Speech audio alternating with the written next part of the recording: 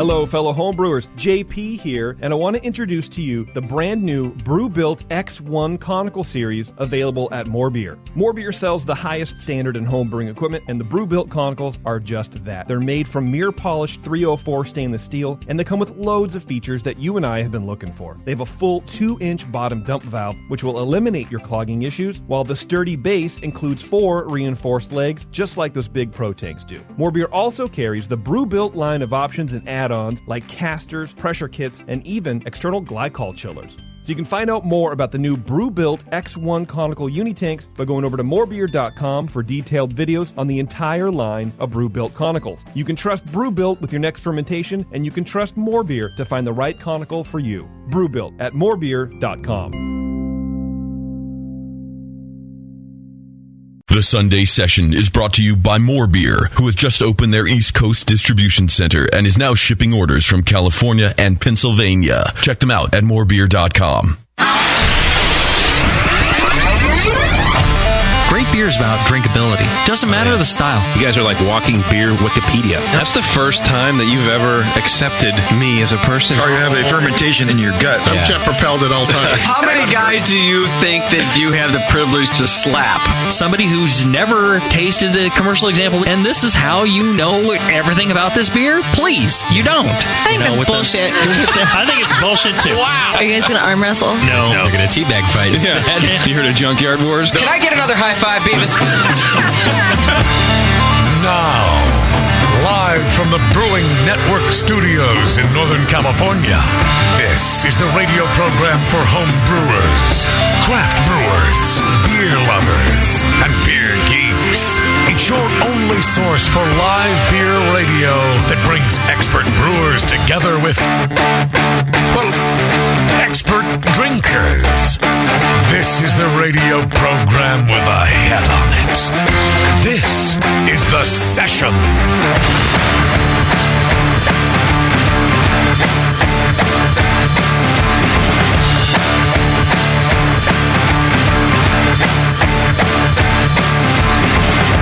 All right. Hello. Welcome to the program. Thanks for hanging out with us. It is The Session. Back live from the studio this week after a little bit of off time. The Great American Beer Festival is in between the time that we've been here. We last on to another festival, my personal festival afterwards, I think. When you got home? Yeah, I've been partying ever since. It's amazing. I must have behaved myself pretty well there, I'm thinking. To be able to keep partying? I know, I haven't stopped. Yeah, I can't do that. I come home from the JBF and hibernate. Well, I did take Saturday night off. Didn't do much at all, in fact. At the JBF? Yeah, I didn't go. I was out for a while, then I said, screw this. Yeah. I kind of took every night off, as a matter of fact, myself. After the convention was over, I pretty much had a beer, dinner, and went to bed. Well, you're working the thing. You're not really going there as a fest goer. You're there as a... Yeah, but I think I'm old now because I used to do both. I used to get out, and I was just as tired, but my brain used to say, let's go out anyway. And this time I was, like I said, just as tired, but my brain sort of agreed with my body and said, let's go to bed. And that's kind of what happened. I just did see where people were meeting you in the hotel lobby bar. That seemed to be you'd station yourself there. Yeah. Just not ready to give up the fight quite yet. Well, yeah, because at least I felt there I wasn't out running around and fighting a crowd. Well, you weren't. And that's, probably a plus, too, because that's a lot of what you do there on the after the festivals. You go out there and you big crowd of people. Yeah. There's a lot of parties afterwards, too. Right, which is pretty much what I avoided. Yeah. Do you think a good ambassador leader can't hang? Are there a lot of examples of leaders in history that couldn't hang? Like, do you think Eisenhower was like, you guys go storm the beach, I'm going to take a nap? Right. Well, I think Eisenhower did he storm the beach for 8 years? Because that's what I've been doing, I feel like. This on my 9th JVF or whatever it was, on my 8th JVF, my legs are tired. I feel like there was 8 years packed into that one operation. Sure. Yeah. Probably so. Yeah, I don't know. That's the way my life is going. Oh, you mean downhill? Downhill. Yeah. I had a really nice time, actually. I had a great JBF, and I had fun. It was fun. Didn't feel quite as much of the need to go be elbow to elbow at Falling Rock every single night. Yeah, that gets old. Yeah, the Berg Network had a really great booth. It really looked good. We had a double size. Yeah. It looked really wonderful. Your cardboard cutout looked really realistic this year, Tasty. I saw a couple of pictures with listeners standing next to it. I could have sworn it was you. I saw the post, It looked too. almost a little bit bigger than me, I guess. I couldn't tell. Yeah. That thing is so... Oh, by the way, Justin. Yeah. That thing's... It's done. Decommissioned. I know. I needed to get one more year out of it. Okay. We hadn't taken a new photo of you this year. Otherwise, it would have been decommissioned We use the old photo, already. just making him bigger. And no, that's the problem. The old photo wasn't high res enough. Had I done it, it would have been all... You'd have looked worse than you did. So believe me, I did you a favor by reusing that shitty thing. I'd rather be a pixely big guy than a tight-focused little defaced little guy. Yeah. Hey.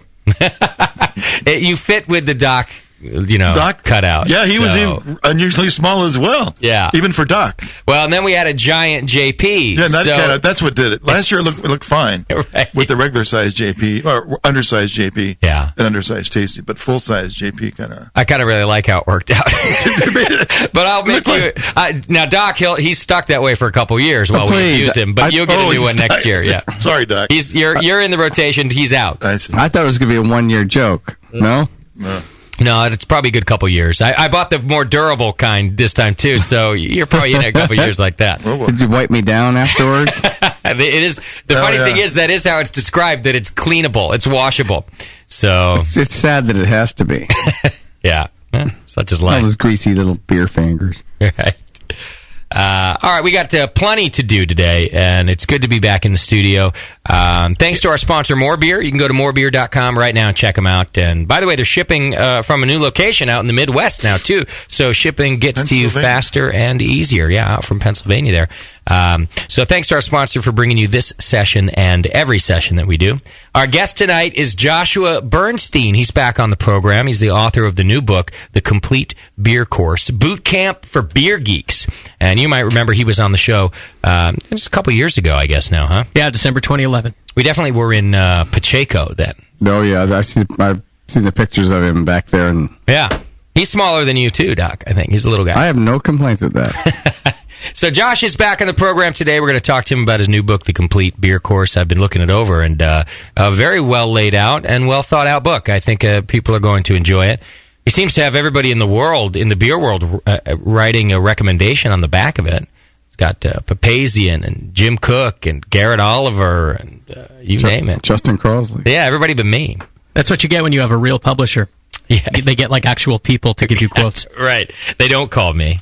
That's a good point.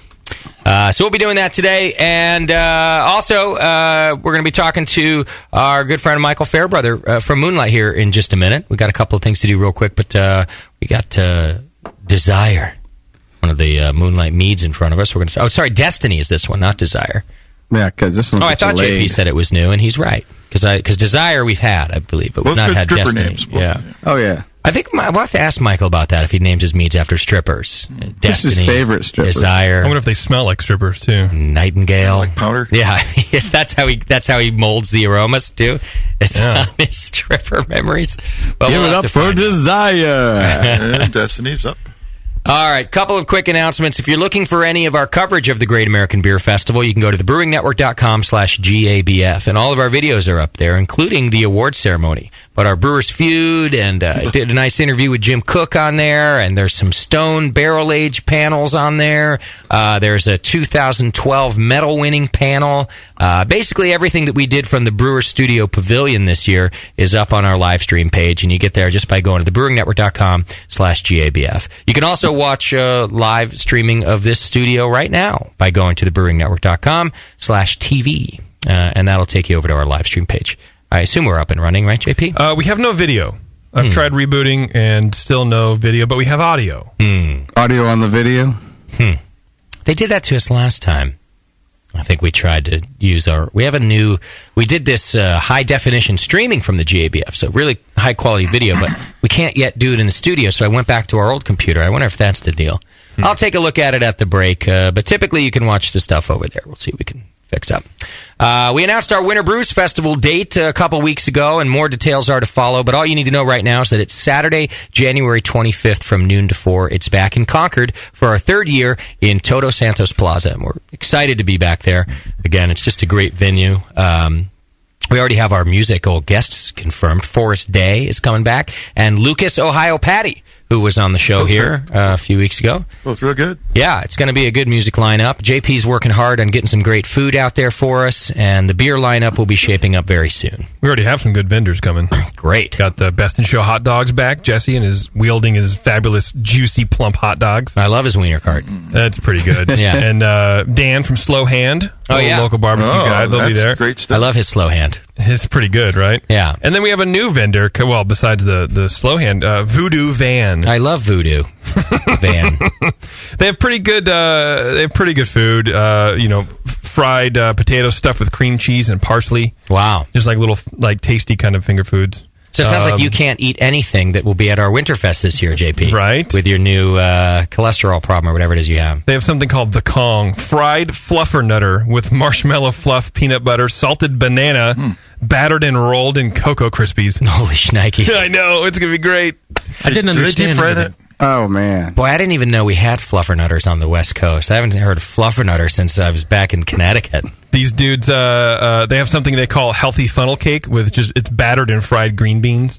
Ew. Yeah, it's going to be good. That sounds disgusting. It's not. They're one of the top 10 food vans in the Bay Area for 2015. Really? Yeah. Based on that thing? Yeah. We'll have to I check can't them wait for out. it. Sounds interesting. I'm excited about it personally. Okay. But that line's going to be really long. Yeah, well, that's why we have more food vendors this year than we've ever had before. Yep. In fact, I think we're tripling the amount of food vendors.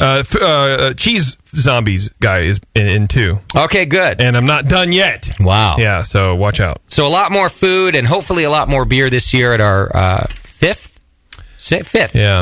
annual Winter Brews Fest, Saturday, January 25th. It's the weekend in between the playoffs and the Super Bowl for you Americans, so you don't have to worry about missing a thing. So Nothing going on that week. What happens if the weather's inclement? And are we prepared for that? We are prepared for that. In fact, we've always been prepared for it. What we'll do at that time is actually shut down all the streets surrounding the park. The city of Concord is on board of this, and we'll put up canopies on all three streets. Anything we got to do to accommodate the amount of people. So we'll cover up everybody if it rains. So it's a rain or shine event, and even the stage is already covered. It has. So rain or shine doesn't mean if it rains you're going to get it wet. We're still having it. It means you're going to stay Some dry. places it means that, but not ours. Not ours. I mean, you might get a little damp if you got to move from one street to the next street because, we're not going to turn the corner. But we will cover enough for everybody to fit under the tents. The beer pouring stations will be under the tents. So, yeah, it's not indoors, but we'll have you covered. But some places they say rain or shine. Right. That doesn't mean...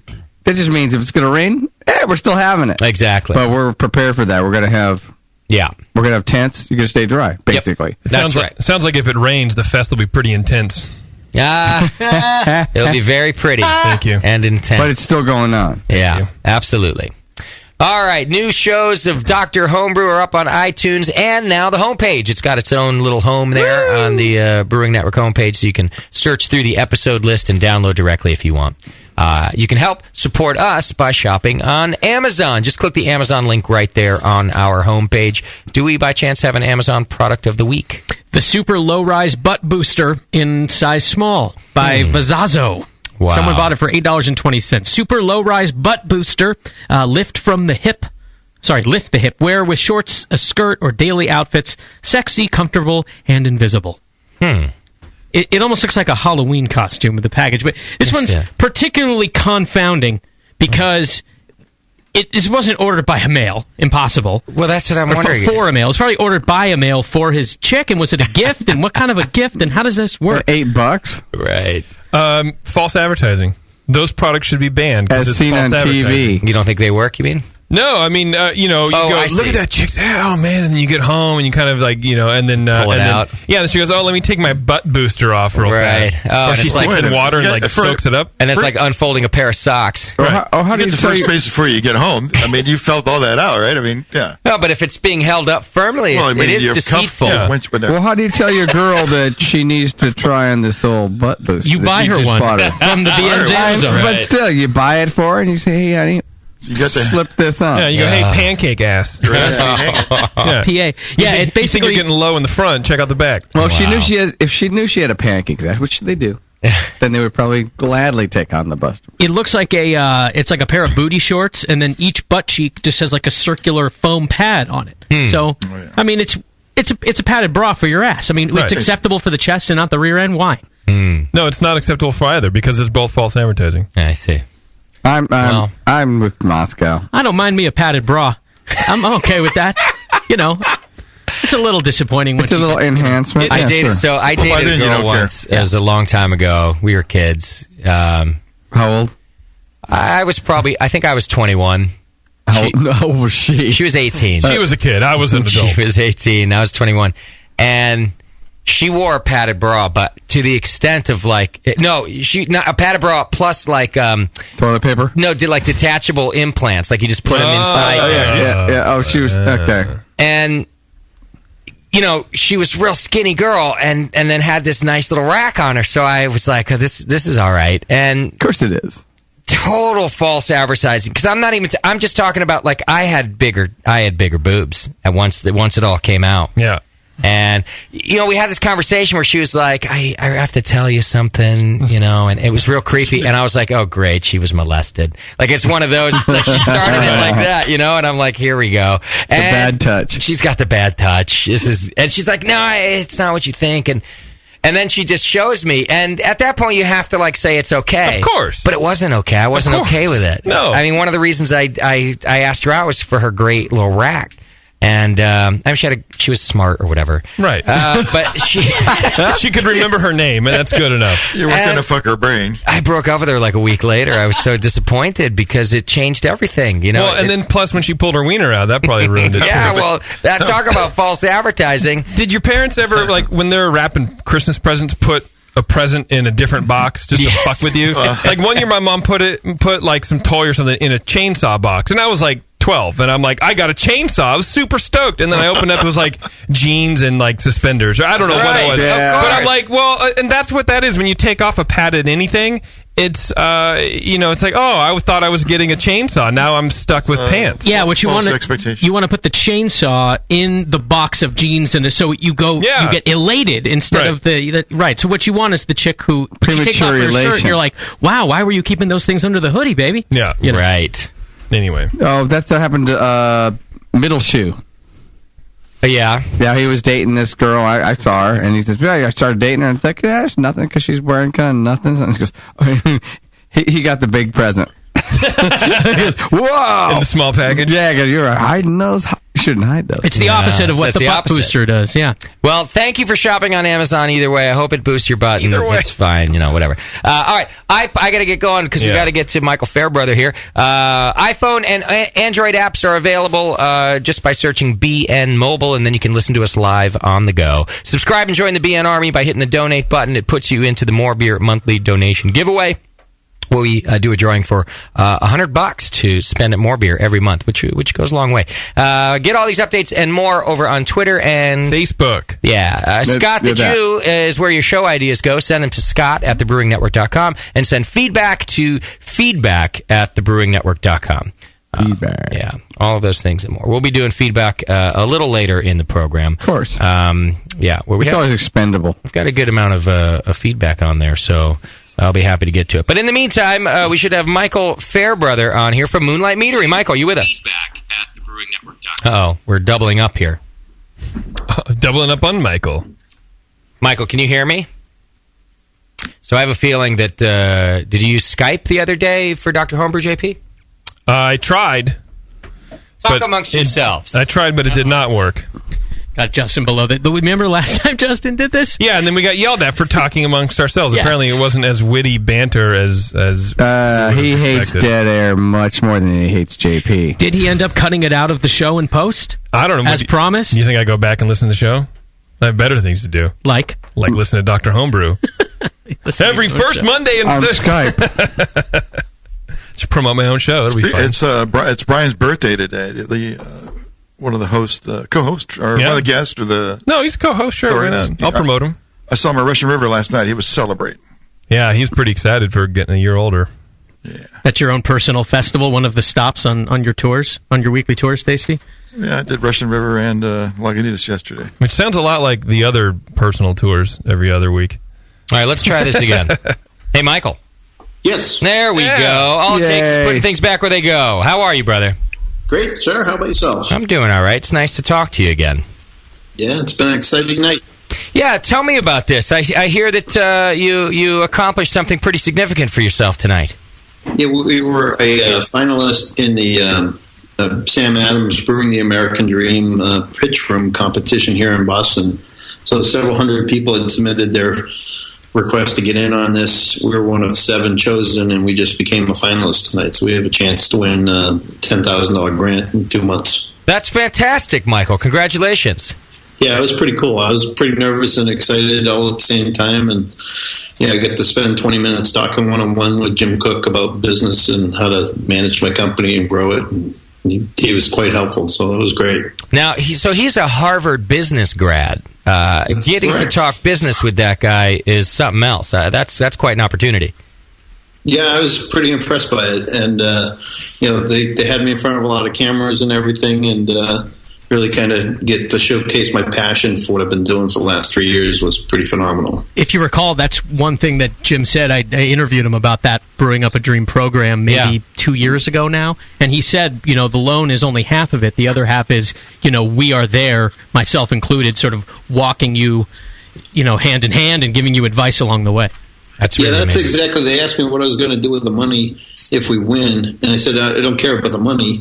I want the education. I said what we're paying the hardest amount of money for is learning by the hard way. Right. Well, that's probably a damn good answer that they liked. Yeah. Do you know how many of those did they tell you, Michael, how many they've done so far? It's only a handful, isn't it? This is the first year they've done the Perfect Pitch program, but they've done the speed date coaching things a couple years now. They don't do too many of them. I think it's maybe 4 per each region in the last couple of years. Yeah, I don't know if it's this exact program, but we have a local San Francisco company that won it, Montevesa Brewing Company, and they had been a contract brewer for years and were finally able to open their own brewing location. And I don't know if it was this exact program through Sam Adams, but I think it was. And they won it, and they're up and going now. And I know the owner of that. He's been on the show before. Jim is his name also. And I bet he's also utilized that business expertise quite a bit because he's a smart kid too. So, well, I wish you luck, Michael. I hope that works out well for you guys. Yeah, well, worst case scenario, it's going to be great press. So, I mean, no matter how it goes down from here on out, I'm just going to give it my best shot and go for it. There we go. Good for you. So in front of me tonight, we've got another one of a wonderful mead from Moonlight called Destiny. Tell us about this one. Well, the stripper name just comes out of the blue. I don't know where that might come from. Okay, good. Well, the same place that strippers get their name out of the blue. Actually, Blue would be a good stripper name. I think it's the creepy owner always gives him that name. Whose name is Blue? Yeah, Blue, give me a good name. Yeah, Destiny. So this mead started off life as Desire, our flagship mead, and we aged it in a Sam Adams Utopias barrel for 12 months. So for me, it's going from Desire to Destiny, and it really kind of dries it out a little bit more, softens it up a touch, adds a little tannin in the background. So you still get all the fruit and you get all the honey, but a little not as sweet, which I thought you guys might enjoy. Yeah, it's more tart, which I quite like. Yeah. And you're right, it doesn't have kind of a resounding sweetness to it. It's still plenty, like you said, of those fruit characters in there, so that's nice. Kind of like how I like a good framboise. If it's got plenty of raspberry character, but it's not sweet, it's more dry and tart. It almost resembles a nice tawny port. It's got that. Yeah, it's got that kind of tanniny barrel aged kind of a feel to it. I want to say dusty. Yeah, which is another hooker name or stripper name. Yeah, Dusty has a penis, but it's still a stripper. Yeah, but you're right. It's much drier.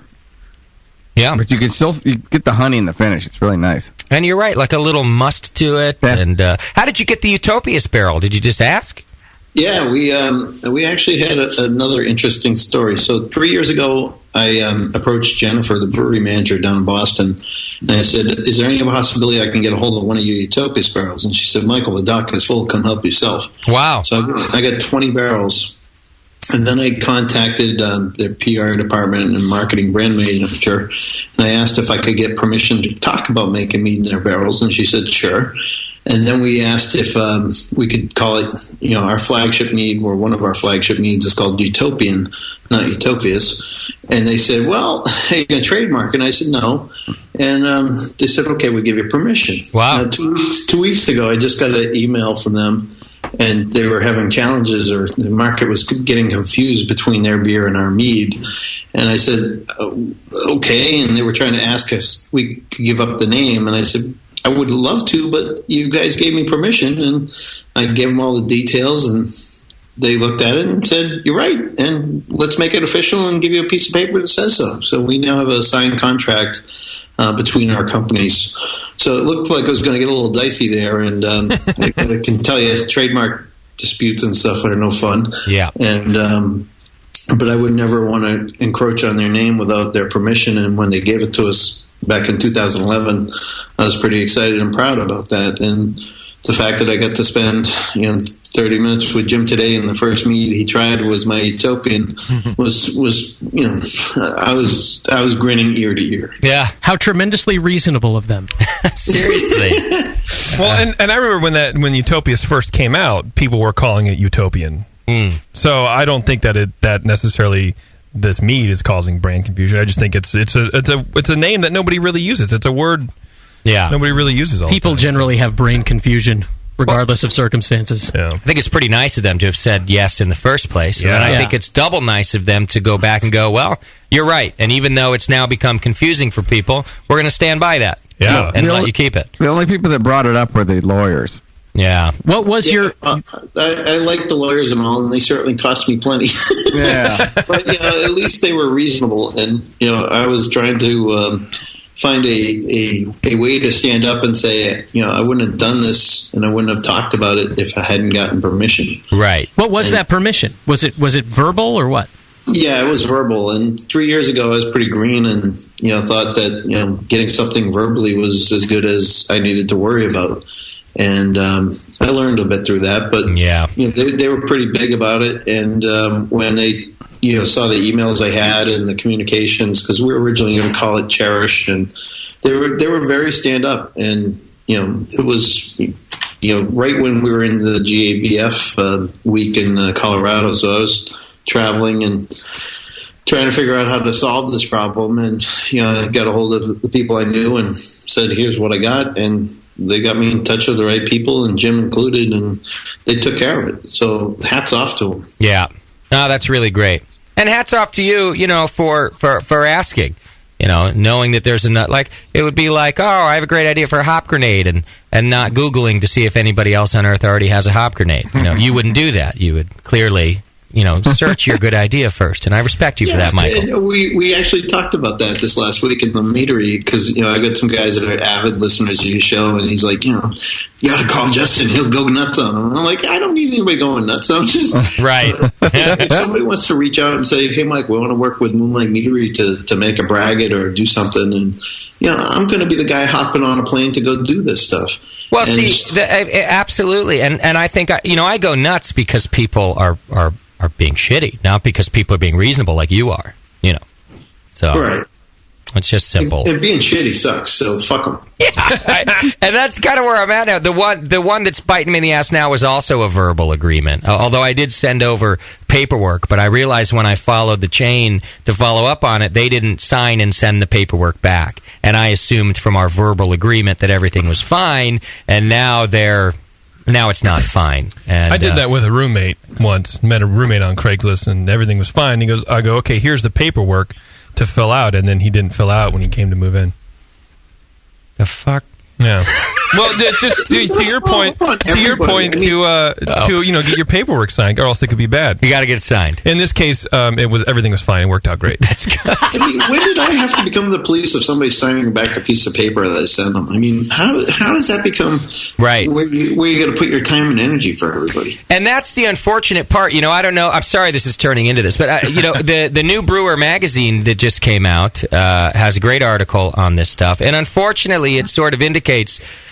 You are the watchdog of your trademark. It's an unfortunate part of our world that if you're not diligent about it, nobody else is going to be. And if you allow people to use it because you weren't diligent, it shows that you don't care about your trademark. So, Michael, I agree with you 100%. Who's got time for this shit? And why should you feel like you'd have to anyway? I would respect somebody else. If I come up with a great idea tomorrow and I Google it and Michael or anybody else's name come up, I'm making a phone call. I'm not just going to do it willy-nilly, and that's the problem. And so, unfortunately, we are the watchdogs of our own trademarks, and that's going to prove difficult for anybody with a great idea.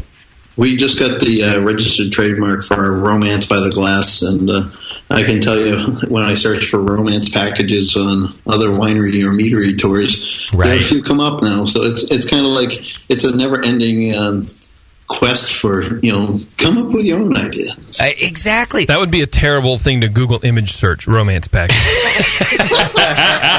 Oh, I'm doing that tonight, Jake. Yeah, you are. Well, anyway, we'll talk more about this offline, Michael, because it's not the fun part, but it's interesting stuff. So tell me what you guys think. What would you pair Destiny with? What do you think about the currants and the cherry and the blueberries? Well, the first thing I think, and I know that this is kind of an easy one, but chocolate. And I mean some rich chocolate to kind of go, like the currant and black cherries already have those kind of deep flavors, I think, of chocolate. So that's one thing I would do it with. But I'll tell you what, I could also go with a steak on this one. Kind of like I like a big red wine, like a Bordeaux or something. This is big and deep like that, too.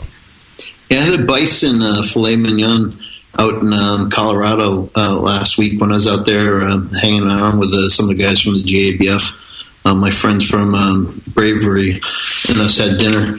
God damn, that steak was fantastic. Nice. And this would work so well with it. Yeah. I'd almost think like a cream sauce on a pasta plate.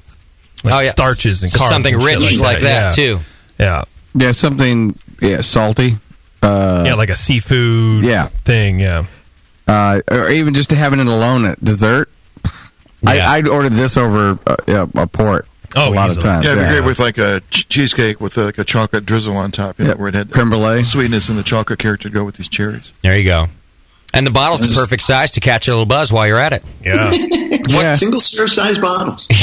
Yeah, I know that's not how you market it, but I'm a lush, so when I look at it, that's what I think. I wouldn't go single serve. Well, maybe you and your date. It's all about the date with that thing. What is the ABV on this one? This one's about 14%, so a little bit lighter. We did add a little bit more water to round up and hold up with the oak from the honey and the blueberry and blackcurrant stuff, but. When you make this, Michael, do you add all the fruit at the same time, or do you get one to where it is and then you go, okay, that's a nice level, I'm going to add the cherry now, or I'm going to add the currant now? This one was made with all the fruit added up front. So basically, we made like our standard Desire recipe, loosened it a little bit to put it in the barrel, and then we let it age for 12 months. I had no idea how it was going to come out. We put it in the barrel.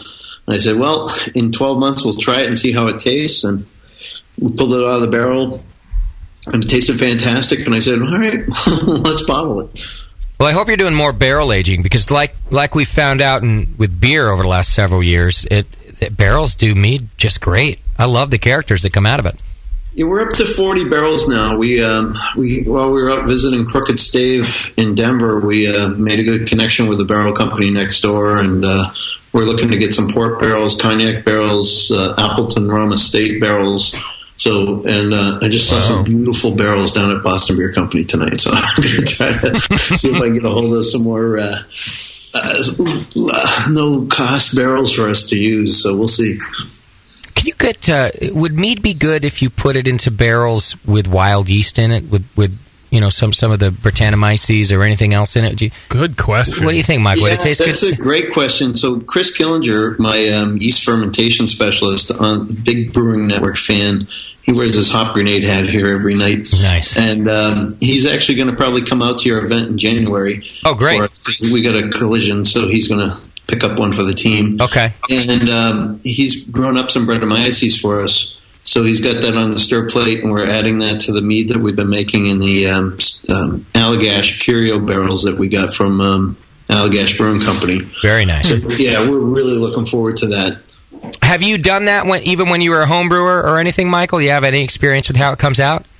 I've made some braggots that way where we've taken a mead with a really funky, nice and dank, tart, sour mead or beer and blended it with some orange blossom honey to really kind of pull out the flavors. Okay. So I may be sending Chris out there with some extra special stuff that we'll call research. Right. And it should be pretty interesting. Excellent. So it seems like the only hard part would just be how much that yeast wants to consume sugar. And so it might, just take more than you want out of it. I don't know. Yeah, that's the real worry I have, which is, it's going to pull up from the barrel. It's going to pull everywhere. And that barrel from that point on is just going to be the harbor of this great cacophony of nastiness, which I can't wait to try. Which could turn out to be the blessing you've always wanted. That could be an amazing barrel. So, like the Destiny you guys are trying right now has got a very low residual sugar. Okay. So it's pushing 3-4%, so it's not too sweet. Yeah. All right. I want to read from the label real quick and then ask you a question, Michael. It says, Destiny is released one barrel at a time. It takes 2 years to perfect one batch. Complex with lots of fruits and honey notes. The oak adds some dryness for balance. Michael has found his Destiny. We hope you find yours. Did you write that yourself? Yes, I did. and then this is kind of a serious question. The oak, does that add more dryness than other types of wood? Wow, good question. I haven't played with any other woods, so I have no idea. The dry wood's never fun to play with. Watch for splinters. What was the question? Right. If it varies, the amount of wood, how much dryness it can add, does it depend on the type of wood? Because this says oak, I'm wondering, does freaking birch, does that dry out? I mean, typically you're only going to use oak for aging. But it's the tan. So the dryness in tannins. the reference there is talking about the tannin levels you're picking up. Yeah. So, versus we're making a French oak blueberry mead that's we're going to call Wet and Wild. So it's a nice and sweet blueberry mead, kind of play on our wild mead, which is dry, to have the wet being sweet. So kind of tossing it out there for the crowd. Okay. The newest mead we're coming out with is called Bad Apple, and that's we got some fresh Jim Beam bourbon barrels, and we made a 19% cider mead sizer that we're aging in the barrels. Wow. I can't wait to ship you guys a bottle of this stuff. Oh, me too. Especially, I think it's cool that you named it after Doc. It's really nice. Well, the advertising campaign is going to say it only takes one. And then at the bottom, it's going to say, well, maybe two. That's good, man. I can't wait to create commercials for that. That's a good slogans. Sounds great. Guys, there's not a day goes by where we have customers coming into the meadery, and we're giving out special Brewing Network discounts to these guys when they come in and talk to us about you guys. So we've been very happy with the success rate we've had with you folks. Great. Well, I'm happy to hear the Army is still out there and doing well for us, and we appreciate their supporting all of our sponsors. Go to moonlightmeadery.com right now. You can find their tasting room hours and details. You can search for where to find the mead yourself. And don't forget to ask for it locally if you don't have it yet, because, Michael, I know that he is working his tail off to get it everywhere he can. And if you ask for it, you'll probably get it. And also, don't forget, mead is gluten-free. I spent the last few days with a friend of a friend who's gluten-free. It was kind of a pain in the ass getting around town, trying to find a place to get her some food and this and that. And certainly beer was an issue because I only wanted to go to beer places. So if you got a friend and they don't know it yet, tell them mead is gluten-free. So check it all out, moonlightmeadery.com. Michael, thanks, brother. I appreciate it. All right, Brent. We'll talk to you soon. Bye-bye. Bye. There you go. Go spend some time on moonlightmeadery.com. Who was gluten issues? Friend of Kate the Great. And problem is that it's real unfortunate because not only did she discover she's gluten intolerant, but alcohol isn't sitting well with her either. Yeah. Any drop of it has been making her sick. And so she gave up both and finally feels better. But going out for a meal or to have a good time is now essentially a task all the time. And it did, we only went to a couple meals. It wasn't that big a deal. I just kind of pointing out, finding out that mead's gluten-free, you can share that with your friends. Still party. In her case, she can't still really party because I guess the alcohol isn't doing well for her either. I don't know. And she's on top of all that, she's married to an Australian, and the guy, guy drinks. I see. Doesn't need a driver. So she's. That's kind of what I said to him. I said, I think you won the jackpot. You don't got to knock her up to get doesn't need a driver. Lifetime DD. Girl can't drink. Can we change gluten intolerant to gluten phobic? I think that's better. Yeah. I'm still not convinced about the whole thing. And I mean, I get the shits every now and then, too. Am I gluten intolerant? I don't know. It's just natural. Yeah. It's nature's way of cleaning me out. You have to go a day without going the next day. It's pretty cool. Yeah. You think there's any Kenyans that are gluten intolerant? I doubt it, but they don't get all the crap that we get to eat either. Anyway, we'll be back with Josh Bernstein. Thanks to Michael Fairbrother for Moonlight. It's just a quick break. Hang in there. It's The Session.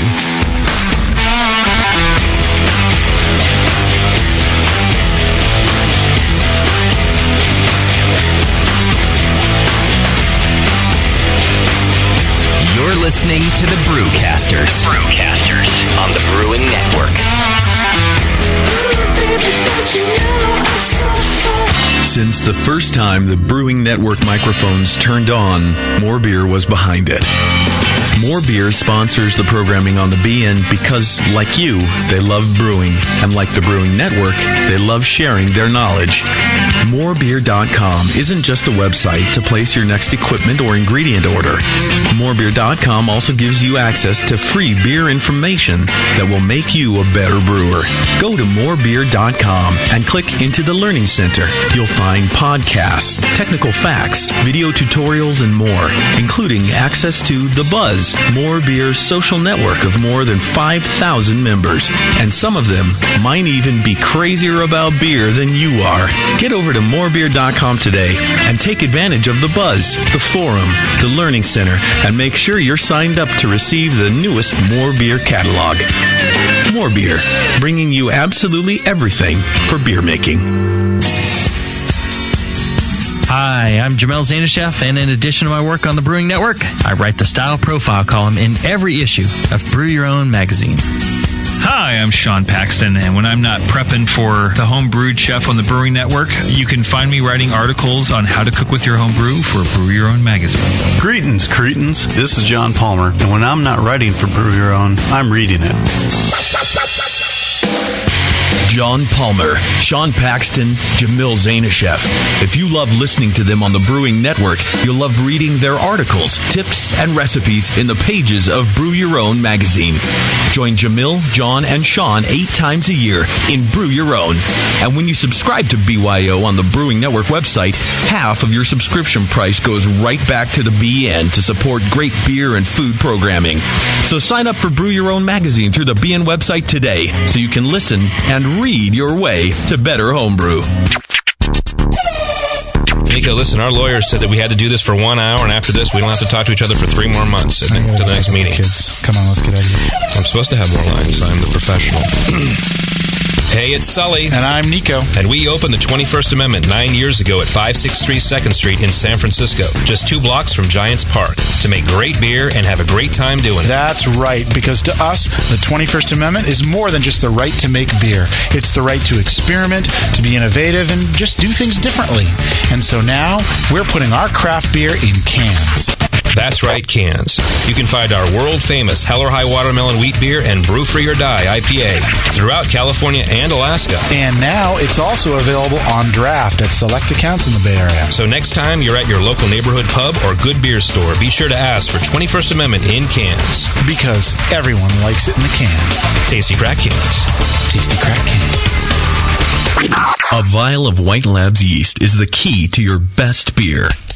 When you open a vial of White Labs yeast, you're giving your beer its best chance for a perfect fermentation.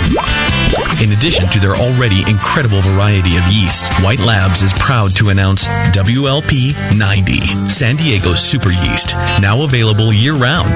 WLP 90 is super clean, super fast fermenting, with low esters and has a neutral flavor and aroma profile. It's alcohol tolerant and highly flocculent. For more of the latest White Labs news, click over over to whitelabs.com, where you can read reviews of yeast, learn in the lab section, and join the customer club. And if you should find yourself in San Diego, White Labs has a brand new training facility for craft brewers and home brewers alike. whitelabs.com. Discover yeast, nutrients, enzymes, and more for commercial breweries, home brewers, and homebrew stores. White Labs. It's all in the vial. Hi, I'm Jason Harris, the proud owner here at Keystone Homebrew Supply. We're thrilled to be entering our 20th year of supplying this great industry, and to show you, the Brewing Network Army, how much we appreciate your support, we're offering you 10% off your first order on our website, KeystoneHomebrew.com. Just use coupon code BNARMY at checkout, and I'll get your order out the same day. My goal at Keystone Homebrew Supply has always been to have a complete supply of everything a brewer could want. When you place your order online or when you come into our store, it's our goal to have everything on your list and more. One aspect of KeystoneHomebrew.com that we're really excited about is the ability to fulfill customers' exact grain bills. Do you hate to wait? Keystone Homebrew Supply can get your precious yeast and hops to you within just one day if you live between Connecticut and Virginia, and within 2 days east of the Mississippi. KeystoneHomebrew.com. Coupon code BNARMY. I'm Jason Harris, and I approve this message.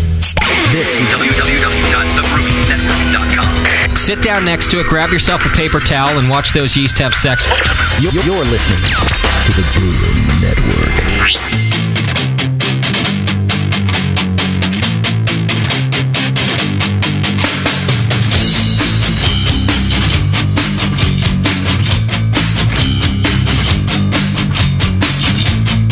The session. Brewing up our next batch of radio gold. Right now.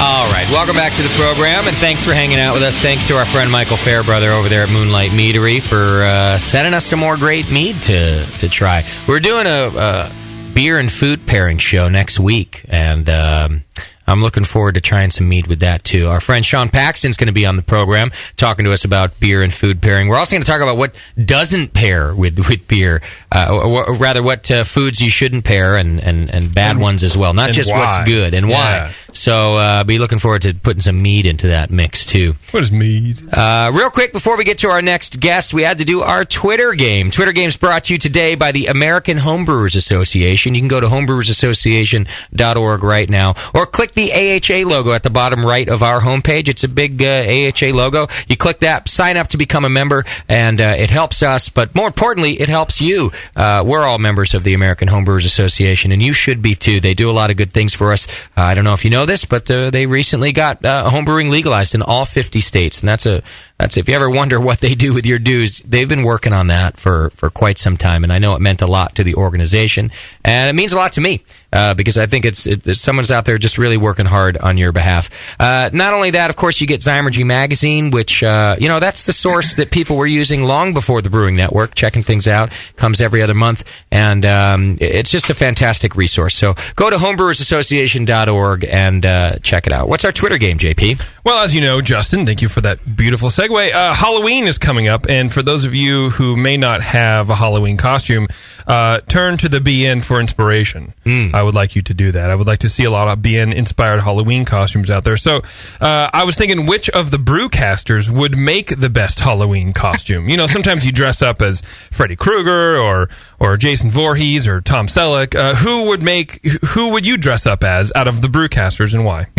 Good question, because it could be to scare people. Right. It could be to turn on the ladies. What would the reason be? I don't know. But me as a costume would be hard to do. So. Well, don't judge that just yet. Are the guys going to dress up as like Bevo? And they could do that. Ooh, maybe that's why somebody ordered the butt booster. Yes, getting that rear end back in order. Bevo's not here to defend herself, so she's got plenty of butt. Actually, that reminds me. I think Susie's working our chat room, but I'm not even in there to take her questions yet. So. My fault. Let me get in there. Up there. Hit the chat button right there on our homepage, and Susie is in there tonight working the chat room. She'll get your questions over to me, as soon as I log in, which I'm doing right now. In the meantime, our next guest is the author of the new book, The Complete Beer Course, Boot Camp for Beer Geeks. His name is Josh Bernstein. He's been on the show before. Hey, Joshua, how are you? Yeah, making it happen. How are you guys doing? Well, we're doing all right. It's nice to have you back on the show, man. Yeah, happy to be here. Now, did I see you at the Great American Beer Festival for a moment running by? Yeah, I for about 2.2 seconds. I swung by. I said hi. You had all those fans all around you, so I couldn't stay too long. Yeah, right. Everyone wanted to talk to you. Every one of them was hired, Joshua. I paid each one of those people. You know, and some were cardboard cutouts. Right. They look lifelike. Right.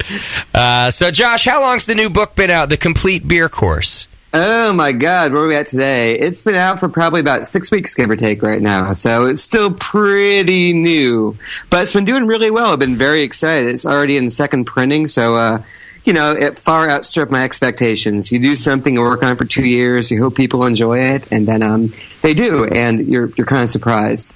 Right. Well, and after your first, clearly you got a second book because your first book was a success as well, right? Yeah, you would think. Yeah, you'd think that would be the case. What ended up happening with this, it was just that I actually got the book deal for the second book before the one even came out. It was right before Brewed Awakening went to print. We saw the final copy on there, and it looked good, and they're like, you did a great job, and let's do another book. And I said to myself, awesome, because one book is great and two books is even better. Right. You start to stack up the royalties now.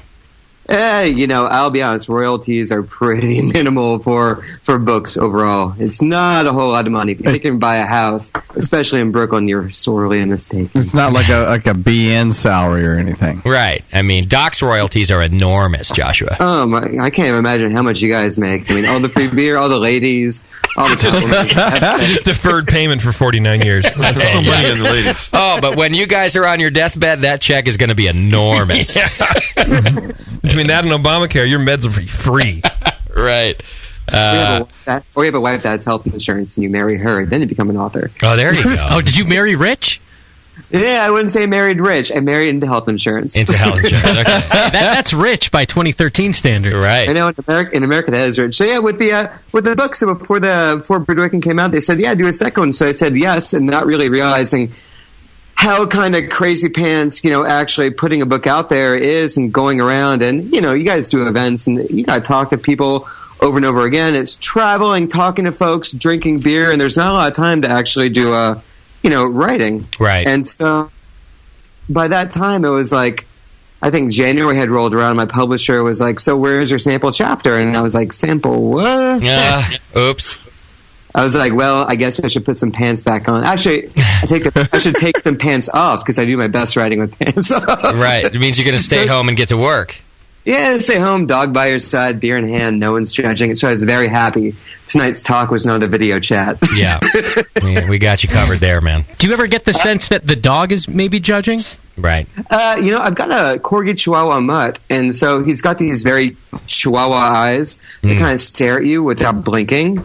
And so you tend to sit there for a while and you're like, oh my God, what is my dog thinking? And it's been staring at me. It's like you turn around and your dog's still been staring at you for like 5, 10, 15 minutes. Could have been all day long. We have no idea. Maybe I should put some pants on. Yeah. Probably stares at you when you sleep, too. Oh, that's creepy.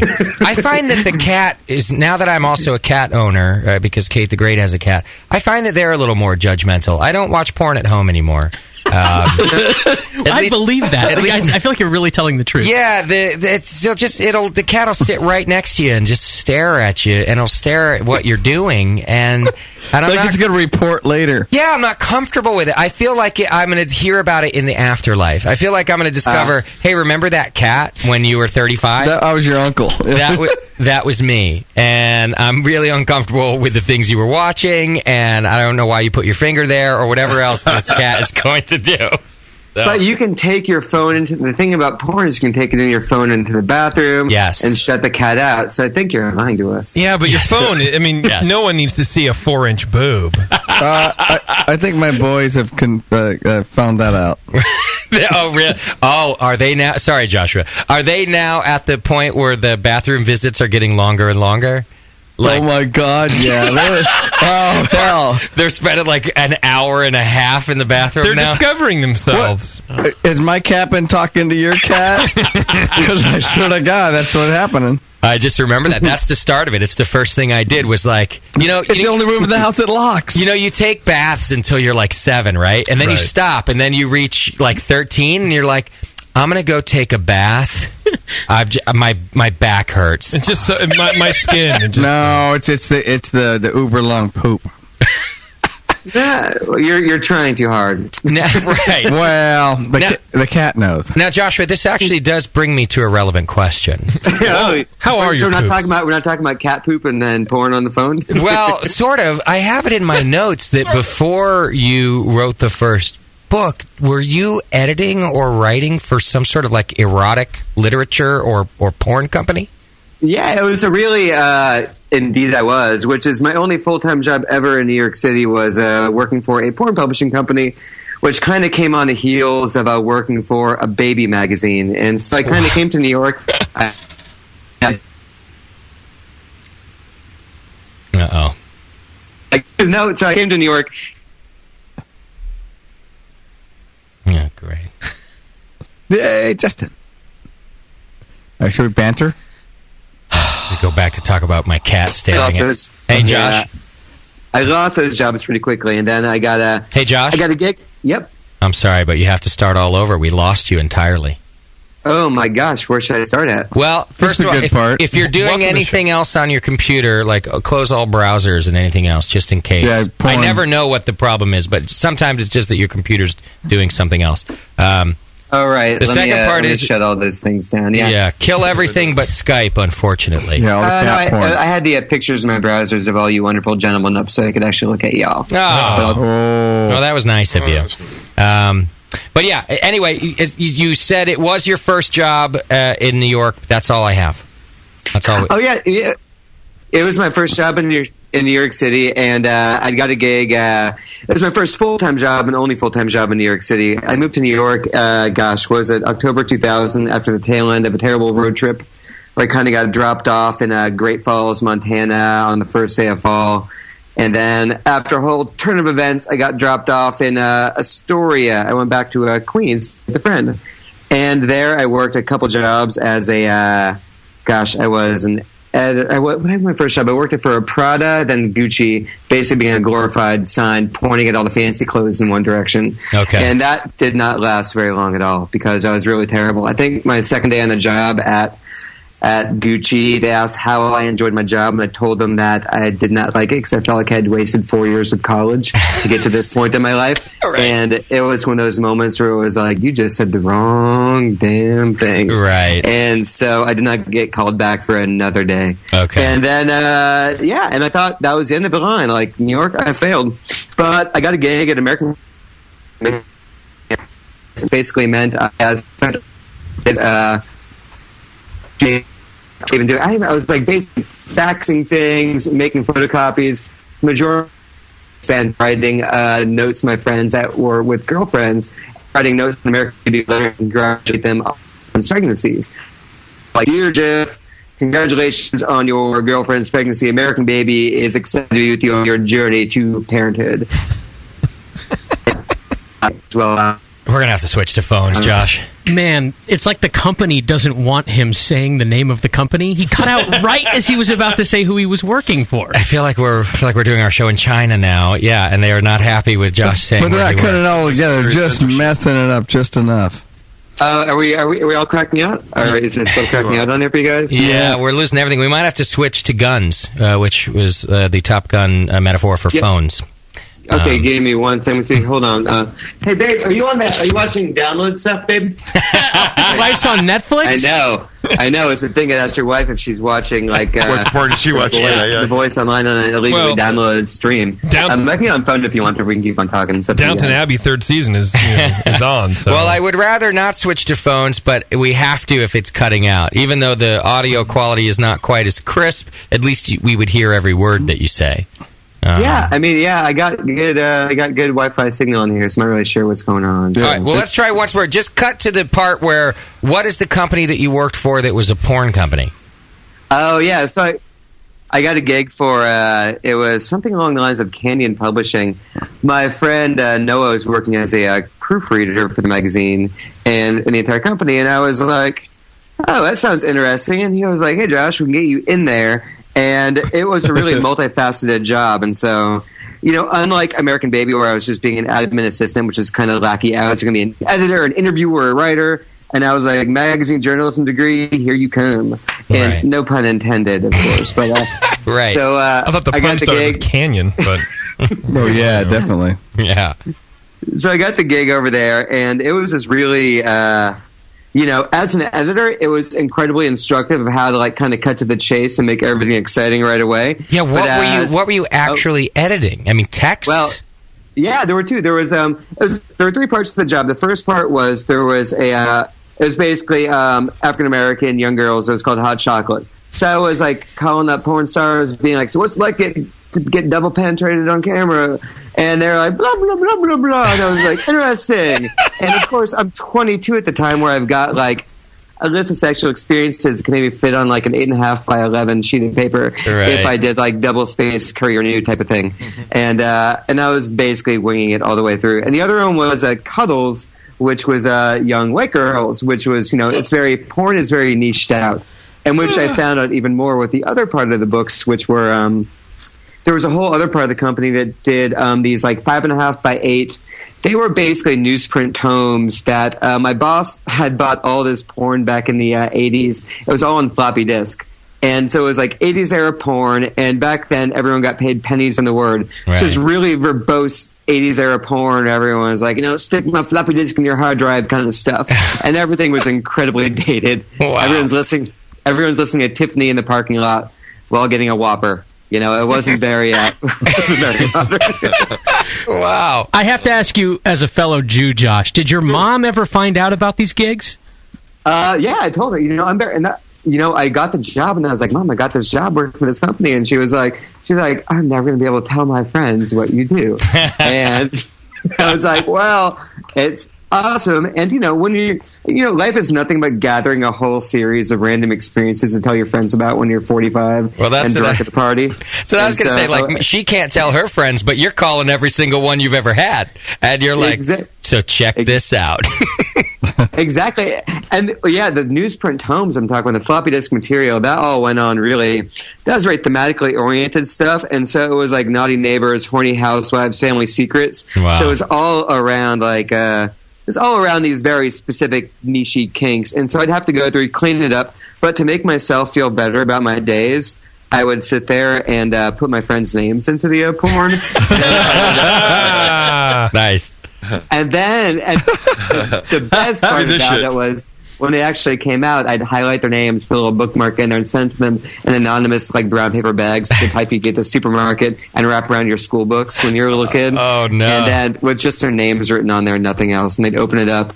And I'd send them porns too. It was like terribly creepy time of my life, but also hilarious. Yeah, they're like, was that Josh or my neighbor? I don't know, but my name's in this porn. Effectively, you're sending your friend a boner. It's like a pre-boner. Well, the worst part about it was my wife was not my wife. There was no wife back then. My boss was this Caribbean woman in her mid-40s, and so she'd always you'd have to review the porn in her office while she was working. She'd be watching this VHS porn, and then she'd talk to you, and you're like, "Don't give her a hug with the boner." She always hugging you, and it was like, I think as the owner of a porn company, the last thing you want to do is be a hugger with all your employees as you're watching the porn in the office. Wow, yeah, it was always like. I don't think that weird I could high do school that. dance thing where it's like you lean back. Sorry, boss. It's almost like the friend hug, where you just kind of half your body. Yeah, that's. I wonder why you had to watch it in her office. She didn't trust her employees She not wanted to just go pound boner, it. That's why. There was only 8 people in the office. She had the only TV in her office, and so it was terrifying. But yeah, and the worst did she also have the only wall outlet? There was a reason that TV was in her office, Joshua. This was 2001. Okay. There was no Wi-Fi back then. The dark ages.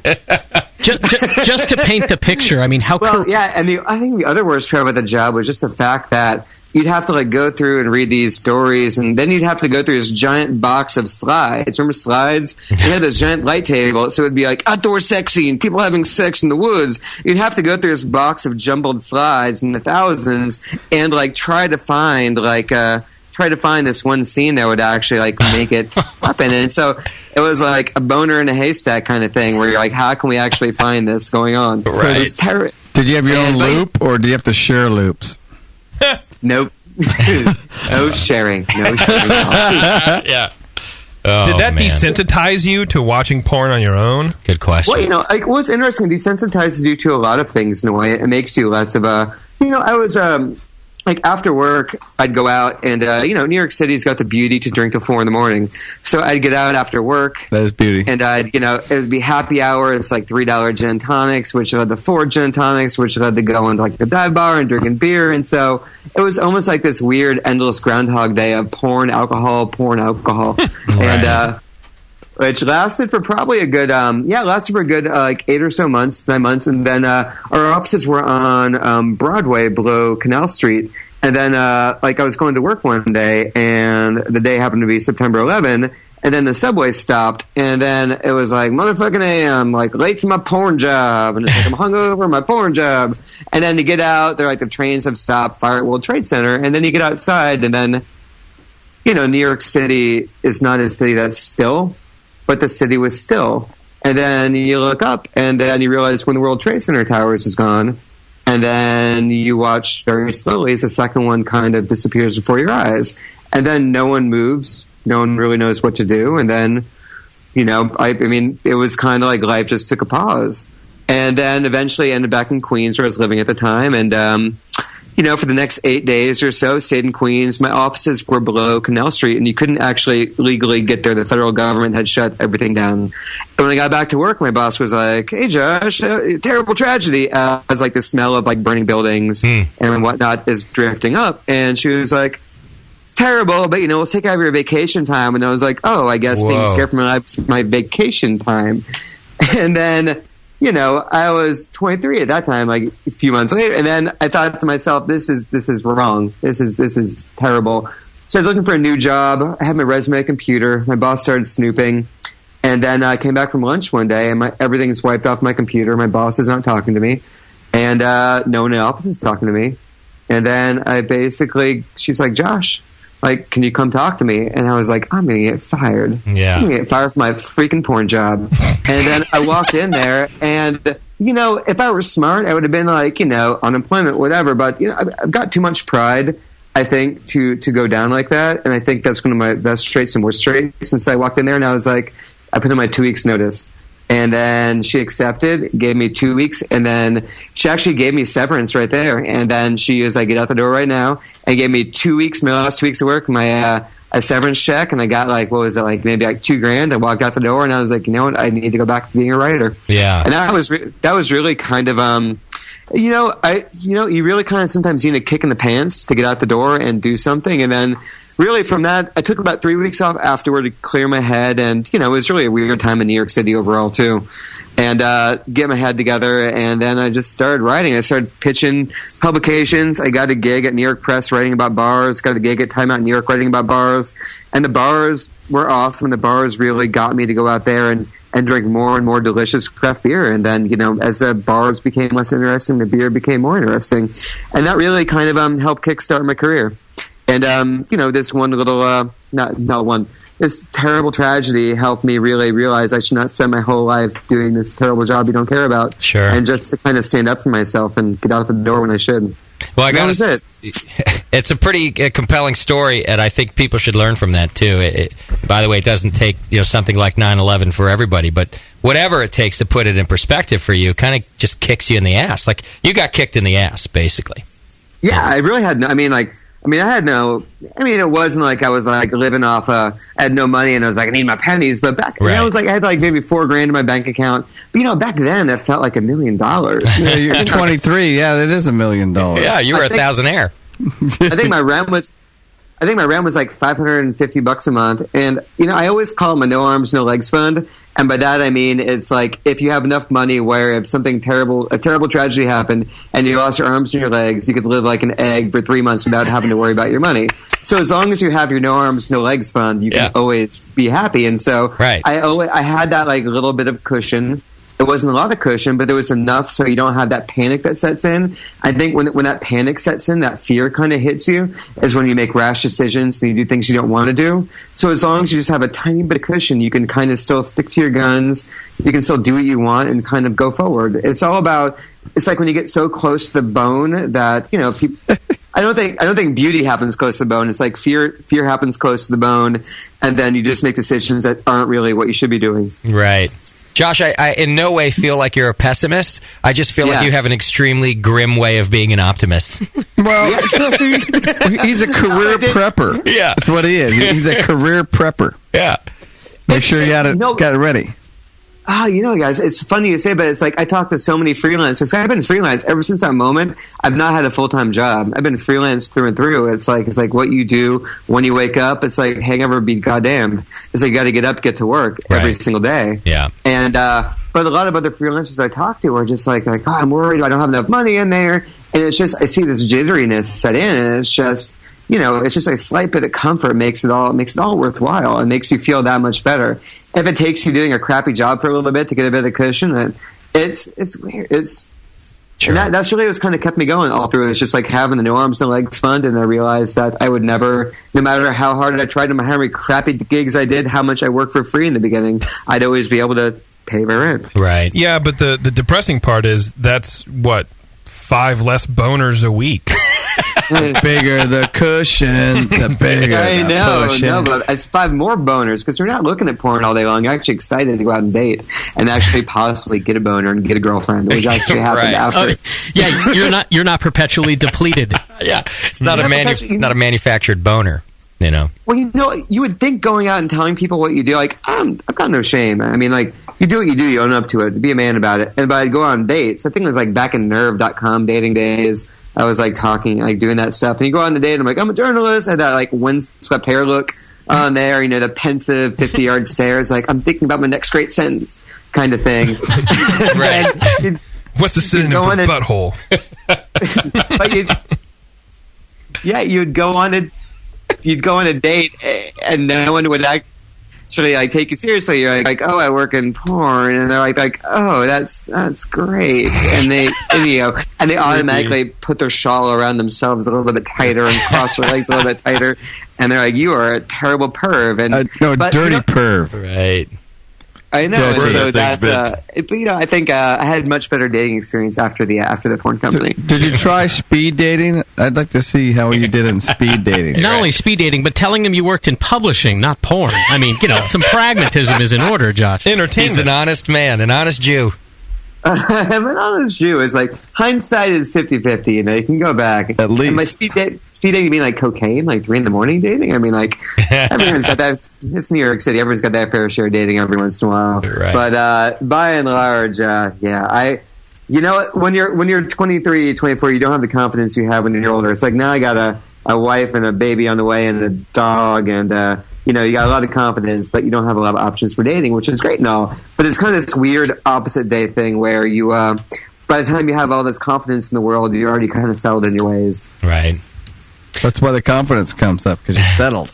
All right, I got to take a quick break, so let's do that. When we come back, we're talking to Joshua Bernstein. We're going to talk about the Complete Beer Course. It's his new book. You can go to joshuambernstein.com right now, where you can order your own signed copy. Plus, check it out, his site, and see what he's up to. They're also available at Barnes & Noble locations nationwide, so if you're the person who wants to just walk into a store and get it, you can do it that way, too. The Complete Beer Course when we come back with Josh Bernstein. Hang in there.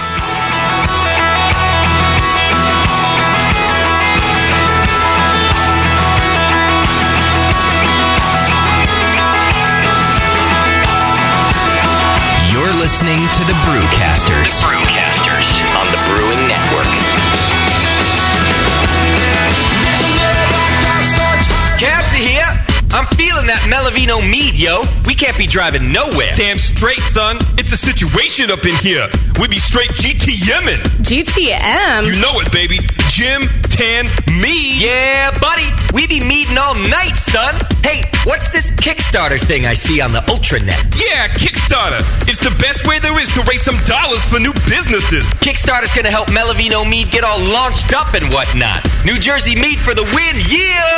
Melovino Meadery needs your help, BN Army. For less than the cost of a tanning session or a bottle of bronzer, you can help make Melovino Mead a reality. And when your girl sees how generous and giving Zeus is, she'll be out Jersey turnpiking you in no time. Yeah, buddy. Help New Jersey's first official meadery get up and running by making a pledge to their Kickstarter campaign. Melovino Meadery. Wine divine. So go get some of that money you've been saving up for the new kicks and pledge it to Melovino Meadery on Kickstarter. Yo, Cats are here.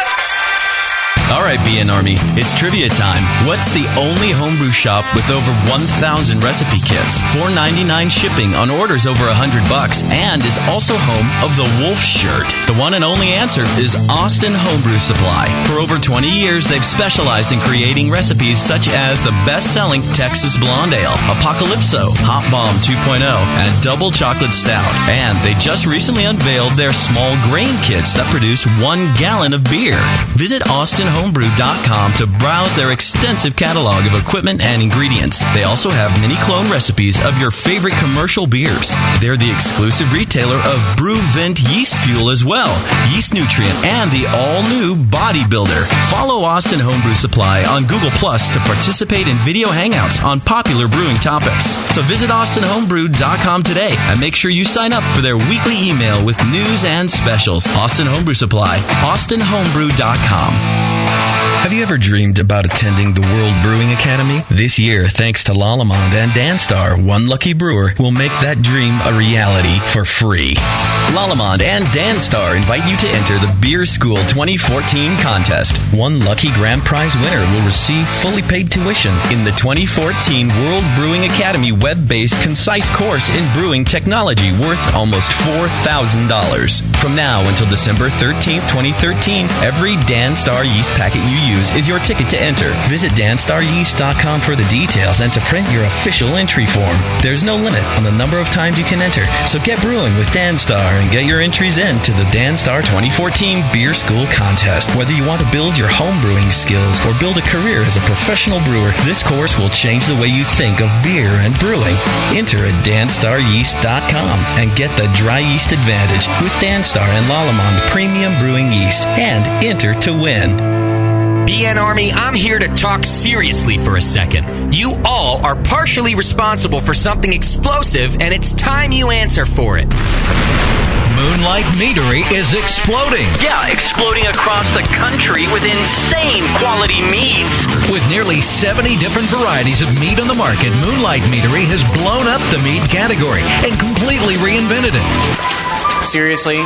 What? Seriously? What? You're paying money for that watered-down mead when you could have a Moonlight mead? Moonlight doesn't stop at 14% like most meaderies to save 40 cents a gallon. Moonlight meads explode with quality and flavor. They're a party in a bottle. Did someone say party? If you want mead and want the best, you want meads from Moonlight Meadery and will accept nothing less. Be a part of the BN Mead explosion and ask for, demand Moonlight Meads at your favorite bottle shop. Moonlight Meads. Girly names, manly meads. Hey, sign me up for that party. Hey, my brewing brothers and sisters. This is Jamel Zanishev, and I want to tell you about my favorite Heretic beer, Shallow Grave Porter. I love the rich, malty character of this beer. While full and rich, Shallow Grave has an easy drinking finish that isn't too sweet. I've always loved my homebrew porter recipe, so when it's time to brew Heretic Shallow Grave, I started with that in mind. But I tweaked it with all my latest recipe ideas. Just like in homebrewing, I made sure we used only the finest malts that would produce the ideal flavor for this beer. We used select British malts to get the rich chocolate and caramel flavors, and we spared no expense. The result is a beer as dark as a moonless night, with hints of vanilla, coffee, and chocolate, perfect for a cool evening out in the woods. Cheers.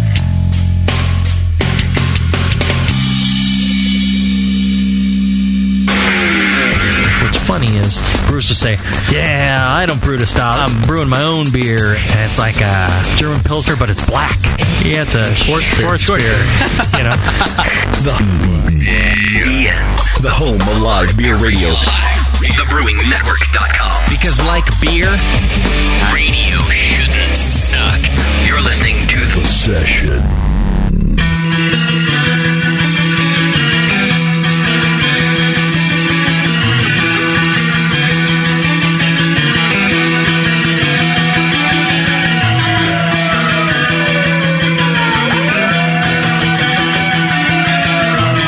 You're tuned into The Session.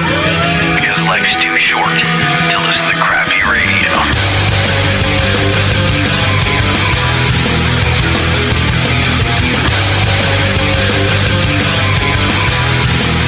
All right, welcome back to the program, and thanks for hanging out with us. We're still talking to Josh Bernstein. He's the author of the all-new complete beer course, which is Boot Camp for Beer Geeks. Josh, tell us about the premise for the book.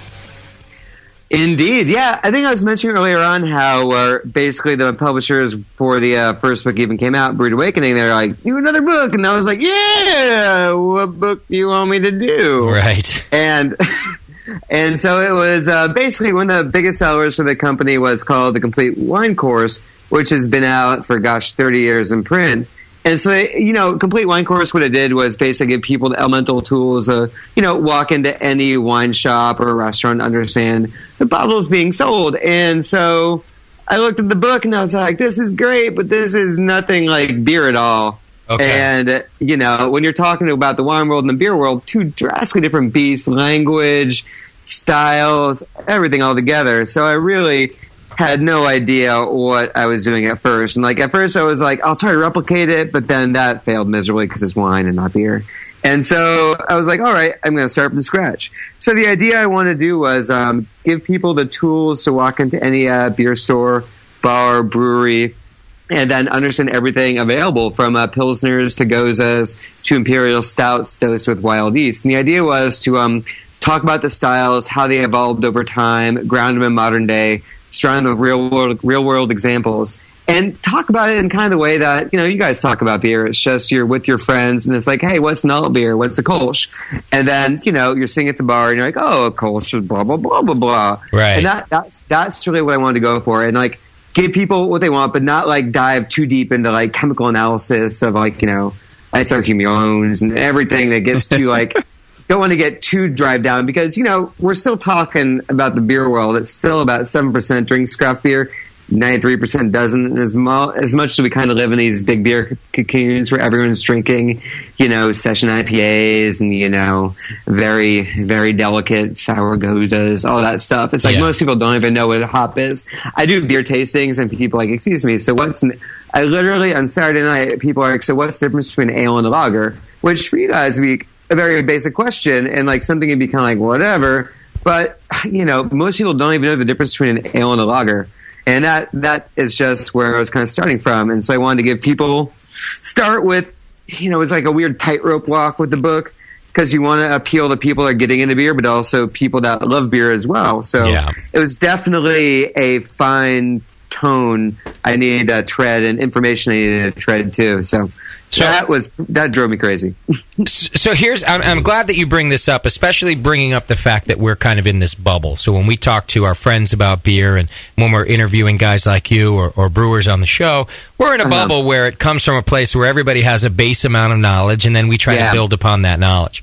The thing that I like about your book is that it could be considered kind of a beer 101, like a crash course, but it's it's extremely in-depth and from a person who really knows about beer. And the reason I point that out is because there are other beer 101, there's kind of like a beer for dummies book and some other things that don't really come from a place like a person who's as passionate and knowledgeable about beer as you are. It's more someone who just answered all the dumb questions for themselves and then wrote it down in a book for somebody else.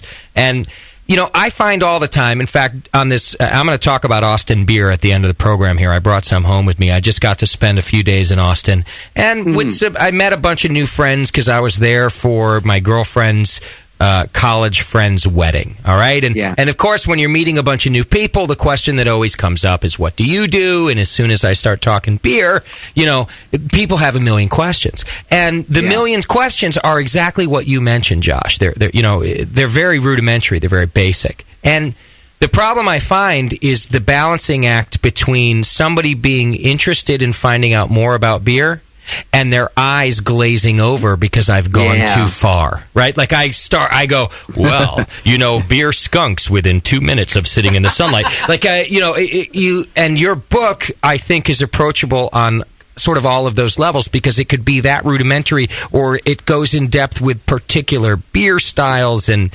but you see what I mean? I think that this is particularly important for our listeners because listeners, listen to me. You're in the same beer bubble. Most of the people that you talk to don't know all the base knowledge that you have. And this is a book that you could recommend to those folks, your friends. Just to look at... it's actually been really amazing, too. Even people that really they really love their beer and like know their beer through and through. I think a lot of people that I know, particularly that like consider themselves like super beer geeks, they know their double IPAs through and through. They know their Imperials, this and that. Right. When it comes to kind of like base styles and like how these things kind of led to the next one and like the continuum of beer, it's kind of like beer just kind of started in 1998 in a lot of sense. And so they forget that beer's been around for hundreds of years and that there's a lot of idea where, there is such beauty in a Kolsch, there's such beauty in a greatly crafted Pilsner, and that tends to get kind of lost in the fireworks while these big beer styles have been so popular. Yeah. And we can talk about everything's moving on to like session this, session that, lower alcohol, but whatever. Every IPAs are still going gangbusters. Everyone still wants that bitter hit. People understand bitterness. They understand it's a very elemental flavor profile. And IPAs are not going anywhere anytime soon. Too bad. Yeah, you're like wah wah trombones.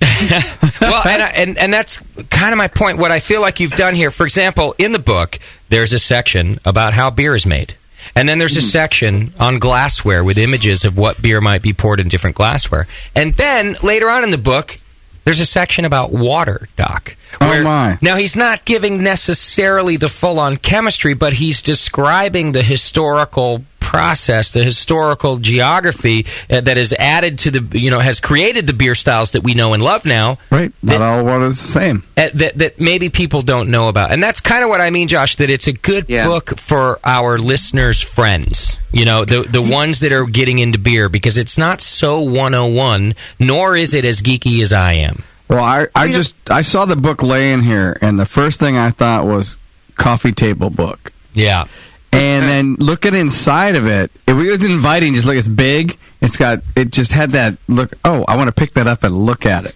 And the inside looks the same way. I don't have to read the whole damn book to just glean a few things out of it. I can read a little bit while, my boring friends are over there talking or whatever they're doing. Hey, how dare you? And, the only modification I would make to the comment about it being a coffee table book is that I think if that coffee table is in every craft beer bar in America, this book should be sitting on it. It just looks like you just want to pick it up. It's big. It's got a nice picture of beer on it, and it doesn't look like a textbook. It doesn't, and it doesn't read like a textbook. I know we're kind of blowing you right now, Josh, but we talked about porn earlier on, so it's kind of going with the theme right now. This is beer porn. I guess what I mean to say is that it's an important resource for a class of beer drinkers that's up and coming that are hard to speak to. That's what I mean. It was really amazing. I was doing some events. Gosh, this is maybe like a week and a half after my book came out. I was in Seattle doing a book signing, and then a girl came up with a book, and it was already dog-eared with tiny little notes and tabs here and there. Nice. And I didn't think about being used like that, and I was like, and then she's like, I'm studying for Cicerone certification, and it was just. It's just the idea that I'll be honest, I didn't think to myself, like, how can I get a book that everyone that's studying for Cicerone can use? I mean, that was not it. Right. I really wanted to answer and talk about and just present information in a way. Like, you're talking about water. And, John Palmer came out with the Water book. That is an amazing book, but that's also going to be over the heads of most beer drinkers. But, when you start talking about water in the book like I try to do, you just want to give people... You want to give them the knowledge that something is different, that not everything is the same, that everything is simple as like water, grain, like where it's grown. All that matters as much as like the decisions everyone makes. That's not just like beer. Beer is a series of carefully calibrated decisions that have occurred over centuries, and it's an amazing thing. It's far more complex than just put it in a glass and chug it down and crush a can against your head.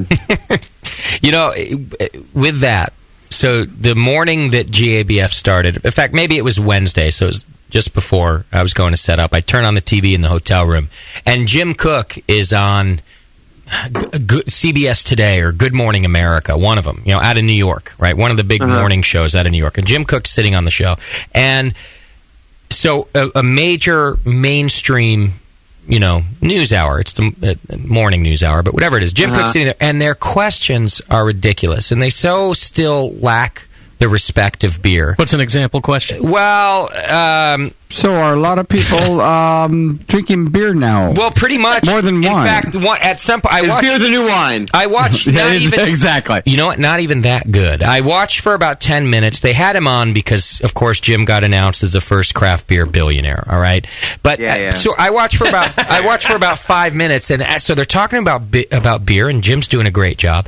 And then finally, there's 3 hosts, and one of them asks the other, do you drink beer? And what about this other famous guy? He drinks Merlot. What do you drink? And it was, again, it came from that place that beer had no place in society, that they had no idea whether or not someone was a quote-unquote beer drinker. It was sort of asked from a statement that, the reason I'm relating it to you now is from a place that beer has no respect. It has no history. It has nothing other than being a blue-collar beverage. But what Joshua just explained to us, and what I think this book does is, and you all know this, I'm preaching to the choir, but that it has a history, that it comes from a place, that it has a history among humans, it has a history among science, it has a history among agriculture. It is in no way just a blue-collar beverage, but all of mainstream media treats it that way. And so... Go ahead. Yeah, I think one of the big things that also gets kind of overlooked. Everyone's always like weird flavors, weird ingredients, all this, that. I mean, that's what gets media play. And I'm a member of the media as much as you guys are, and I understand that you gotta sell stuff sometimes with like a weird timely hook, like Halloween beers, talk about pumpkin, all this stuff. But people always kind of overlook that beer is really something that brings us together as people, right? And that's really, and it starts conversations, that it makes us talkative, it gets us together, and that for a majority of folks, beer becomes a thing. It's like an accomplice to a great night, and not the cause of a great night. And I think that's beer just kind of gets put in this weird little thing, like I can't look at Carrie in the corner levitating things up there. It's kind of a right, and that's what beer is, like this weird little oddity, and it's like anomaly that's doing strange things, even though it is so prevalent in everyday life. But people just kind of forget about that. And when beer does a weird new trick, like your dog's 10 years old and all of a sudden it rolls over in the left instead of the right, you're like, wow, beer's so different. But it's not. It's just but beer just has the ability, unlike wine, beer is so much more the product of brewers' creativity, inspiration, and just possibility. And like I always say, it's like you have 4 ingredients, you can spin them out like a kaleidoscope and however many different directions you want to do. It's like, dream it, brew it, drink it. And that's really what beer is all about. And you don't really find that same sort of like, outside the box ingenuity occurring in a lot of other worlds. Like spirits, you're seeing, I see a lot more echo with cider worlds and spirit worlds than I do with the wine world right now, as far as like innovation. I mean, I think wine oftentimes gets sold on these bucolic images of a vineyard is a goddamn gorgeous thing, but how many more shots do you need of someone sitting outside gazing over a vineyard as the sun dolefully sets behind them and bathing them in magic hour sunlight? Yeah, they're all on picturebook.com or whatever the hell all the stock images come from. Yeah, none. We don't need any more. No, that's for but beer pictures are dudes sitting in like a dark beer hall, like clinking glasses. There's not this beautiful imagery. It's not like, and it's just kind of reinforced. But I think like a beautifully poured beer is far more gorgeous than like a simple glass of wine. You got the head, you got the carbonation, you have all these things, but it's just not presented like that. And that's just something as media we need to really try to like go more toward and really try to bring it up and put it more on the pedestal it deserves. Right. Although, that being said, the title of this show will be Josh Bernstein Does Porn, just to make sure that we get enough downloads. And writes his books with his pants off while trying to figure out car issues and make his wife pregnant. That's the subtitle. But somewhere in the footnote will be the title of your book. Somewhere. Oh, Josh Bernstein. That's all that matters. As long as it's in there somewhere. Disturbed author? ? We're talking to Josh Bernstein. You can go to joshuambernstein.com to buy a signed copy of his book. You can go to Amazon and buy the book there, which is a great place, I think, to do it if you want to send it to your friends. you could always click the Amazon link right there on the homepage. And, like I said, if you've got family or friends that are getting into beer, it's a good one because it has the basics, but it also really goes in depth. It gives recommendations about great beer bars. It gives tons of recommendations about examples of the different beer styles. There is history in there from countries like Italy. Of course, you're going to find Belgium in there, Great Britain, Scotland, and all kind of relating to the history of these beers. By the way, I like that you're doing some of the modern breweries when you talk about, say, Great Britain, for example. I see the Colonel in here, which is a new craft brewery doing kind of American-style beers, but they're doing it in England, and you're referencing them in your book now, as opposed to just doing the old favorites, Well, I think that's an interesting thing about what's happening with craft beer around the world, that there's been such a, America, as I say, America is a country that's kind of fallen on its heels a little bit. Not exactly the bee's knees as far as the world is concerned, but we're still a country of ideas, a country of passion, innovation, and because we kind of lost where beer went, that we're able to really develop our own beer culture, and it's really so influencing everything from New Zealand to Japan to Great Britain, and they're taking the cues from America. I will not say not everyone's doing over the top IPAs, bigger, more, but it's more just the idea that beer doesn't have to fit into these hidebound and these dusty styles that have been sitting around these countries for years, have really been defining what the beer is all about in those nations, and so that's where America is really coming into play. But that's what. Oh, sorry. Go ahead. Oh, no, yeah, I'm done. I need to drink a beer right now. Drink a beer, JP. Go ahead. The irony is that our American influence is making these other countries do IPAs. Do you think? Yeah, but do you think hey, JP, I'm curious. For me, I've always found the IPA to be like a conversion point, like the conversion beer. It's like the diverginator kind of thing, where it's so different from everything else that people tend to look at and they're like, wow, I never knew beer could taste like that. Like your mom's cougar friends, right? Yeah, I know. Yeah. That's why makes you think all over again. I don't know. And that's why I think IPAs kind of prove their mettle. And I'm watching drinkers that beer drinkers have kind of start up the IPA, go double IPA, go bigger, more, and then but kind of go back down the scale and come around, and they're now settling on great, well crafted pilsners, lagers, stuff that they never really paid 2 cents to early on. But now that really to them sings to them. Right. And so I think IPA is a good starting point to start that wheel, and it goes around. I agree. And in fact, that's a wheel for homebrewers to get passionate about beer and the whole thing. Hey, Josh, you're kind of seasoned at this point. Did anything surprise you when you were writing this? Oh, my gosh, surprising. It's just cutting through the crap and trying to figure out this truth and what is well-crafted lie that's kind of been passed down over time. And so I think that was, reading books like Martin Cornell's Amber Golden Black were really instrumental to figuring out the history of porter and how that led to the birth of stout and just what was real and what is lie. And I mean, I really tried. It's really tough with the beer world because the history is there, but there's so much back and forth and so much static out there, I think. And that for me, it was really hard to figure out what was true, and then also to kind of relate the information to people in a way that made them excited. Because, you guys were talking about, I think, Justin, you were talking about, ice on mule in 2 minutes and beer is going to be skunk.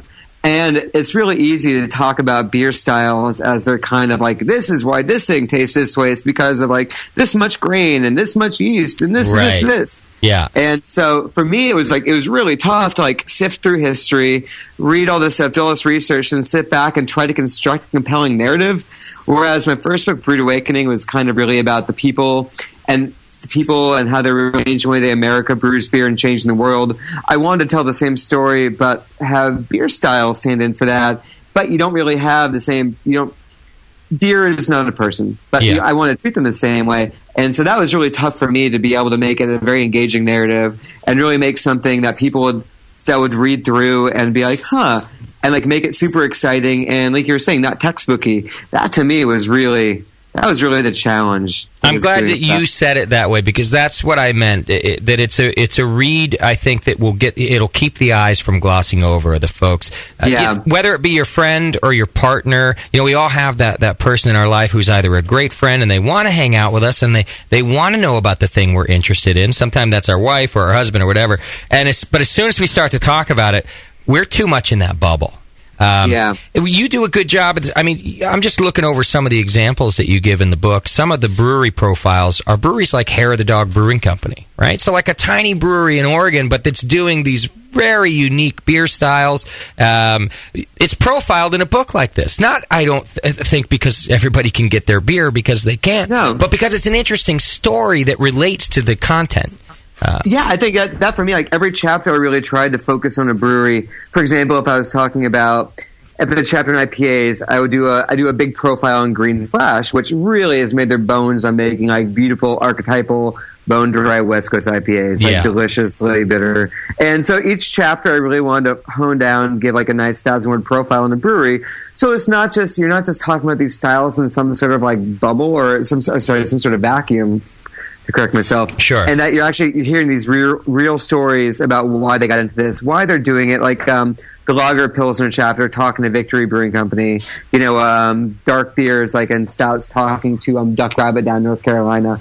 And Wild Yeast and like Brendan Meise's talking to Chad Jacobson over at Crooked Stave. And it's all about putting a face to these things and kind of remembering that the beer in your hand is really the smallest part of a long process. And that the thing, it's delicious, it's awesome, but it's gone so much. These people starting off homebrewing back the first beer they had and going off to that step and then opening up the brewery, and it's really such a long drawn out process to get that beer in your hand. Right. But everyone always thinks is just go to the corner store and get that thing and it's there and the beer, but so much went into it, and it's and for me as a journalist, it's such a fascinating story to cover because everyone always thinks I'm just like a wild, raging drunkard. And like, you write about beer, you must just be like totally pantsless. Not even just when you write, but like when you go out and like waking up all day long drinking beer. But it's a balance of you go out, you do talk to folks, but you have to come back home and wake up. I wake up every day around 7 a.m., get in my desk by 8 after walking the dog and, tell stories. And that's what the beer world does. It's not just a story about the IBUs, IPAs, ABV, anything. It's a story about how beer brings people together. It's a story about beers revitalizing hometowns. It's a story about their battles against the TTB with labels. And that's what beer to me is not just the drinking. It's like this whole culture around it. And that's what I really love. And that's what, Complete Beer Course is kind of synthesis of all these things all together. It's the stories, it's the beer. It's give people like a very well-rounded appreciation of just what craft beer is all about and beer in general. Because, craft beer as a definition has become so kind of contentious and hot button over the last couple of years. And I've just stopped fighting with the definition of craft beer. It's just if you enjoy it, you enjoy it. Great. I'm not going to fight you and tell you that was made by a bigger brewery. Blue Moon's been such a fucking gigantic conversion point, paving the way for stuff like Allagash White without them having to put down millions of dollars.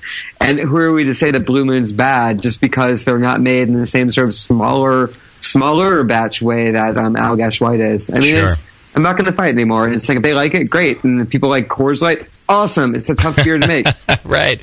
Well, I think the way you describe it is exactly right and what makes the book great.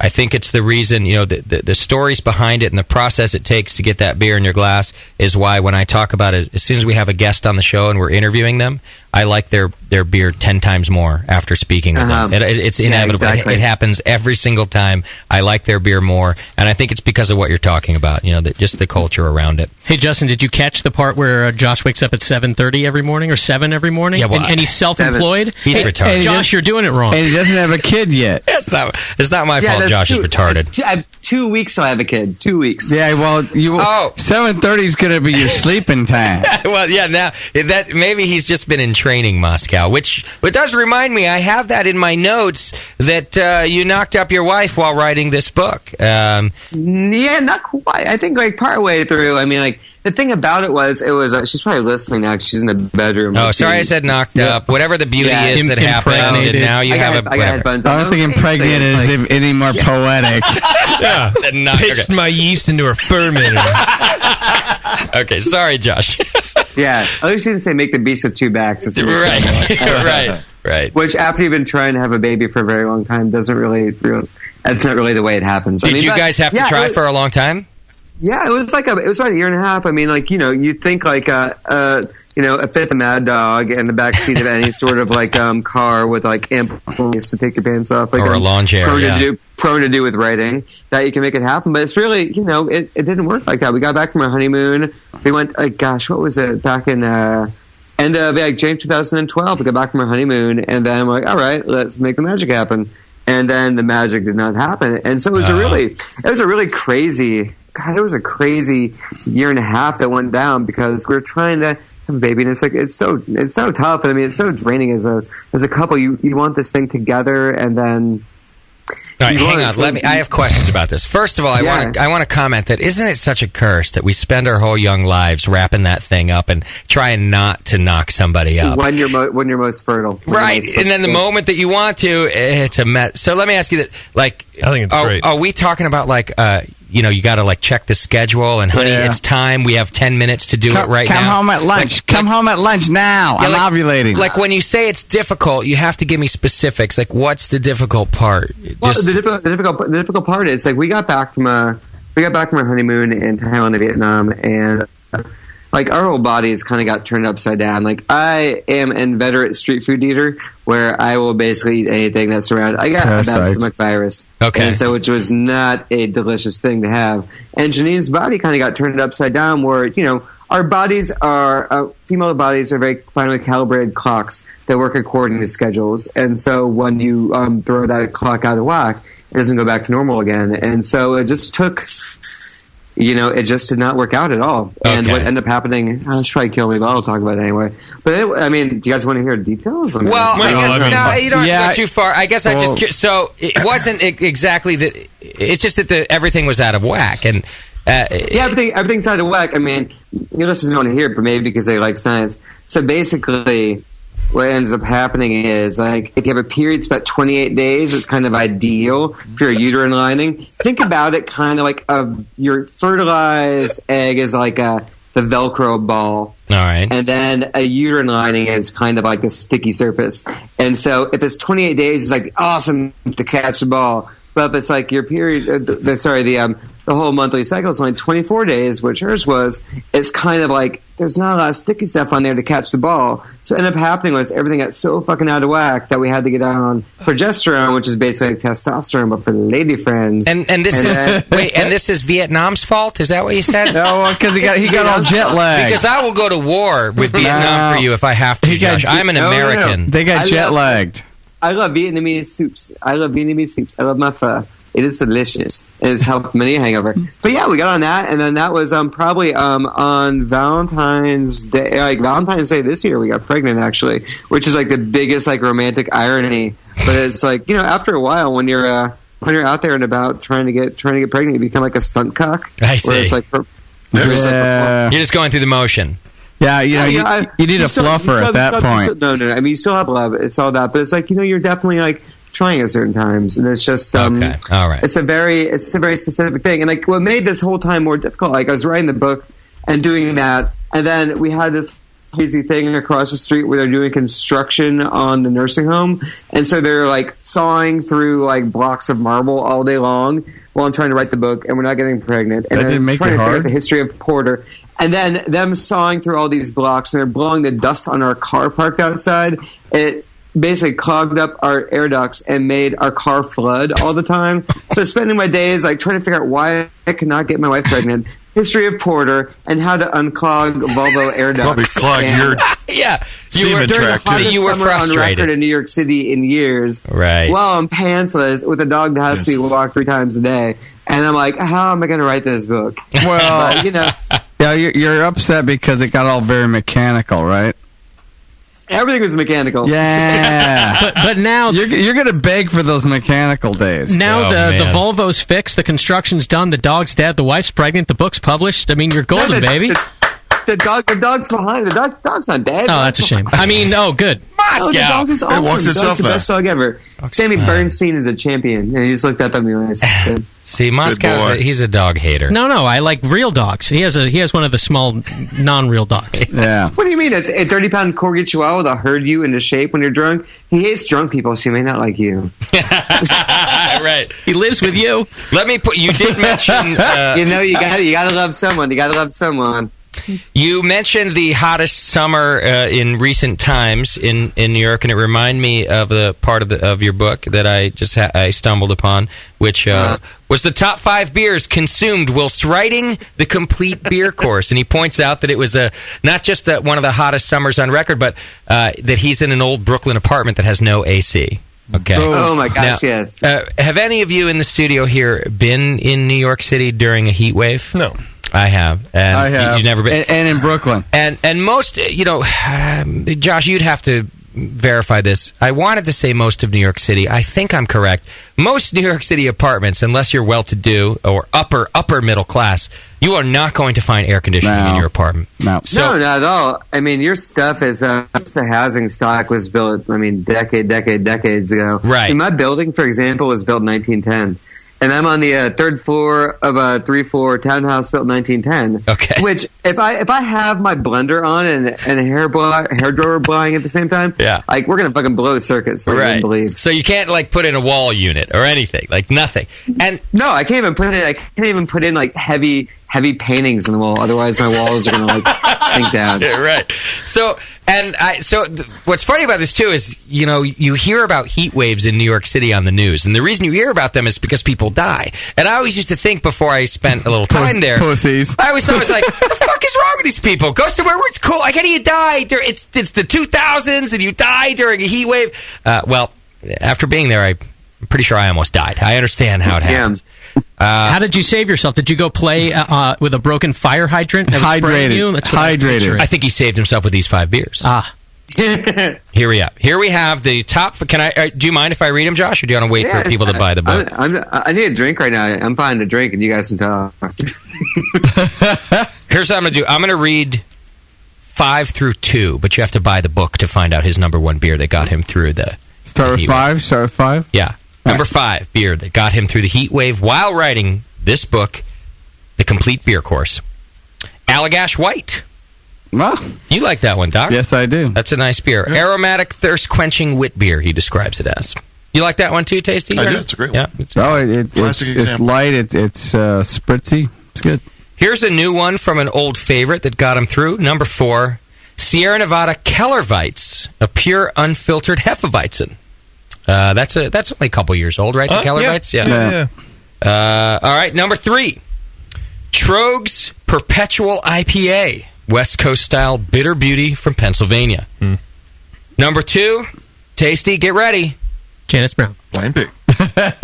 Lagunitas, little something something. Oh, something. I had one a while ago. Smooth, hoppy wheat bomb. Now, I'm going to leave the number 1 beer out of it, but I will point out that 3 of the 4 beers I did read were wheat-style beers, Josh. Not gluten-tolerant. Summertime, my friend. Summertime. Okay. And refreshing. So, just for the refreshingness, or do you find that you have an affinity for wheat beers in general? You know what? I mean, it's funny you point that out. I never really thought about that. It was more just like summertime going on. Was it what you had in the refrigerator? No. The awesome thing about New York City is that you can buy beer at bodegas by the single. And so you can be really promiscuous with your beer choices. So, nice. And over the last 5 years, a lot of my bodegas nearby have been going gangbusters with great beer.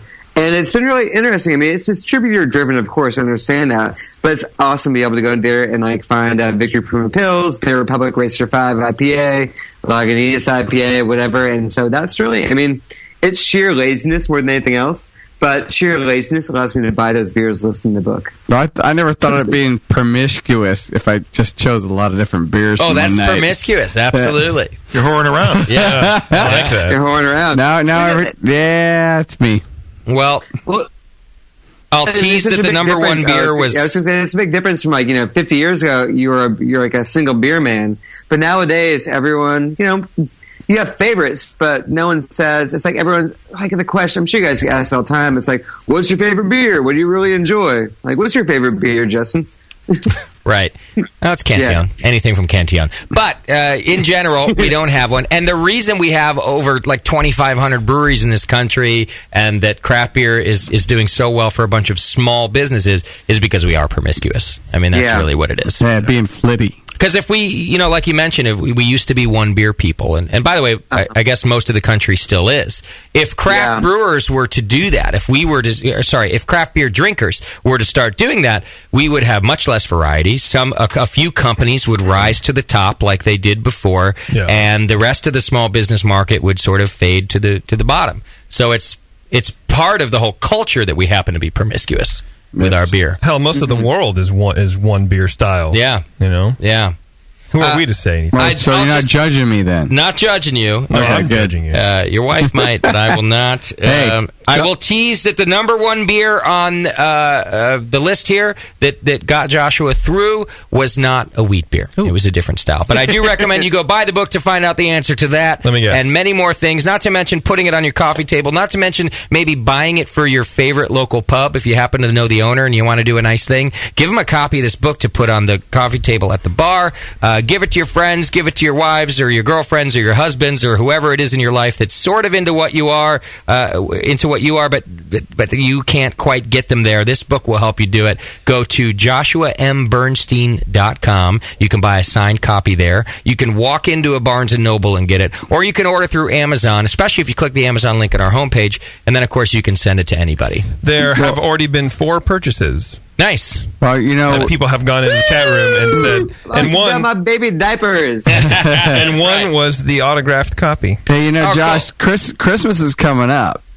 This would make an awesome present to all of us from you, or just from everybody. It's not just a beer geeky book. No. You should have a 10-unit breakdown. So if they Amazon it as a 10-unit. You give it to everybody. Oh, you could be that guy that gave the same present to everybody. I see. That's not a bad idea, by the way. Give it a 10-unit breakdown, just a little bit, and hey, I'd give it a 10, friend. Also, don't forget over there at joshuambernstein.com, you'll find Joshua's previous beer book, Brewed Awakening, which also got rave reviews, and you could listen to our podcast about that as well. Josh, thanks for being on the show and for writing another great resource, man. Hey, thank you very much for having me. And I have the pants on to talk to you guys. It's very exciting. Hey, how did promotions go at the JBF, by the way? Oh, my God. JBF was great. It's just such a whirlwind. You touch down, it feels like you get the beer put in your hand, and then you get the beer taken out of your hand when you get on the plane. And there's very little sleep happening. But I had a great time. JBF was terrific, except I got really drunk on Thursday night, which is my big mistake. That'll happen. I had to do 2 TV spots on Friday morning. Oh, no. So I was telling my wife, I was like, oh, my goodness. It was like 2 TV spots back to back. Which, everyone's like, oh, look at you complaining about your TV spots. But I was so wildly hungover where I actually had to stop myself over the first one. And I was like, do not vomit, Josh. Whatever you don't be that guy on YouTube that vomits on TV while talking about beer. Josh, tell us about your latest book. Well, you can buy it. Yeah, are you kidding me? You would have sold so many more books. No. But, there's infamy and there's fame, and there's 2 different things altogether. Right. Yeah. Think about that guy that did, hide your wife, hide your children. It's like the raping everyone. You're right. Like, where's he at these He's days? a millionaire. He made a lot of money. Josh, he's a millionaire, dude. But he's not on the Brewing Network. Touche. Well, because we couldn't get him. Right. His agent wanted an upfront fee, and I was like, well, fuck that. Yeah. But suffice to say, I did not vomit. Even my wife told me that it looked like I was going to vomit for the first half second. Right. I fell into talk mode. Well, but, I went to New Belgium, got signed some books out there, and it was a good time. Good. It's probably a good move. You probably would sell, some books, but you wouldn't get another book deal. Right. That's true. Might not need one. Yeah. It's like maybe I can sell vomit stain copies. That'd be my hook. Oh. Yeah. The author has puked on pages 1 through 10 in here. Right. I'm vomiting over the books already. Go check it out, joshuambernstein.com, or walk into a Barnes & Noble, or go to Amazon, and all you got to do is look up the Complete Beer Course. It's boot camp for beer geeks, and believe me, it's got the BN's backing. I think it's really a great resource for... I'm just going to start handing it out instead of making my poor friends' eyes gloss over. I'm just going to hand them this book. Does that include us? No, other friends. Friends that I care about. Oh, okay. We're not friends, we're employees. Right. Josh, thanks for being on the program again, man. I appreciate it. Yeah, thanks so much. It was really great to have you guys. All right, I hope to see you again in New York City, where, by the way, you're still doing homebrew tours and stuff too, right? Yeah, so in homebrew tours, I had to take a couple months off for the baby stuff, but next year I should be cranking up homebrew tours again, which is basically, if anyone wants to know, like a roving voyeuristic tour inside 3 different homebrewers' homes. You get to try their beer, meet the brewer, and meet a bunch of random strangers. It's a great way to see New York. Believe me, I'm not being sarcastic. It's an awesome thing to do. Homebrewers are awesome. New York homebrewers are some of the coolest people I've ever met. So the tour is just a great idea. Watch your wallet. All right. Good luck with the baby, Josh. Yeah, thank you very much. Enjoy the rest of your night, guys. Take care. Josh. Cheers. Don't drink so many IPAs out there. Yeah. He's in the right place at the right time. New York is an awesome place for beer lovers right now, and it's growing all the time.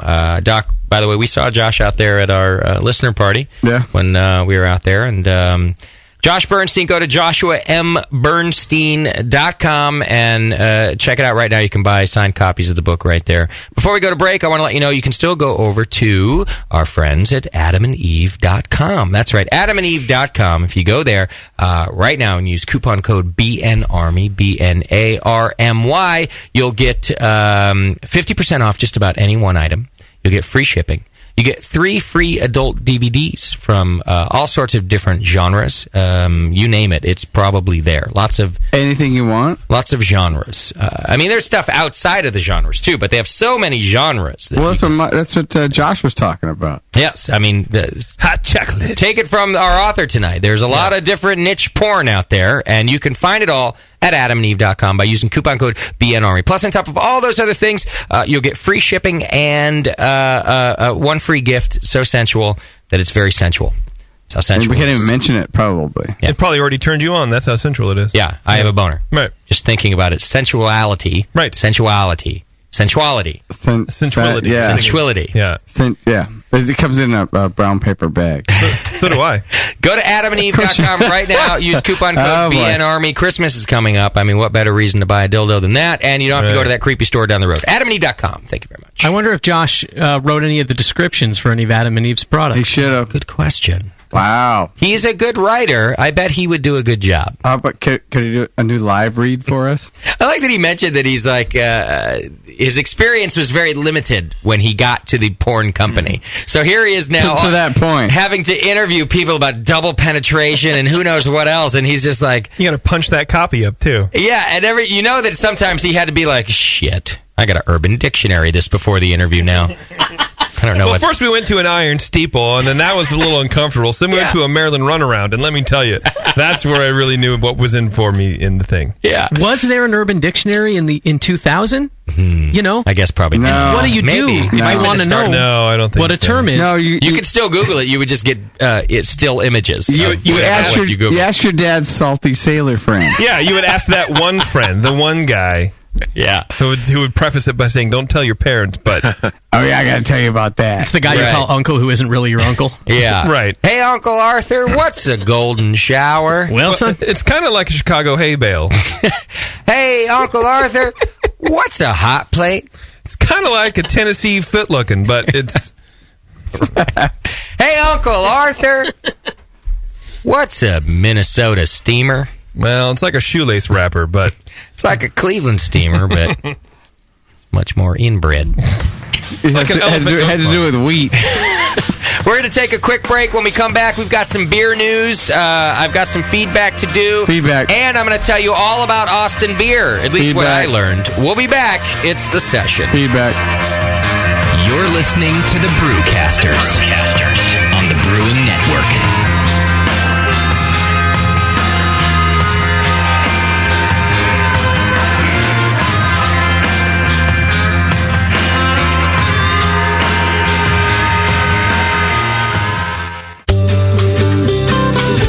Williams Brewing is your online resource for prompt delivery of quality home brewing supplies. Since 1979, Williams Brewing has offered the finest equipment and the freshest ingredients, backed by the best customer service in the business.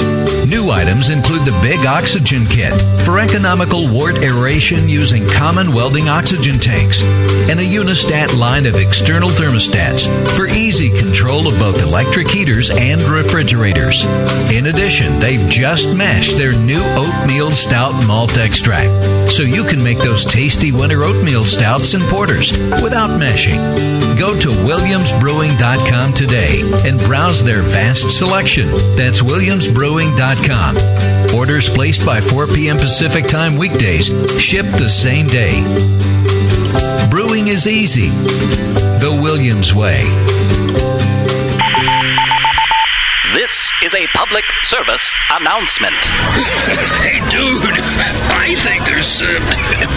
What's wrong? You don't look so good. There's something wrong with your beer. It's making everyone sick. Don't let your beer make your loved ones ill. Proper cleaning and sanitation is the key to avoiding puke on your shoes. But I used an all-in-one. Cleaning and sanitizing cannot be done in a one-step process. No cleaner can sanitize, and no sanitizer can clean. The amazing chemists at 5 Star Chemicals have your solution. Clean with BBW and sanitize with Star San. Fantastic! Your friends and loved ones will thank you. 5 Star products are available at fine homebrew shops near you and online. Put your best beer forward with 5 Star Chemicals, your one stop for the cleanest 2-step solution. When you hear Blickman Engineering, think innovation, passion, quality, and customer service. Blickman gear is designed by brewers to give you a sense of pride in your equipment. At Blickman, they know what makes brewing a pain and build gear that makes it fun. Like the intuitive beer gun, a completely different approach to filling bottles. The Therminator Wort Chiller, a new take on a plate chiller that's sized for flow, performance, and the high groundwater temps homebrewers face every day. The Brewmometer, a brilliant weldless thermometer design with brewing parameters right on the dial. The Autosparge, ultimate simplicity for preventing an overflow or running your mash tun dry. And much more, like the modular top-tier brewing stand, conical fermenters, and their Boilermaker brew pots. With more cutting-edge equipment coming soon, keep up with the latest from Blickman at BlickmanEngineering.com and stay on the cutting edge. Brewers, anyone can resell homebrew equipment and recipe clone kits. Get original at Adventures in Homebrewing. Adventures in Homebrewing has the knowledge and expertise to craft their own gear and original recipe kits that you'll love. Home of the Serial Killer Grain Mill, 220,000 BTU propane burners, custom stainless steel false bottoms, as well as custom-built brew stands and systems. These are just some of the items Adventures in Homebrewing designs and manufactures in-house. And the brewers at Adventures in Homebrewing keep designing, too. Original extract and all-grain recipe kits that are tried and tested and proven to be of the best quality. Most popular are the Blueberry Tangerine Porter, the Nor'easter Cranberry Fest, and the Peanut Butter Conspiracy Stout. Once you try one of Adventures in Homebrewing's original recipes, you'll keep coming back for more. And don't forget to use the coupon code BIG10 when you place your order to save 10%. That's coupon code BIG10, BIGTEN. Visit Adventures in Homebrewing at homebrewing.org right now and get original today. Homebrewing.org. Join the adventure. When I order a beer, I want my server to know more about it than I do. I want someone who enjoys good beer and loves helping others enjoy it too. I want someone who knows how to pour a perfect pint for any beer style. I want a Cicerone. The Cicerone certification program is creating the type of people who help you enjoy great beer. Home brewers and craft beer lovers know beer is more flavorful and complex than ever, and it takes some serious knowledge to store and serve beer right. Cicerones know beer. There are 3 levels in the Cicerone program: Certified Beer Server, Certified Cicerone, and Master Cicerone. Cicerones are truly the sommeliers of beer. The best beer locations have a certified Cicerone on staff. Relaxed and unpretentious, Cicerones are tested on storing and serving beer, beer styles, flavor and tasting, the brewing process and ingredients, and pairing food with beer. Learn more about your next beer guide at cicerone.org. Certified Cicerone, because it takes top talent to present a perfect pint. A few things happened 30 years ago. ARPANET migrated to TCP/IP, and the Internet was born. Revenge of the Jedi was renamed Return of the Jedi and opened in theaters. Mila Kunis and Emily Blunt were born, beginning fantasy in my mind. But all of that pales next to the fact that HopTech opened its doors and began blowing homebrewers right out of their mash tuns. HopTech doesn't fuck around. Real people shipping awesome shit straight to you. Their new website is fast and easy to navigate. Or just call 800-379-4677 and let badass bitch Jade and Bruin brother Roberto blow their warm load of customer service all over you. So visit the site or visit the store in Dublin, California and support those that support you. Get your brewing on at hoptech.com. Mix me your 100-grain amber recipe, and I'm going to eat it. And then it can ferment in my gut. It totally works. The beer is almost identical to the grain sandwich. Your colon won't know what hit it. The home of live beer radio. TheBrewingNetwork.com. Because like beer, radio shouldn't suck. You're listening to The Session.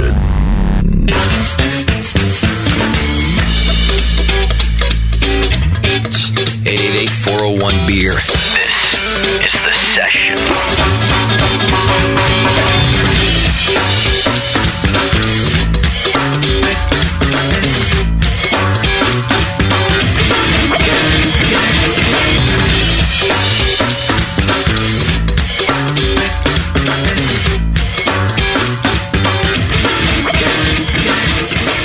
All right, welcome back to the program. Thanks for hanging out with us.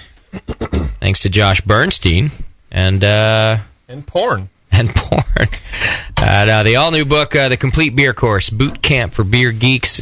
Great for the beginning and intermediate beer drinkers. And by the way, I think great for beer geeks as well, because there's a lot of in-depth information in there about the history of different beer styles and different beers. You can go over to joshuambernstein.com and buy signed copies, or just search it over on Amazon, especially if you click the Amazon link on our homepage.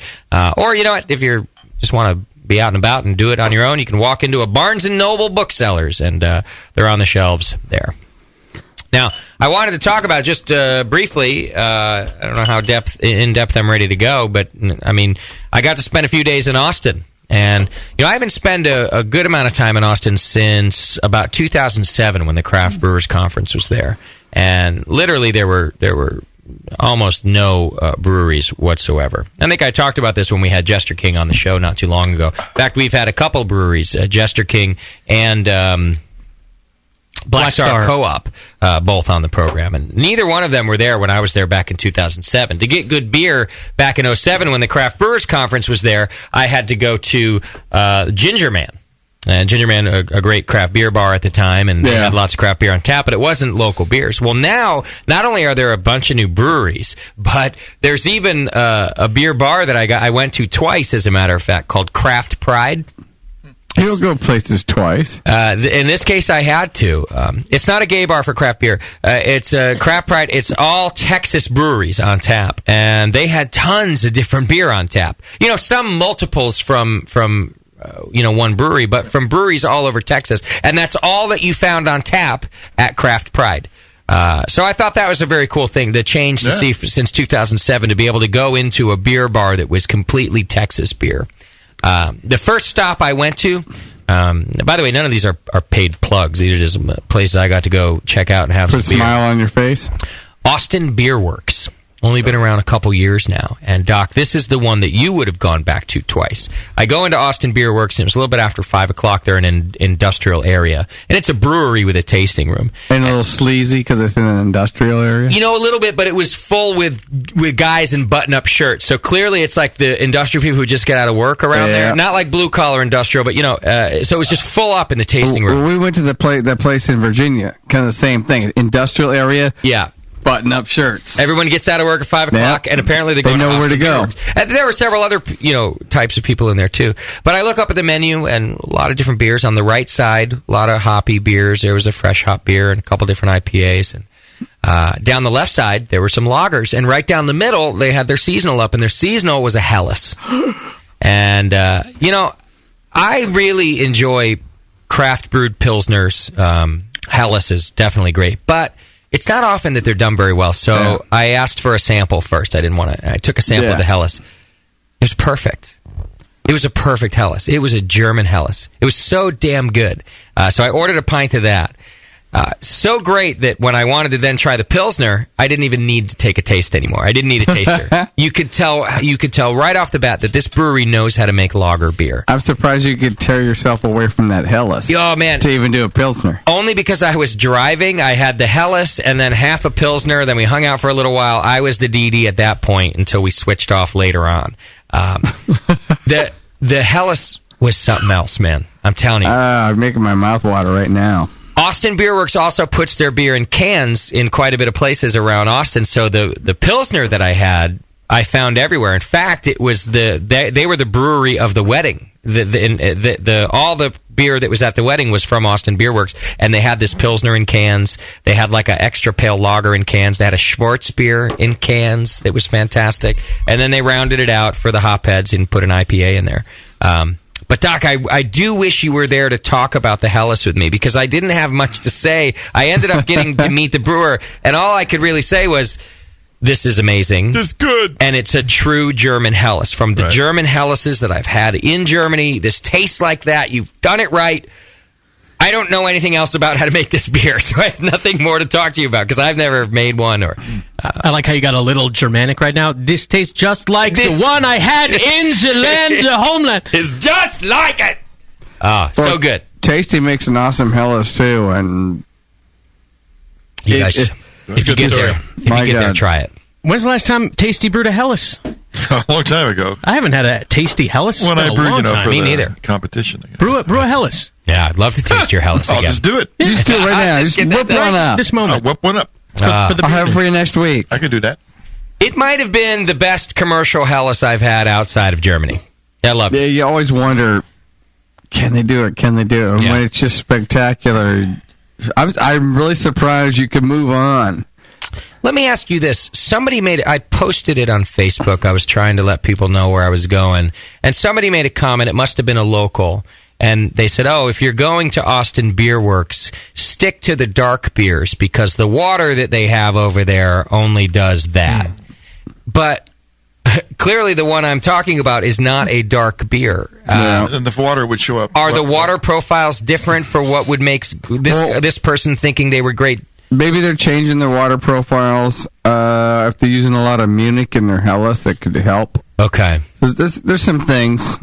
I have no doubt in my mind that the two of you would have found this a wonderful Helles. So, listeners, whoever maybe read that comment thinking that they don't do good lager beers, they're light lager beers, I disagree with that listener. I only bring it up because I thought maybe I was missing something that, I don't know. I thought maybe I was missing something. Well, if your water's alkaline, you're going to make better dark beers. So they probably did something to it. Okay. They may have used some RO in combination or gone to an RO system. Diluted it some. The one thing I did talk to the brewmaster about is he did mention we take all the time that we want to take with our lagers. So that Helles, it lagered for at least 8 weeks before they put it on tap. That's the problem with most places when they try to do a lager. Yeah. They're getting pushed through. They don't have the conical space. They don't have the tank space. Right. Yeah. And if they can do whatever they wanted, like do it in a German accent. Which part? We take all the time we want. Oh yeah, we take all the time we want. 8 weeks. Yeah. So I think he said at least 8 weeks, and it was just wonderful. That's why it was wonderful. No. All right, they're not paying for this plug, so I should move on. They can pay for the next one. But it was a wonderful, wonderful beer, and I really liked it, and the people were very nice to me there, too. Then we went over to Black Star Co-op, and with Black Star, I know we've had him on the program, but that's a visit for me that is basically like 6 years in the making, because I met Chris Rauschbier. I don't know how I always fuck up his name. Rabaschow. At the Craft Brewers Conference before Black Star ever opened, and then I checked. I saw him at NHC conferences every year since then, and it hadn't opened, and it opened now a couple years ago. And you know what? They're doing great also. Awesome food, by the way. They kind of mentioned to me they never thought they'd have be known for their food or have a great chef, but they do. They have a fantastic chef, and all their food. They got voted best French fries in Austin. But the more important thing about that is, I guess the person who had had the best fries before them has had it for over 15 years or something, like completely unchallenged. And they just, I think Unseated. they kind of said what happened was they got a bad review about their French fries to begin with, and the chef took it such to heart that it became his mission to perfect the French fry. Wow. Talk about vindication. Oh, he couldn't, which by the way, to me is the sign of a great chef, right? Like he couldn't have it out there that something on his menu had gotten a bad review like that. So he took it upon himself, and now they have the best. They were voted the best, French fry in Texas or in Austin or something. It's a good thing he got that accolade, because if he didn't, and he had really tried to focus on the French fries, it's not a great sign, Right. But all the food was really fantastic. So I just mentioned that because they've really made a great cooperative brew pub, and the model that is this co-op it's just something else. I got to talk to them more in depth about it, and you can go back and listen to the interview with Black Star, and you'll hear about it there. But there's a couple thousand members or something. The whole thing is funded just by becoming a member, which now is something like $120 or $150, and it's a one-time buy-in, and then you're a member, and it's one person, one vote. So whatever happens with the company, whether they're going to open a new location or get a new brewer, get a new brewer, that's exactly right, or sometimes even a new beer. Not all of them, but what are we going to make? It's one person, one vote, so everybody really gets a say. And then there are dividends. I guess they usually vote to keep the money back in the company because they're still new, but they could vote as a majority to get dividends, and then they'd get paid. It's really this incredible model. And all of the people I met that were there that were partners, they really felt like they owned the place, like it was part of them. That was their bar. And it's not they got free beer or anything, but they helped build it. So it's just a cool environment. And on top of all that, the beer was awesome. It's one of the only places, aside from Jester King, that I bought beer to take home and put in the hotel room because I wanted to drink good beer. No, you weren't going to bed. You weren't going to... Yeah. At the end of the night, you need that last good beer. Okay. I brought home Black Star Co-op. How many different taps do they have? I don't remember, but they didn't just have their own. They had guest taps as well. In fact, Jester King was on tap there. Austin Beer Works was on tap there. Hops and Grain wasn't a brewery that I got to go to, but I did have some of their beer. That was really good. That's a local brewery. Live Oak is the only brewery, I think, that was there back in 2007 when I was there, and they're still around. They're like the old craft brewery, right? But still garner tons of respect from the local craft brewers, new ones. Every craft brewer I went to mentioned Live Oak. They're not like the old boy who did it wrong. They're like the first craft brewery that did it right. And allowed everybody else to do it also. So, did you get any beer guest taps as well. Did you get any beer from Infamous Brewing Company? So I did have, and unfortunately I don't remember what it was, but at the bar Craft Pride that was all... that's all Texas. It was all Texas. I think the infamous beer I had was a double IPA, but don't quote me on that because at that point in the night, I was doing really good, and I don't remember if that was... I just remember that I ordered... Somebody said you should try an Infamous because they're from around here too, and I do remember liking it, whatever it was. Great. Forgive me, Infamous, if you happen to be listening to that. I don't know what I had from you, but I do remember that I liked it. Listen. What about the rest of the Austin scene? Like in the non-beer places, did you notice how were the taps looking? Just Sierra and Sammy, or not even that, or better? No. So the place that I went to, I didn't go to 6th Street, which is where all of the kind of regular bars are, and that's where I went back. That's the touristy spot. It's the Bourbon Street of Austin. Yeah. I went to a newer street called Rainy Street, and Rainy Street, Austiners are probably going to correct me on this. The story I was told by a friend of mine from Austin, Rainy Street's kind of right along the freeway system. By the way, this is the part that sucks about Austin. The freeways are terrible. The traffic is worse than the Bay Area. It's awful getting around Austin. It sucks. So apparently, some years ago, the city claimed eminent domain around this stretch of freeway, meaning that they were going to expand the freeway, and that anybody living near it was going to be forced to sell or move or whatever. So a bunch of people started moving out. Well, then they didn't do it. So Rainy Street is this residential street turned commercial. So it's all these bars and restaurants, but they're built in houses. Oh, I want to go there. They're built That's in so ghetto. That's where Craft Pride is, as a matter of fact. And they're all built in the... So they have these... Some of them have big stages and big backyard, like, sitting areas. But it was literally at one point somebody's fucking backyard.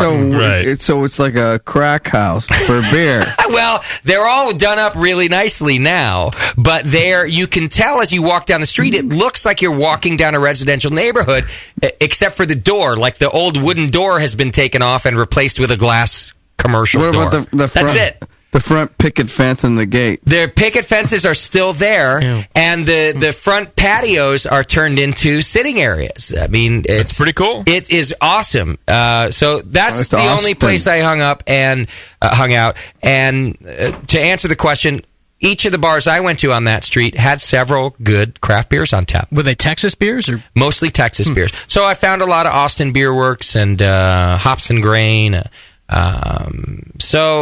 Yeah, just some good places. So that was the first day. The second day, I got to go out to Jester King, that was the one at the top of my list, and they had been on the program, of course, and we really like their beers, and we have their beers in front of us now. They're the ones who I brought a suitcase full of beer home from. Everybody else I drank while I was there, but I love this brewery, and we drive out there. It's a little ways out of Austin, and it's down like a dirt road, and you can't figure out how to get there, and when you pull up to it, you're still not certain that you're in the right place because it's a barn. Texas Chainsaw Massacre. It's a little like that. And there's like a pizza place next to it that is only open 3 days a week, and it doesn't even have an indoor area. It just has like covered seating, and then there's a barn off to the left, and that's Jester King Brewery. Now, it's nice, don't get me wrong. It's actually an awesome spot that if we were Texans, we would have all of our BN events out at this place. That's how cool the location is. Plus, there's like shooting going on in the background and a stunt place next door, so we would be allowed to do whatever. Why are we not there now? I know, it's very cool. And so I go in there, and they let me come in during non-tasting room hours, so I very much appreciate them taking the time. And Jeffrey, the brewer, he hung out with us and took us around. Awesome barrel program, so they're doing really well with that. And, Jeff, he said it on the show, and he said it again, like, this is one of my favorite new breweries. He claims that he learned how to brew from the Brewing Network, from listening to our show. So to me, it's very flattering to get to share beer with him. But the main two things that were impressive were, once again, the beer. All of them were great, and we'll have some here. But the other part was, and I said it on the show, their artwork is just fucking incredible. I want to steal their art guy so bad. Or at least hire him to do something. Yeah, like the guy's penmanship who wrote with this pink pen on this hand label. Well, you're lucky enough to have a as of yet unreleased beer in Moscow, and that's why you're not experiencing the labels. But some of the other bottles, the bottle we have down there, and I got a T-shirt from them. Some other bottles, their artist is incredible. Yeah, they look great. That combined with great beer, your artists aren't good enough. No. Not once you see their stuff. What is this we're drinking now, the one in front of us? Okay, so the one in front of us... Thanks, JP, by the way. Essentially... Welcome. ...is a framboise, is what I would call it anyway. It's like, is this the most tart you've ever seen a framboise? Framboise? It's pretty tart. It's framboise. By the way, it has a heart on the label that looks like a hop. I mean, all their stuff is just awesome. It's called... Somebody with good eyes should read the title. Good eyes. Atrial rubicite? That sounds about right. It's easier to say. Really? You have it. So you have good eyes over your eyes. Atrial rubicite. So this, I believe, is available now if you're in Texas and maybe some other very exclusive locations. It is essentially a framboise. To me, we had this in the tasting room. The aroma, for whoever tasted it, was very much like a Cantillon Rosé. Yep. The flavor differentiates it. And in its own good way. It's their own beer with their own bugs, and it came out fantastic. But the aroma right away just knocked me off my socks because I thought, shit, this is Cantillon. But they did their own unique framboise, and I love this beer. It's very tart, but not sweet. It's tart. It actually tastes like eating a raspberry in the sense that there's that full kind of seed flavor. You're crunching on the raspberry. You're eating the whole fruit and not just the essence or drinking the juice of it. Yeah. Yeah, you get that pulp, kind of darker flavor. Even a little like huskiness from the seed. Yeah. Raspberries aren't sweet. They're just like that really tart. Pucker tart. Yeah, pucker tart. Yeah, it's right there. It has a super deep red color to it that I think matches the flavor. It's probably one of the better fruit beers, if you can call it a fruit beer, I guess, that I've had. I mean, it's very, very well done. Yeah. It says blend 2 here on the label from August of this year. So did you speak to him about blending at all? Not very much. I do know that blending is a part of their program, and I think, if I do remember right, the blend of this, and Jeff, you're going to have to forgive me if I get this wrong, but this is a version of doing an old and a new, right? So blending a 1 year with like a 3 year. Something like that. And maybe the time difference I don't have exactly right. But the blend is not just taking two batches that are the same age. It's blending a newer one with an older one. Everything that they do is bottle conditioned, as he mentioned on the program. I got to see their bottle conditioning room, which it's just a big room that they try to keep at like 72 degrees or something to make sure everything conditions. So are they adding krausen? Are they adding sugar back to ferment in the bottle?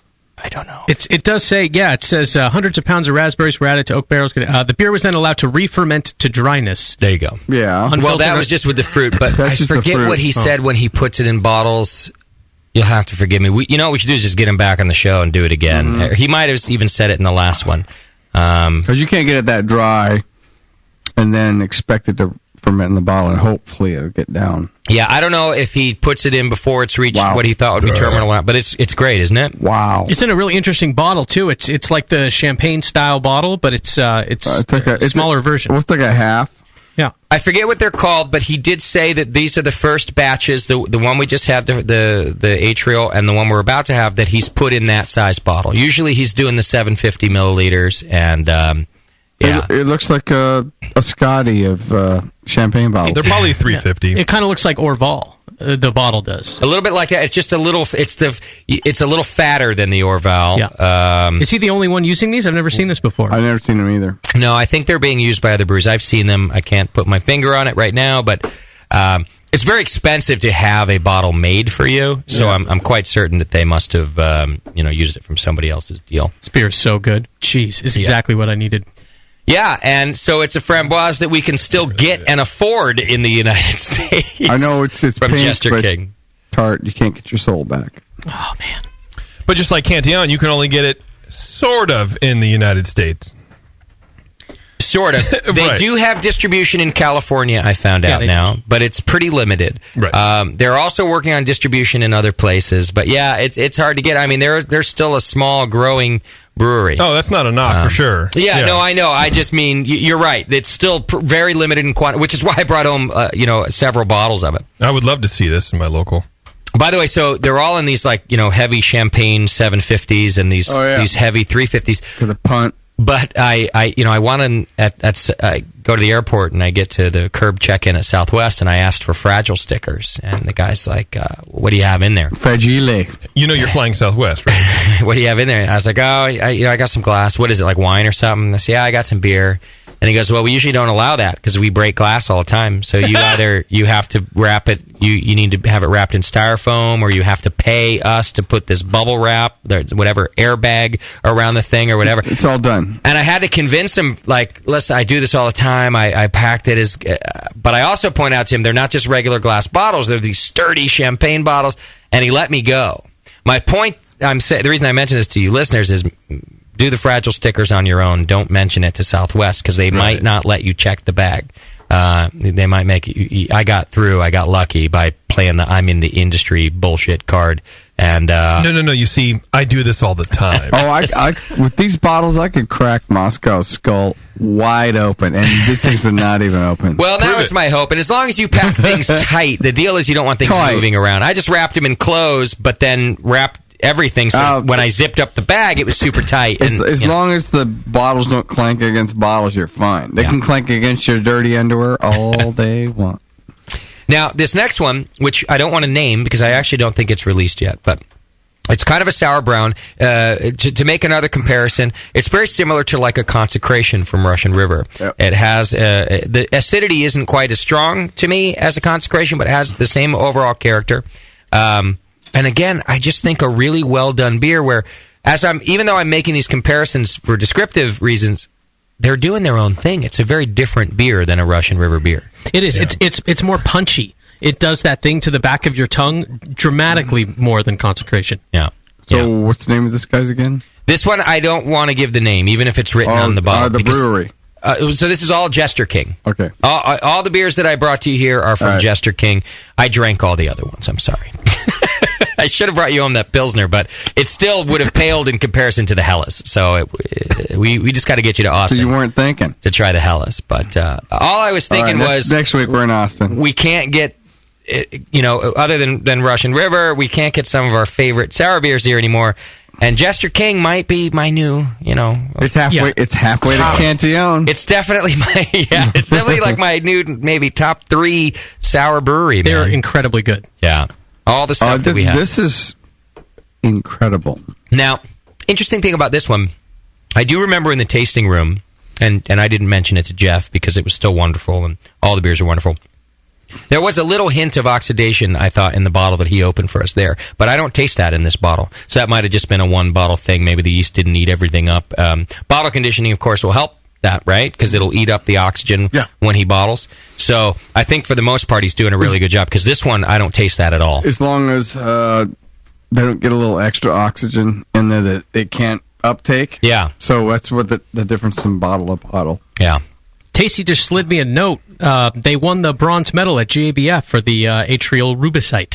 That's the first one we had. Yes. They also have a pretty redhead in the front of the picture that they took. There they go. Good job. Tasty's mic broken? Redhead? It's my announcer. My announcer guy. Well, that's right. I thought it was broken. Yeah, they did do very well at GABF, and that's the first beer that we had right there. So that beer is available, the atrial rubicite. Certainly, if you're in Texas, I highly recommend buying it. If you see it on the shelf anywhere else, because they do distribute a little bit, get it. Get it. It's just as good as putting a Rosé de Gambrinus on your table from Cantillon, in my opinion, for an after-dinner beer. It's a hell of a statement. Yeah. Well, let's do the last one since we're on it. Let's just get through all of them. And somebody needs to talk about one of these beers while I find our next stupid segment thing that I can't find. It's called feedback. I might have to do it. I might have to do it verbally, Moscow, or you might have to do it verbally. I can't do my own intro. Come on, you got to do it. Somebody that isn't me has to do it. Verbally. I have it here somewhere. Tasty, why don't you be my announcer for a moment? All right. What's the copy here? Well, no, I don't have it yet. That's all right. We're not doing that yet. I don't like. This is what I don't like. I don't like that we have to chug these really nice beers. Yeah, honestly. Because we have 10 pallets of glasses below us. Oh, bring up extra glassware next time, and then you don't. Yeah. I didn't know that I was the producer of the show. I feel like I'm Chad now. Or clean glassware. Since when was Chad the producer? Thank you very much. I don't like when the buck starts getting passed among everybody, because everybody knows where glasses are, and everybody has 2 hands. Well, that's right. I hate being the broken record here. My 2 hands were full of glasses. I thought we were getting an intern. Oh, well, that's a whole other thing. I kind of feel like chugging excellent sour beer. Every time. Chugging excellent sour beer kind of makes me feel like a baller, Oh, yeah. Yeah, it's like pouring out the Cristal. Right. Yeah, for the homies. Yeah. At $100 a sip. $1,000. Right. Yeah. What, are we not allowed to mention the name of this other beer too? This one kind of looks hand-labeled. No, this one we can. This one's okay. I don't know why. I think they just hadn't gotten a label quite for it yet. But on the front. I do know that one, if I remember right, is a sour brown from Jester. Or an Oud Brun is probably a better. I think it's an Oud Brun. And I was like, oh, I'll take it. Jeff was really nice, and he's like, you guys have done so much. I'm happy to help. When I said I want to buy beer, and I was like, he's like, I'll just I'll do what I can. And I said, Jeff, I don't think you understand. I'm buying like a case of beer. I don't want to be greedy because if you're going to be generous and try to give me a bottle, I don't want 2 bottles. I'm buying a case of your stuff because I need to bring it home. So I'm telling you, I stocked up. Well, yeah, and you're going to leave the state and you're going to looking back going, oh, I should have got more of that. Yeah, the only problem was like the morning of packing. I thought that I would drink a little bit of it in the hotel room. Passion? And I didn't. So I had all like 14 bottles of beer to stick in a bag on the morning of. Well, you don't have 14 socks to put it in. Are you finding that happening more and more, Jay? Because I definitely am having to insist on paying. I know it sounds weird, especially coming from me, but I'm doing it a lot these days, where people are like, "Oh, here," and I'm like, "No," and I like insist on paying. And sometimes it's very nice. And by the way, it's not exactly legal to give away beer, so this is all hypothetical. Hypothetically, when people are trying to give away beer to us, it is nice, and in some cases, I feel like it's appropriate, and I don't mind it. But another, like I said, when I'm trying to really take a lot because I really enjoy it, and whether it be for my own personal stash, which some of this was too, it was to bring here, and for some personal stash, of it, and then I'm like, I'll pay you, and you deserve it. You've been sitting on this beer for 8 months. Yeah. Not every brewery is doing that, right? Yeah. You've been sitting on this beer for 8 months, and I'm happy to. So yeah, yeah. Listen to us. Our listeners are going, "Fuck you." You can't give me free beer. That's never happened to me. Well, you don't go anywhere. I go lots of places. Disneyland Where's the last place you went to that didn't offer you something? And the one that's local doesn't count. I was at a place in Santa Cruz. Okay. Yeah. And was it had they been a guest? No. Well, see, that's the thing. It's not just random places. No, but I mean, everybody knew who I was. I mean, come on.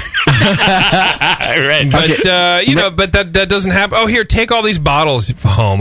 Just take all that doesn't happen to me. Hey, JP, if you ever get swing back by Anaheim again, ever in 2 weeks, can you swing by the brewery and ask? I email Patrick all the time. Hey, I'm going to be in town. Are you going to be around? Nope. Oh no, but say it's for Doc. No, yeah. But I don't even get the come by or anything. I just no, I'm not going to be around. Oh. Right. All right. Cool. I'll go stand in your hour-long line. It's funny thing, awesome. He's there when I'm there. Yeah, well. And there's no line. He just gives you the stone wall, not like no, but I'll be back next week. Just no, I'm not there. Well, I just have. Hey, is Patrick here? Oh yeah, it's there. That happens sometimes to me too. I don't mean to call Patrick out. I mean, it's obviously very busy, and he probably gets hit up 100 times a day with shit like that. It's a timing thing, and it's which place you've been at, and sometimes it happens to me too. I'm just saying it never never happens to me. One of my favorite places is the brewery. But you also have a very limited amount of places. In other words, what I'm saying is they hook me up. Well, see, and if they're my heroes, if you were to have gone to 10 places in the last year that have been guests and that maybe you were new to visiting, like I might have, 7 out of 10 of them would have been good to you. The difference is you've gone to 3, and 1 out of 3 of them was good to you. The ratio is the same. I also don't go and broadcast. I'm not saying that you go in and broadcast and ask for free shit, because that's not what I'm trying to say, and that's not what I want to do either. But I don't go in and say hey, hi, I'm I was telling Scott this. There's a brewery in Santa Cruz that I really like. They're kind of young and brand new, and I was drinking there, and I didn't feel like I wanted to say, oh yeah, I'm from the Brewing Network and blah blah, do you email them ahead? If you're going to be in town, is what I'm getting at. Do you go, hey, I'm going to be in town, I want to come check out your brewery? If it's out of state, that's exactly what I do. Yeah. Right? Because I used to not do it. Yeah. And what would happen is I'd show up and the brewery guy's not there on Monday. Well, they'd be upset. They'd find out I was there, and they'd go, dude, why didn't you tell me you were going to be here? Yeah. So if it's out of state, I emailed Jester King ahead of time, and I emailed Austin Homebrew. I got to go into Austin Homebrew, a great sponsor of ours with an awesome shop, and just said, look, guys, I'm coming to town. If you have any time, I'd love to shake hands. Otherwise, ignore me while I poke around your place. Right. And people are very receptive. If it's a local place, no, I don't announce. But I guess I should try to be friends with people, is what you're saying. Being friendly helps. Yeah. I mean, because that's really what it would be. It's hey, we've talked to each other over Skype when you can hear me, and I'd like to meet you and say hi. I'm sensing an impasse here. But no, by the way, that's what I always say is we've done the show. I would just love to just meet you face to face. So I'm an idiot because so I sent an email to Jester King and I go, I'm coming to Texas and I would just like to put faces to the names. It'd be great to see you guys. In studio. They were in studio. So I go there, I get there, and Jeff comes out. He's super nice, and he's like, hey, Justin, nice to see you. And I recognize him, and I'm like, oh, yeah, where did we meet? GABF or something? And he looks at me, and he's sort of dumbfounded, because I'm clearly dumbfounded, and he's like, no, in the studio. And then it hits me, and I go, Oh, Justin, you are such a fucking idiot. Not only in studio, but earlier that Sunday was the Sourfest part of Beer Week, and they came to Sourfest and hung out with us. I know. I don't know. It happens. So many that shit brewers, happens to me all the time. Faces, and the only saving grace I have is I call myself out, and I just said right to him, Jeffrey, I'm so sorry that I'm a fucking idiot. I'm dumb. Well, at least you recognized him. Oh, I know you. Well, I did. I don't know where. And of course, it all came back to me. I can see him sitting right across from me at the table right now. We had a great night, and in fact, his partner Ron, right, that was there. Yep. I remembered it all at that moment, but leading up to it, I was just like, ah, shit, Justin, you're an idiot. And here he is going out of his way. By the way, the tasting room's not open. You know what I'm saying, Tasty? You don't even have the decency. Happens to me all the time. And I'm just at JBF, I met this girl on Saturday night or Saturday afternoon. Like, where have I met you before? Last night. That's right. By the way, one out of 3 isn't the same ratio as 7 out of 10. Well, you know what I meant. You know that. Don't quote me on my math terms. But the point was, had you put yourself out there more this year, you're right. You would have had at least closer to my success rate. And what I told JP too to do was in the case of people, because we haven't interviewed the vast majority of the industry, even as many years as we've been doing shows, right? So for those people, like the one in Santa Cruz, what I do is at the end as I'm leaving, so I'll sit and hang out, drink beers, and then as I'm leaving, I'll shake somebody's hand. Hey, say what's up to the brewer and give him my card and hey, come do the show. Because that way, if you do it first, then it's like, oh, is he trying to get freebies or trying to pretend like he's somebody? You know? Right, and that's not what I want to do. Yeah, so just do it as you leave. The thing is, though, I don't ever say who I am when I walk in. If that's really not what you want to do, it comes across that way, because that's never what I want to do either. I genuinely, I never want anything free. I'm not even looking to get to the front of the line.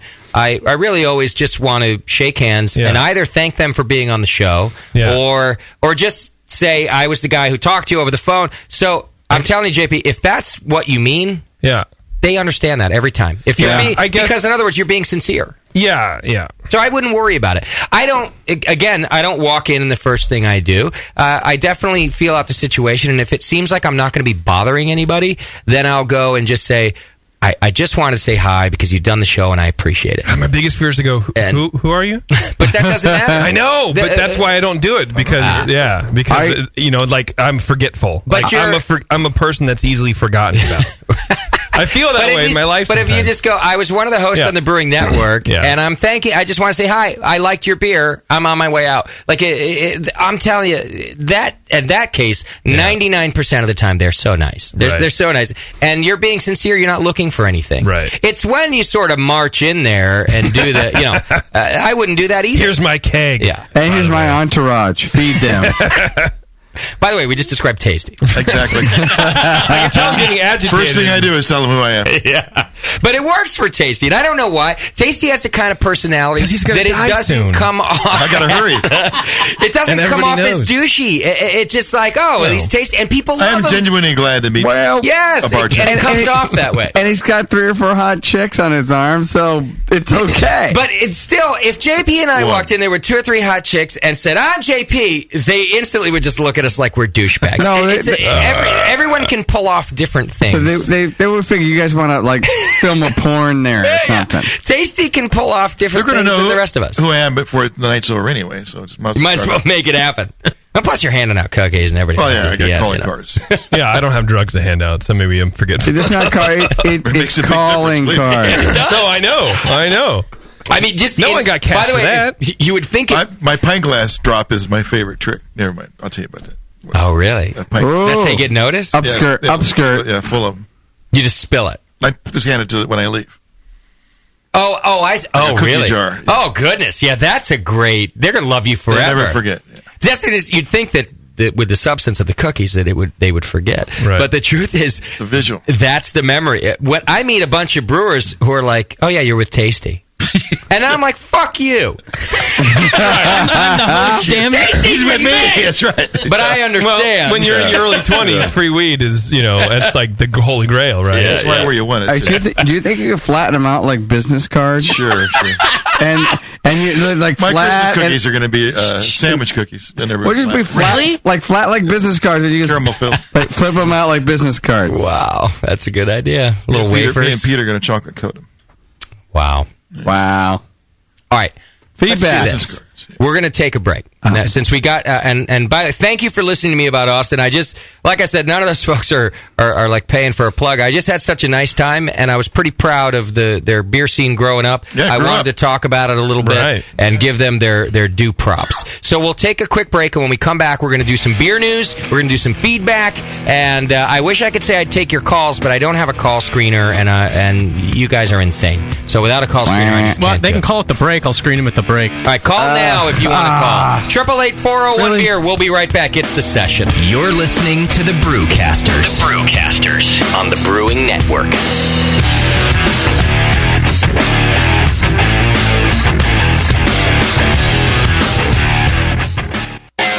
Hi, this is John from Grain and Grape. We've been supplying brewers in Australia for over 20 years, and for all that time we've been working to offer the best products and service around, including free fortnightly all-grain brewing demos, 90 varieties of malted grain from Belgium, Germany, the US, Britain and Australia, equipment from brewmasters, kegerators, beer engines from Crown Urns to the humble brew in a bag, heaps of hops, wire yeast liquid and fermenters and Danstar dried yeast cultures, fresh wort kits made on the 500-litre Brewmaster right here in the warehouse.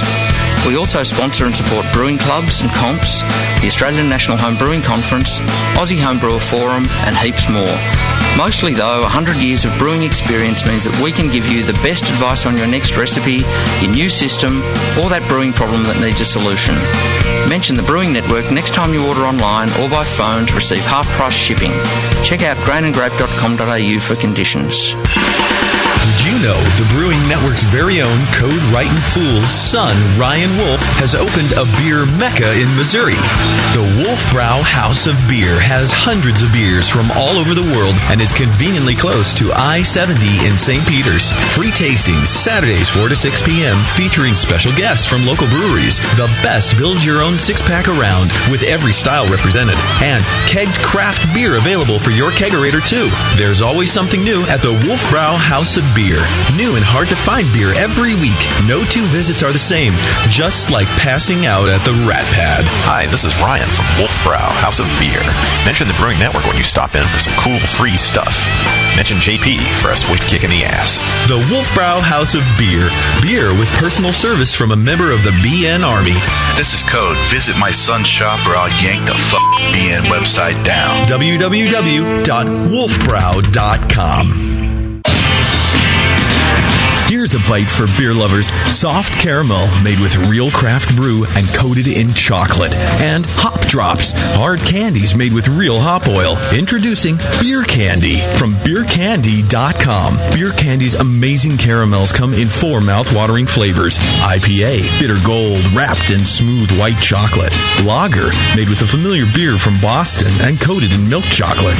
Lambic, soury Belgian goodness full of fresh raspberry and dipped in dark chocolate. And stout, roasty cocoa chocolate insanity. Hop drops are made with Fuggles or Cascade hops and are known as the candy that bites you back. Choose from sampler and full sizes of both and make your mouth jump to life.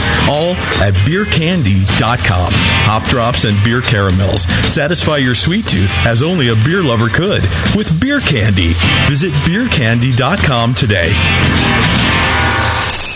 Hey, Wooly, I'm beat. Can we find a nice tree to just hang out in for a while? You're beat. I've been swinging through this forest for 50 years, ever since we first escaped from the circus. I know, but there's got to be more to life than exploring this creek and trying to populate the valley by copulating with loose, hairy girls. Marquis, stop. Look! What is that?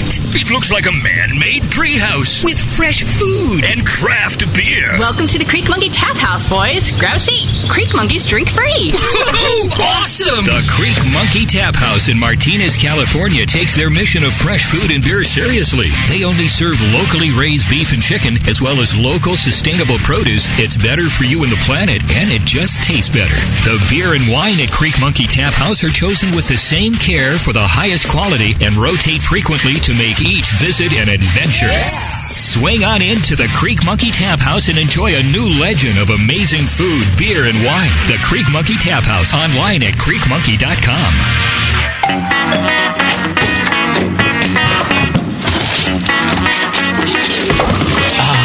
What'd you get?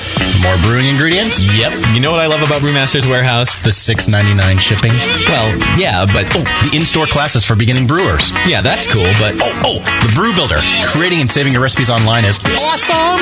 No, yes, but... The cheese-making supplies. No. Oh, the wine-making supplies. Oh, the distilling equipment and liquor flavorings. All that stuff is awesome, yes, but what I really love is that the guy who runs it is totally hot. And that Brew Builder software is awesome. Oh, yeah. Brewmaster's Warehouse brings you flat rate shipping on great equipment and ingredients to make beer, wine, cheese, and spirits at brewmasterswarehouse.com. And if you're in Georgia, stop by Brewmaster's Warehouse Monday through Saturday from 10 to 6. Visit brewmasterswarehouse.com today. Because it's totally hot. Oh, yeah. Wait till you can pour it out of your own kegerator. Yeah. I mean, your friends will look at you with awe. And it's just hot. It is? It's so super hot. The home of live beer radio. TheBrewingNetwork.com. Because like beer, radio shouldn't suck. You're listening to The Session. You're listening to the Brewing Network. Because like beer, radio shouldn't suck.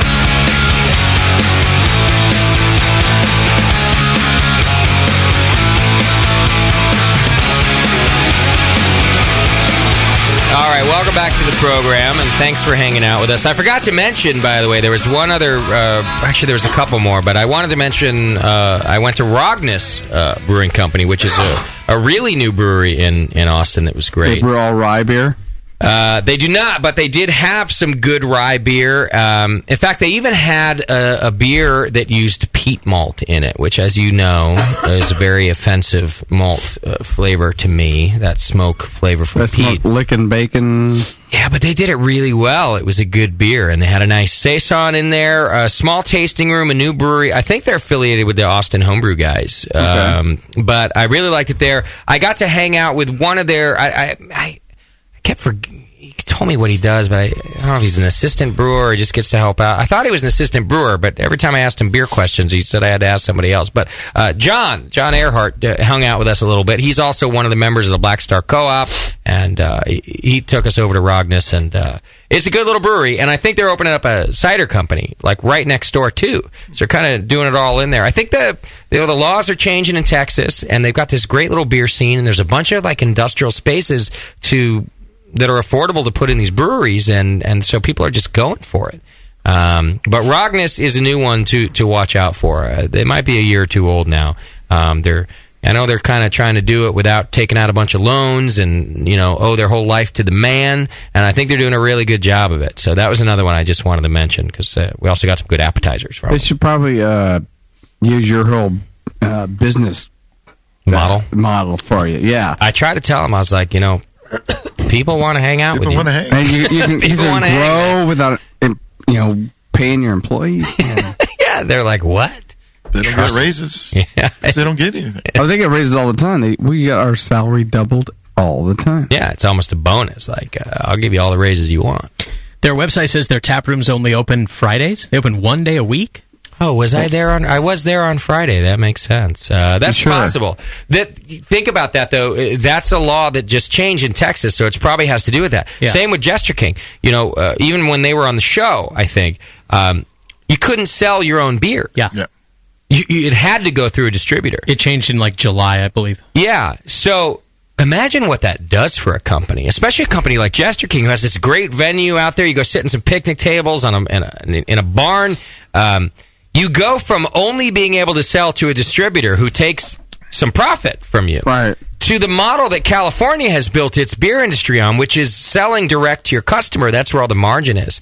So my guess would be that Rognus is just, finally just complying with the law and getting into it. You got to staff that tasting room now and everything else. So. For all the puffery that Texas does to itself about like, oh, you can't tell us what to do. We're Texas and we're big and bad and bold and sassy. Yeah. There sure are pussies when it came to their beer laws for so many years. So that's what I was saying to folks. It was a topic of conversation that came up because I know that these brewers were excited about the laws changing, and I said, how is it that the Don't Tread on Me state has these tread on me liquor laws? And what it is, that they're just old boy laws. They're essentially protecting the distributors. They're the same post-prohibition laws that looked to protect small brewers as time went on ended up protecting distributors and big brewers in a sense. And those are the people making billions of dollars a year by it having to go through the tier system, which is similar to California, too. We just made some other exceptions.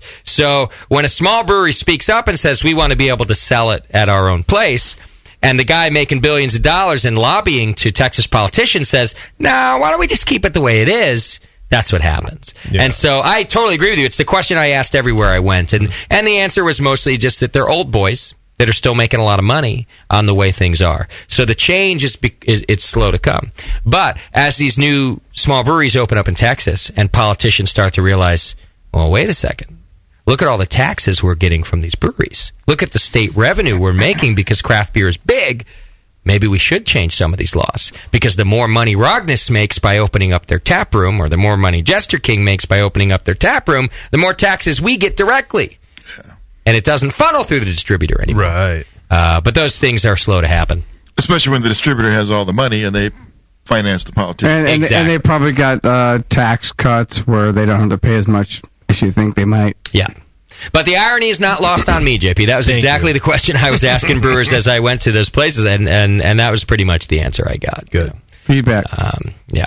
Well, first, before we do feedback, I think it's time to do, we're going to do beer news in just a second. But I did want to remind you, if you're doing a homebrew batch, maybe this weekend or next weekend, and you're starting to plan for it, don't forget to go over to beersmith.com right now and download the Beersmith brewing software. You get a free 21-day trial. And it's a software that we use here as a staff at the Brewing Network to check out our recipes. You can plug in everything. You can convert from extract to all grain. You can scale up and you can scale down. You can share recipes with your friends because the Beersmith community is enormous. There's just recipes all over the place. But all of these things, you don't have to take our word for it. You get a free 21-day trial to check it out. They also have a big library. So if you've never brewed a certain style, what I do, I'll go on their whole library and I'll say, I'll look at things and go, no, that's going to suck, or that's pretty good. And you get different people that have reviewed these beers that other people have made. So at least you can get an idea of what you want to make just from other people's recipes. That's a great idea. Just to look through what they've done, even if it is showing you what not to do, you can, like you said, if this one sucked, you can still look through, like maybe you have to brew a Roggen beer, for example, Doc, that you've never brewed before. Right. Oh, you don't think I went on there to check first? I did. I went on and I saw these people did Roggen beers, and I saw what I didn't want to do. I saw what I did want to do. Yeah. I still made my own recipe, but you can do the same thing. Right. I got asked today for a barley wine recipe. Oh, yeah. And through Beersmith? No, through a friend. Oh, yeah. And I kind of pointed him in that direction. Go there and look on that. You can see different how it turned out. People will review their own recipes. Sure. How it turned out. It's great stuff. And by the way, if you're daunted by brewing software, Beersmith is perfect because they have video tutorials of almost every process you can do on the program, which is good for me because I'm either calling Doc to show me how to do it or I have to see a video. I'm not good at figuring out what the hell to do with the thing. So in the middle of it. Yeah. Beersmith.com, get your free 21-day trial. And by the way, the price is extremely affordable. It's a good piece of software. And they're a good sponsor and supporter of the Brewing Network. So go check them out over there. Before we get to the beer news, we had a phone call. I think Spider Wrangler is on the line and wanted to talk to us about Secret Santa exchanges coming up. The beer exchange. Spider, what's up, man? Hey, guys. How you doing? We're good. How are you, brother? I'm good. Yeah, just calling about, whatever. Just calling about Secret Santa Exchange. So there's a thread in the forum, pretty much find it, sign up, send me your info.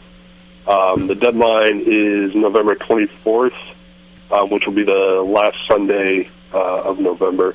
All right, if you're show that night or not, but if you're a new listener or new to the forum, it's something that's been going on for years. And the Secret Santa Exchange, I love it. The listeners just took it upon themselves to share beer amongst each other. And essentially, you can sign up, and then people from all over the U.S. and Spider, maybe you could correct me, maybe even from all over the world, you could get beer from different places. It's just a secret thing, and you're going to end up stuff from out of your region that you can't get in your own region.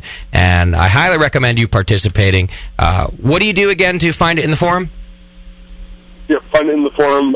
Thread is Secret Santa 2013. There we go. So pretty much you just, if you're interested, PM me in the forum with your info. I'll put together the spreadsheet and get names paired up and everything. As far as so far in the couple of years that I've been involved in it, it's just been within the U.S. Just because of the difficulty of trying to ship internationally. Yeah. But if we get a bunch of Canadians that want to do their own little, hat exchange, they can, we can mix up names in a hat for the Canadians, and they can exchange amongst themselves. Keep them separate. Australians or whatever. Okay. How many people did you have in on this last year? Last year there was about 40. Nice. So far this year, I think I've got about 8. So. Okay. Any deadbeats? Not last year. The year before, there were deadbeats. So those people are on the naughty list, so they aren't eligible. But other than that, anyone is eligible to sign up. So there's only a few names on the naughty list. Well, I usually sign up, and nobody knows who's going to get me. Nice. Oh, that's cool. So you might get some beer from And I don't have a lot in the freshness stuff, but I have a lot cellared. Okay. So you could get a few things from me, and I'll sign up. Nice. All right. Cool. So private message Spider Wrangler in the forum, or search Secret Santa 2013 and sign up for it. It's a good thing to do. Yep. Cool. All right, Looking Spider. forward to it. Remind us again. Hey, call in again, because you know what happens. We forget about it. We should remind me people too. again. Shoot me an email so I know. There you go. For sure that I'm signed up. All right, Doc. Awesome. Thanks, Spider. How did you just get a handler? An email handler. You can't even look on the form yourself? I know. I have to ask for a handler because I know. So you got to ask for more things, JP. If everyone talks about this generation being raised, the generation who can't do anything for themselves, I beg to differ. Yeah, but Doc's more a part of this generation than the last. I've learned. I don't want to be a deadbeat. And if I'm not going to be a deadbeat, I need somebody to make sure that I'm not a deadbeat. So Otherwise, that means I'm a deadbeat. Yeah, so that means that you're a deadbeat unless someone makes you not be a deadbeat. Yeah, he's a deadbeat with a handle. Well, no, my intentions are awesome, but they are. My shortfalls make That's me Doc's a deadbeat. next shirt. My intentions are awesome. I'm going to make him that T-shirt. Awesome? For NHC. That's awesome. That's Austin for awesome. My intentions are awesome. All right. Okay. Should we do some beer news? Yes. Please. Let's do that. It's the Brewing Network's Beer News, brought to you by Rodall Performance. Well, craft brewers around the country were affected big time by the federal government shutdown. Yep, it bled over into the beer world, too. The shutdown closed, little known, apparently, outside of our circle, the federal agency that regulates and taxes the nation's breweries and wineries and distilleries. It's the Alcohol and Tobacco Tax and Trade Bureau. We know it as the TTB. It's an arm of the Treasury Department, and it approves new breweries and new beer labels and recipes that use non-traditional ingredients, like your coffees and your chocolates, to ensure that they comply with federal law. So a notice on the TTB's website during the 16-day shutdown told visitors that no employees were available to respond to inquiries, and that the agency has, quote, directed employees not, in all caps, to report to work, and they are prohibited by federal law from volunteering their services during a lapse in appropriations, end quote. Wow. Here's a Twitter post from Tony McGee, who owns Lagunitas, of course. Oh, Quote, I can't wait to hear this. Fucking feds are going to shut down the already incompetent.gov while hundreds of small breweries, including us, have labels pending? Nice. That was followed with, quote, want to regulate, perform, or get out of the way. Yeah. You know, I was waiting for our next beer news because when the government shutdown happened, you know, sometimes I think about, well, God, we're so blessed over here in the beer industry sometimes that these things don't really affect us. Like, even when there's a downturn in the economy, the beer industry is still doing well. And right. I was trying to think about, is this government shutdown going to affect me directly or anybody in our industry? And sure enough, I saw people posting right away. I had forgot about that. The whole label approval process, getting your beer to market, requires every single beer. It requires the TTB's approval. And I started to see people posting about that, and I thought, oh, shit. Oh, they're posting about whether they're getting their summer beer labels out there. Yeah. The new guys that want to just have their new brewery have done everything else to get their new brewery up and running. Oops. Yep. Now, not to mention that there's already kind of a waiting period, even when the TTB is up and running. You know, you submit these things, and it takes a bit of time. Well, now that backlog is going to have to be dealt with while everybody was on furlough, and it's just going to be even worse. I love Tony. He doesn't give a shit. By the way, those workers who were furloughed, double time. What they got paid on furlough? They got paid double time. Who, everybody? I don't know. I didn't read the article. You just saw a headline. I know, like I said maybe they have double time. I know. Like Congress got double time, but it was supposed to be time and a half, and it's being increased to double time. So there are holes in your story because Congress didn't get furloughed. No. Well, I'll find it. I'll find it right now. Okay. Right now. And then read it. Don't just give me the headline. No, I'm going to find it. Then you're just reiterating the headline. No. You're making it bad for us intellectual folks. I mean, I'm right. I'll show you. All right. I think it's very important to note that even during the closure, the federal agency continued to collect taxes on beer. Yeah, well, and your taxes and my taxes on everything else. But you know what? Not that new beer that they haven't labeled yet. No, not that one. Well, so in essence, they might claim, well, we lost revenue too, you know. Oh, exactly. Because that new beer didn't go to market, which we would... Fuck you.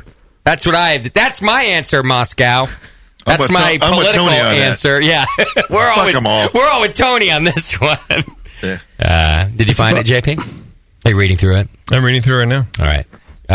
He doesn't read. Let's go to the next story, and then we'll find out who got double time. All right. This is a much such a piece of shit. Got double timed. More feel-good fluff story. In a couple of months, the astronauts on the International Space Station will brew beer, courtesy of a 6th grader from Highland Ranch, Colorado. He's 11 years old. Michal Brozanowski is his name. Of course. He did a science experiment for his science class. It was designed to test the effects of making beer in space, and it has won a trip to the space station, courtesy of the National Center for Earth and Space Science Education's Student Spaceflight Experiments Program, the SSEP. Talk about bureaucracy. Yeah. Even naming these programs is incredible. Very Orwell. Anyway, it's slated for delivery in December aboard a robot spacecraft named Cygnus. Uh-huh. The tiny brewery is set up inside a 6-inch long tube filled with hops, water, yeast, and malted barley. An astronaut aboard the station will shake up the mixture to see how the yeast interacts with the other ingredients in the beer. And this kid has good reasons for wanting to investigate the way beer can be made in space, because in case of an emergency up there, alcohol is a cheap way to purify water, as everybody who lived before us knows. And so figuring out a good way to make beer in space could be practical. Should I call NASA now and tell them that the tube is going to explode when things start to ferment, or do we want to just let them figure that out on the flight? I think they'll figure it out on the flight to space. It's trial and error, baby. Like an 11-year-old puts the ingredients of brewing beer into a test tube, and they're going to shake it up and then figure out what happens. Yeah, it's going to blow. That's what's going to happen. He can't shake it up. It's mixing the yeast. He's not 21. Right. No, he could shake. Oh, maybe. No, he cannot. Yeah, he can't pitch yeast. Yeah, pitch the yeast. I mean, clearly NASA is smarter than we are, so I'm sure they've figured out that this little 6-inch tube needs a blow-off. I don't know. 6-inch tube, blow-off, Are they really going to know the effects of a beer? Yeah, what really works all that well at the size of 6 inches? And who's tasting that 6-inch blow off? And there's a lot of holes in this story, Moscow. I think that little 11-year-old sucks. You do? You want to hear from him? Because he was... Well, because I was wondering, why is beer on an 11-year-old's radar? It wasn't on mine. Was it on yours? That's a good question. I wonder if his dad's a... Yeah. I was drinking beer at 11, but so was I. That's neither here nor there. Wow. Anyway, here's what he had to say. Beer, well, known to most people as, a party drink or whatever. Actually, the alcohol in it has some medical properties. I really didn't expect this from the start. I really just designed my experiment to get a good grade in my class. Yeah. Is it me or did his balls drop already? Yeah, he's 11 years old and his voice already changed. Yeah. He sounds mature. And a party... He's more mature than I do. A party drink? Don't parties mean cake and ice cream when you're 11? Nah, well... I think the kids are going to... No, he has older brothers that party. You think it's a girl? Yeah. It could be a girl. Yeah. Oh, let's hear it again. Can we hear it again? The whole thing? Or just the part where... the whole thing. I want to have enough so I can maybe decide whether it's a girl or a boy. Beer, well, known to most people as, a party drink or whatever. Actually, the alcohol in it has some medical properties. I really didn't expect this from the start. I really just designed my experiment to get a good grade in my class. He does sound mature. Yes. His or her dad is a home brewer, for one. I guarantee you, right? Oh, it won't. So God bless him. Yeah. I have to go home and do a science project tonight. Yeah. And I could just see, I like how his dad, by the way, fed him that line. It has medical qualities, too. Make sure you mention that in the interview. Actually, the alcohol in it has some medical properties. It keeps your mom attractive to your dad. Yeah. And for that matter, it has facilitated... why you were born, son. It feels those... population growth throughout the centuries. Yeah, all those pool parties in the backyard. Yeah. Yeah, and even though he sounds pretty even-keeled and too cool for school, the reporter I ripped this off from asked him, what do you think about now the fact that this thing's going up to the space station? All right. It's going to be pretty much my greatest moment of my life so far. Oh, how many moments? Yeah, you haven't jerked off yet. So far. He's going to be like, wow, NASA, until the moment he starts taking long showers like Doc's kids. And then he's going to go, NASA what? You think it's on a forum somewhere for young kids? Here's the secret: take long showers. He should be just figure it out, man. I don't know how. He would walk into a party and say, "Hey, dude, my experiment got up into space. And all the chicks are going to be right on him." That's true. Yeah, pantsing him because he's a nerd. No chick's going to get all... Hey, he better work this one. I'll give him the... we're making fun of the poor kid. I'll give him this. Every time science project, it happened once a year when you're going to... I didn't think of shit. I was like, why do feet stink or whatever? They're all stupid things. Why can't you tickle yourself? Well, I got to give this kid credit. He's at least done something interesting. I can tickle myself. Did your dad help you? No. Did other dads help the other kids? Yeah. Their dads were less drunk than mine, if that's what you mean. Did your other dads help you? And they probably had degrees and things and stuff. And I was out there changing the fucking brakes on my dad's truck. That's what you mean. Yeah, and driving that big old boat around. Well, God bless him, and I hope the beer does well in space. Well, yeah, and I mean, it could lead to greater things for this kid. I mean, there's more beer-related space news. Dogfish Head just released their Oktoberfest called Celeste Jewel Ale. I don't know if you guys saw it. It was created using the dust of ground-up lunar meteorites. So maybe we'll see a Sam Calagione and Michal Bojanowski collaboration. Collaboration beer. Sounds amazing. We're not gonna 11-year-old moon dust. I think Alien Cancer should have been the name of that one. That's the first thing I thought, Doc, was I am not drinking something with moon dust in it. What's in that shit? It has not been cleared by the FDA. Alien Cancer. It's Alien Cancer. Which, in other words, is, if you saw the movie Alien, means that an alien comes out of your belly after you drink it. Oh, yeah. I feel fine. Wait. I read the description of that Dogfish beer, and they were like, yeah, the dust gives it a hint of earthiness, ... or is it mooniness? Oh, God. I love beer journalism. It's so clever and creative. Have we discovered who got double time in the government? Many employers.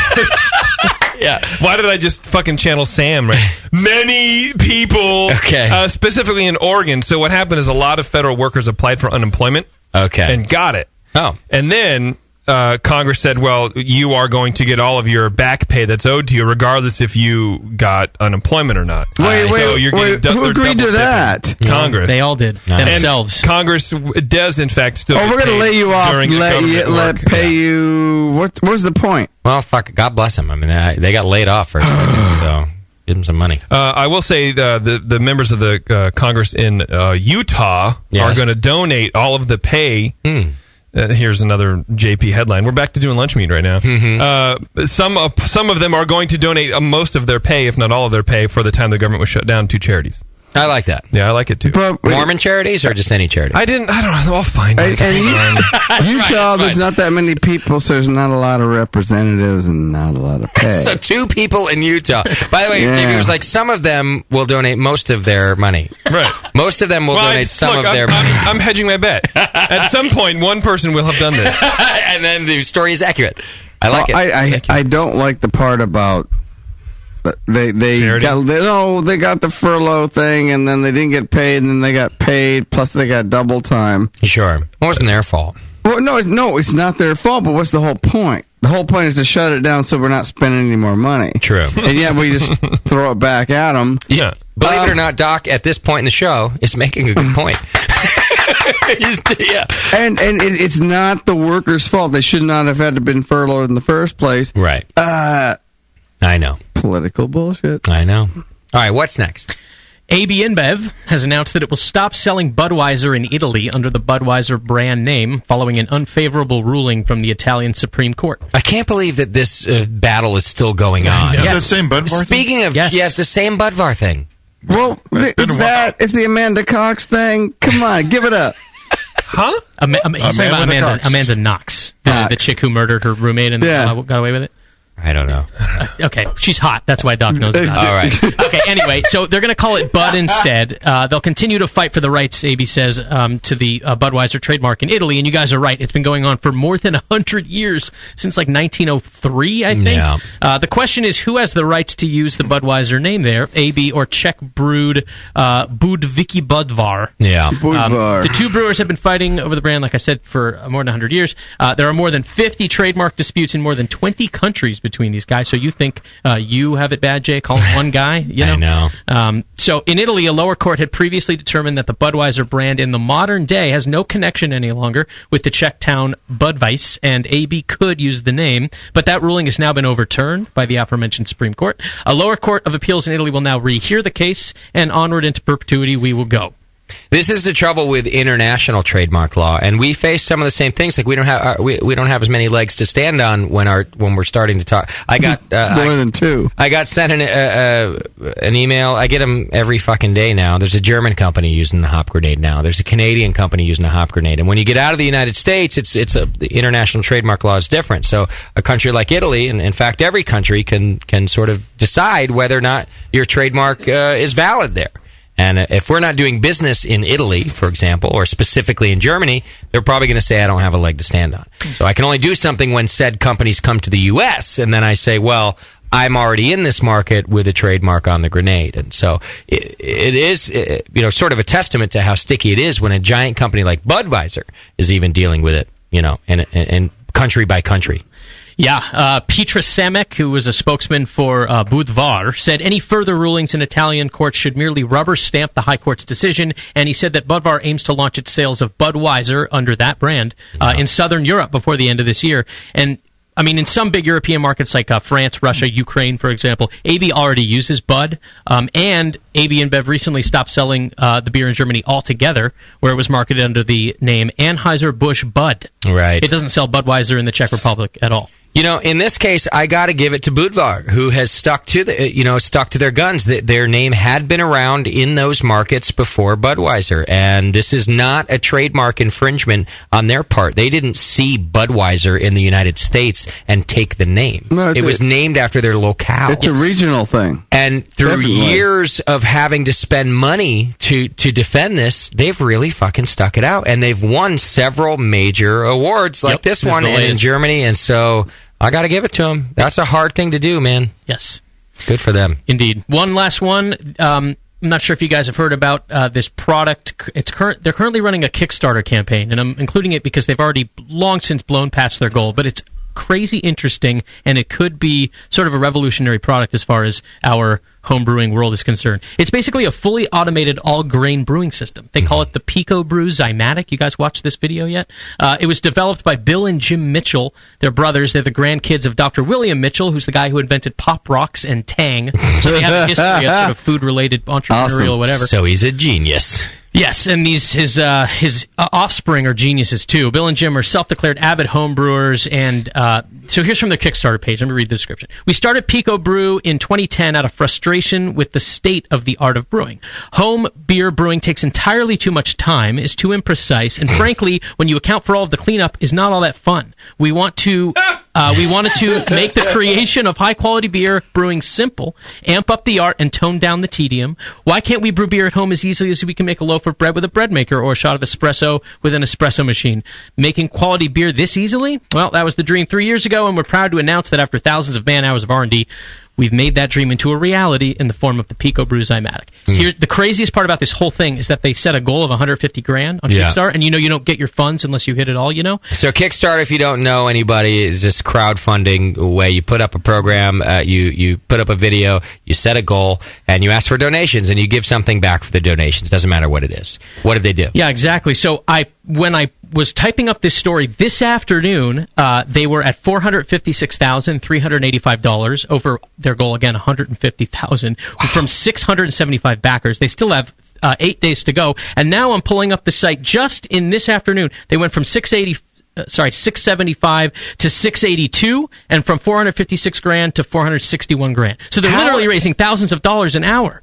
And people, I mean, someone's going to have to help me with the math a little bit, but at 600, a little bit, at under 700 donors, but almost $500,000. Right. Well, people are donating a shitload of money. Yes, they are, and they there's have an rich explanation. friends, yeah, exactly. Bill is a 20-year Microsoft guy, and so I'm sure he has longtime coworker friends that have some money to spend. Donating what is 20, that 30 grand at a time on average. It's what like is that? $30 a piece. 456,000 divided by 675. No, you got that over there? I want me to do it? Yeah, you pull it up. $800. Yeah, is that what it is? $1,000. 456,000 divided by 675. Yeah, Bill worked on smartphones and wearable computing. $700. It's under $700 a person. Okay. Yeah, but I mean, there's that's probably a lot of money for sure. All right, so how does this thing work? Oh, well, so listen. I hear. Here's Bill. Here's Bill. I'm ready to press.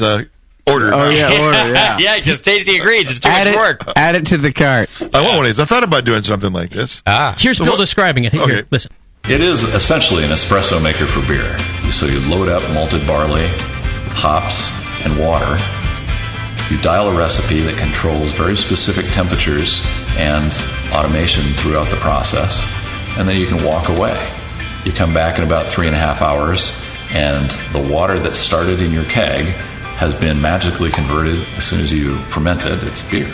So it logs the data while you're brewing, and it also allows you to create recipes so that you get precise, repeatable beer every time. So basically, if I didn't know shit about beer, I'd say that's wonderful. Why do I feel but like I know just got shit? Hypnotized? Well, the way they designed the Kickstarter is to lull you into donating. Totally. That guy was like, and you will want this beer on your table. Yeah, well, that's how we get these people to put in $700 a piece. He made wort. Yeah. I have made you work. He made wort. Now, did he move it into a fermenter? Yeah, exactly. So let me describe it. So it basically, there's more to it. Okay. It looks like an oversized microwave with like a pull-out drawer, like a refrigerator vegetable drawer type of thing, right in the front of it. And it's attached to a computer, and it's also attached to a corny keg. Mm-hmm. So the water starts in the keg. It gets pumped into this machine over grains with hot water, and then it becomes the wort.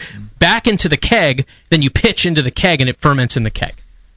So really, all you're doing is pressing a button and then pitching yeast into the keg. You mean I have to pitch yeast after that? That's correct. Yeah. So it's not fully automated. God, false advertising. I really want something that I'll put, have a silo of grain. Yeah. Hook up a water. Done.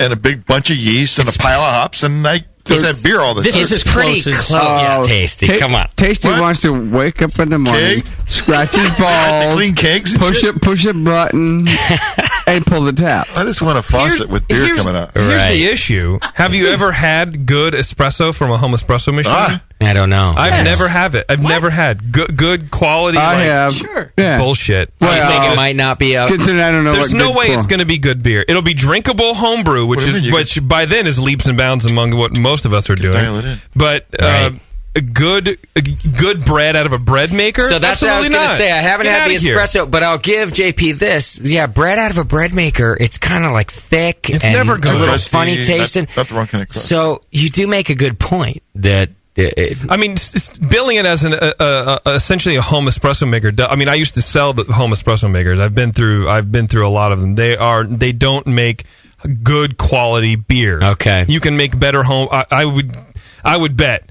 you can make better home brew. I would hope, like on all grain system, actually doing the work, which is God forbid, versus pushing a button and letting it just do its own thing. But I don't know. I would love to try it. We might have to have him on the show.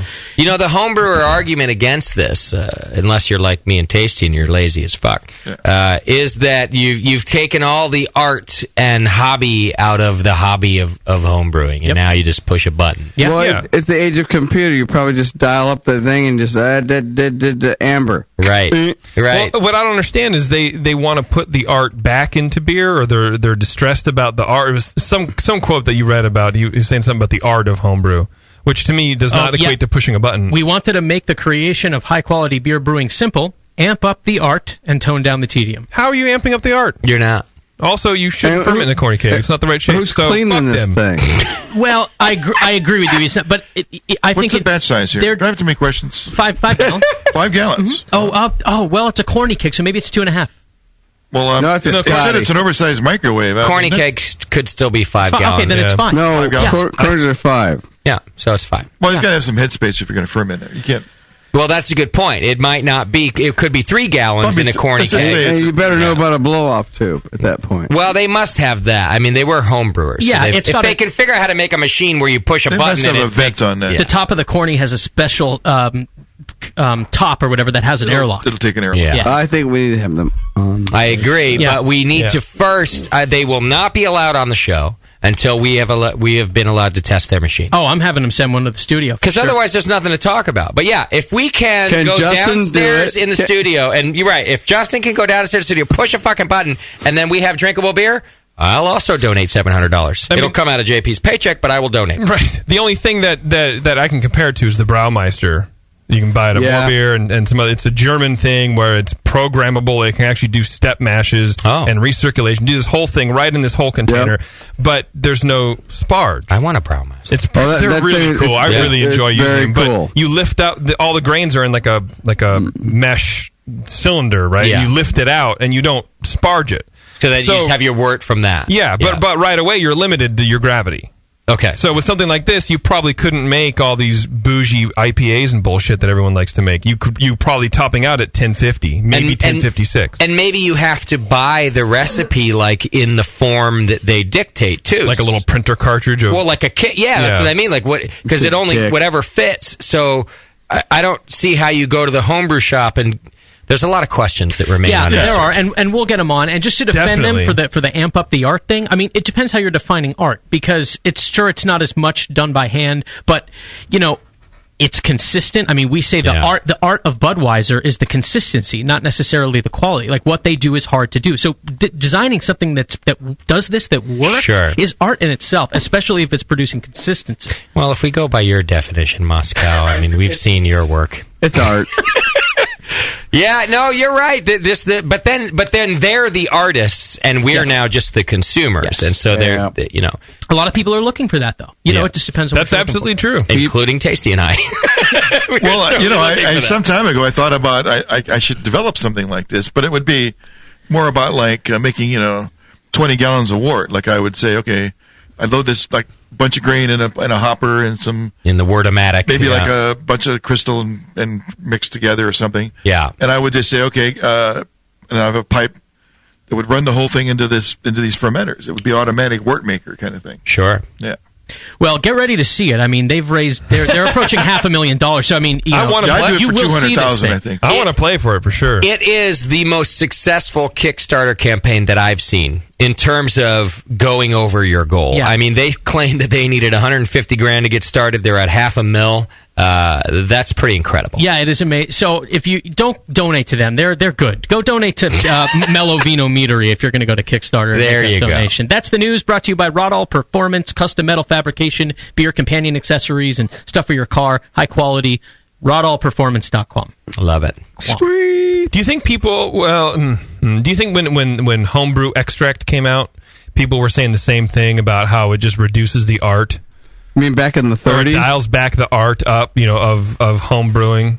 Yeah, I mean, maybe, I don't know the history of extract. Back in the 30s. I don't know, like the difference between all grain and extract brewing. I see what you mean. Right? This is just another facet of that. Yeah. And then, because to me, there's like a big push, there's been a big push in the last 10, 15 years to move away from extract and actually go all grain. I wonder if that pendulum swinging is coming back now to let's make it really easy to make what I'm going to assume is mediocre beer. I think you so. Mean what's wrong with extract? Yeah. Well, I think I think the pendulum is swinging back because we're starting to say that extract is in no way taking away from the art. Maybe you're not doing of course, Mufasa would disagree with us. Right. But you're not taking away the art anymore. Some wonderful artists are making the extract for you, and now you're doing all the rest of the art. And so, to answer your question, is the pendulum swinging back? I think maybe so. A system like this, people would say, well, you still maybe get to design the recipe. We don't know that yet, but you still get to make it at your home. And I want to make one of these. I want to use one of these stupid things. It is an interesting concept. Because I want to be proven wrong. All right, here's the question. If it makes fantastic fucking beer... They're insisting it does. At nearly the push of a button. There's a couple details, Tasty, that you and I are upset about that you still have to do. But a couple things. But if at nearly the push of a button, it makes fantastic beer, do we accept that as awesome? Is it now great? Do we give a shit? What's not to I like? don't give a damn, yeah. Because I kind of feel that way. I've never considered myself much of a homebrew artist. I do it because I like it. None of us have. I'm not going to get rid... exactly. I'm not going to get rid of all my homebrew equipment, even if I use this. I will make beer several more times a year with this thing. Well... And still, if I feel like doing the whole thing because I still like the hobby... Yeah. I'll go to my all grain system. Well, here's the thing, though. Like, why get one of these? Because at this point, it's going to be cheaper and easier. Like, I'll tell you how else to make. You can make beer right now by push a button. Is when you pay for that 6-pack. You scan your card and you push. Okay, yeah, true. And then it makes high quality beer that is repeatable every single time. It's true. But I don't know. I think if you're going to have this machine and you're going to go and push a button, you're not a home brewer. You're making coffee. Yeah. Or you're just running water through. So you aren't doing anything except telling a machine what you want to see at the end. There's nothing beautiful about that. There's nothing handcrafted about that. But do we care if it then puts a product in our fridge that is maybe better than our local brewer and certainly better than the macro brewer? So here I get a homemade beer with ingredients that I looked at. And, do you see what I'm saying? Yeah, I mean, I guess it's like making a cake, like a cake out of the box, but you add your own eggs. You didn't do most of the work. You just cracked an egg and you put it in the thing and you mixed it up and you baked it. You didn't actually make a cake. But that cake always tastes better than store-bought. How dare you? But I see what you're saying, and I don't know. I don't know either. Can a photographer be an artist by that definition? Oh, absolutely. Well, why? They're just hitting a button. And because you're composing a shot, and then all the stuff you can do in the dark room to actually bring out the photo. Or if you're doing digital, you can make the same argument with barrel aging your final product or pitching Brett or something. DJ Mud. DJ. I don't know anything. What was your roommate's name? DJ Matt Voigt. Yes. Yeah, good points. I don't know. I would love to talk to these guys and use their machine. I would love it. I think it remains to be seen. And I think it is the age-old sort of DJ argument or home cake mix argument. Is it still... Yeah. Age-old cake in a box mix. Age-old... I'm 36. However, it's that age. I want to interview them. Always going to be somebody going to push the button wrong. Yeah, that's right. His name's Justin. Yeah, good to put the water in. The power is going to go out every time. Okay, back in the day when CDs are coming. Oh no, I'm not giving up my vinyl. Right. And then the next one, then the next There's one. that swing back to vinyl now. Right, another swing back to vinyl. And then Viagra came, and people were like, I ain't giving up my flaccid wiener. Yeah. And then so did my grandpa. Said nobody ever.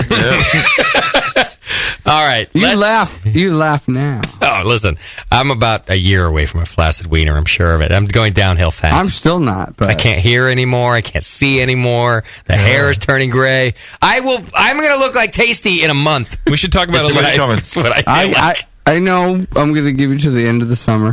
We should talk about a living trust right now. We should. No, not this summer. Next summer. Ain't going to help. I have a broken down Yamaha Virago and a 1979 V-Dub, which is probably worth something. Thank you. And a Brokeback Mountain. I'll take it. What about Kate? She's all right. Kate is she's the living trust you want. Yeah, absolutely. Oh, you want Kate specifically? Oh, I could put her in my living trust, I guess. All right. There you go. Kate, it's legal. I own her, right? Yeah, she's a commodity. We own a house Absolutely. together. I think that means I own her. Absolutely. And not from her point of view, but okay. Good enough for me.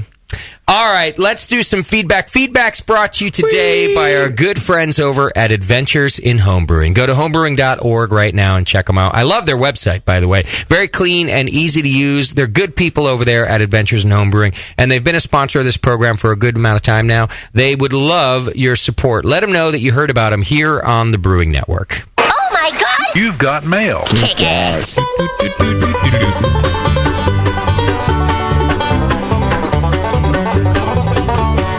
All right, a little bit of feedback to do here. Clayton writes in, all right, why not black IPA? I just say we call it it's a Schwartz IPA, not black IPA, to show it's more like an IPA that's black, as opposed to a hoppy porter stout thing. And to say black IPA is a waste, just get an IPA. Those same people should also stop making Schwartz beer and just make Pilsners. What do you think, Clayton? It's hard to tell what side of the argument he's actually on. I completely agree with you. I think he has a thing for black IPAs. He was the guy who was helping me. He was like, oh, you should brew all grain. And he sent me like a freaking Bible of an email with what recipe I should use. And so I think he's got a hard-on for black IPAs. He's a heavy type. But I agree with JP. I can't tell which side he's on. What's the point here? I don't know. Maybe he doesn't know either. I think the first line is, so why not a black IPA? Okay. How about next? No. All right. I interviewed a brewer who had won at JABF in 2012, and black IPA was the style. And he says he was the first brewer to win in the style when they created the black IPA category. Wow. And he calls them Cascadian Dark Ales. Of course he does. And feels that because he was the first one to win, he was being a bit sarcastic. Yeah. He gets to say what it's called. So we ended I said, well, fuck it. We're going to end the argument right now then. Fine. I concede. Good. Not that I cared either way. That's a good argument to make. Yeah. He's like, hey, I won the first medal. I get to call it Cascadian Dark Ale. I'm going to call it Pale Ale. Yeah. All right. Jeremy writes in, esteemed brewing brethren. Quite some time ago, I joined the BN Army as a corporal. I wanted to enhance my knowledge on how to brew better beer. After listening to the latest Brewcaster Challenge, where Jamil had his I've hit the big time and no longer have to care about the little people moment, he says this tongue-in-cheek, I cried a tear for each dollar that I've spent on all my brewing equipment to do all grain batches. Furthermore, I collected each tier and brewed an extract kit that I will call Shattered Reality. Bottled samples will be arriving at the studio shortly. Good. Return to Cinder. He says the Brewcaster Challenge was designed to teach lessons about brewing. My takeaway from the Black IPA Challenge was probably not the intended one, as it completely took each one of your hard work and dedication to improving homebrewing and made a mockery of it. But the flip side was that it said so much about how much extract kits have come along in recent years. Truthfully, though, it made me believe that laziness can pay off sometimes when I just want to pound out a quick beer and not have to work for it. Nonetheless, thanks for all you do, et cetera, et cetera. You know, I realize he's complimenting us a little on both sides of that coin while criticizing us, but I don't really agree with the criticism that I know that Jamil, we kind of made a bit about the laziness part. The truth is, we thought it would be a learning experience to have Jamil brew an extract batch that he didn't have to boil, and the components of a finished beer that might come out of that. And that was the learning experience, not necessarily to promote being lazy. The lazy part was Jamil being funny and us making fun of him. And we do enough promotion of laziness anyways. And if you listen to the end of his commentary, he mentioned that he actually did brew 2 different beers so that we could try each one of them. It was not a matter of laziness. There might have been a little bit of practicality involved because he is a busy guy. But when we discussed the Brewcaster Challenge ahead of time, the idea was really, this is going to give us an opportunity to talk about how extract is made and how a beer could be made without having to boil and on the quick. So I guess I'm just pointing out that I disagree that we were actually just being lazy. Maybe we played up that part just a little too much. Well, I kind of agree with that and don't. I figured after I heard it, because you didn't let any of the rest of us in on it. Correct. That it was a play. And yet, if you could have somebody like Jamil, who hasn't homebrewed in a while, right, do something homebrewer-like, which is not boil. Yeah. And as an awesome of a homebrewer as he is, could he pull it off? Could it still come out good? And that's what the whole point was. And surely, I'll be honest with you, we kind of hoped that he had beat the crap out of Moscow with that, but only from a learning perspective, because we then could have said, well, now it didn't quite happen that way, and I think we learned from that as well, that there were some differences in how he fermented and things like that might have, made the beer better. So I guess I don't disagree with feedback. I just take it all, and it is what it is, unless, of course, it's about trademarks or whatever the fuck else. But in this case, I disagree. We were not trying to dodge a segment or not be educational. It was quite the opposite. We were taking a different angle. How the fuck else are we going to put Jamil against Moscow, right? So we thought, if we're going to do this, let's get something educational about it. And I think we learned a little bit about extract brewing. So if you feel differently, I certainly wouldn't argue, you got what you got out of it, and I can't, change that for you. But our approach was not as you think. In other words, our approach was not to be lazy, and Jamil's approach was not to be lazy. We just made a joke out of that. No, this was all about how to make, kind of the best segment out of what it was. Sure. Meanwhile, Moscow got an ego boost. Yeah, it did. No, he brewed an awesome beer. Sure. Well, it made him step up to the plate. I'm sure it did. Yeah, that was way the most care I ever put into brewing a batch. It was awesome. That was? So far. Yes! All right. So far. Oh, JP. See, that you got to learn not to shit on the guy's moment. That's why you don't get invited back. No. You know what? That was a bad... Moscow's gonna rush the plate right now. I don't even know what that means. It means you're a pitcher and...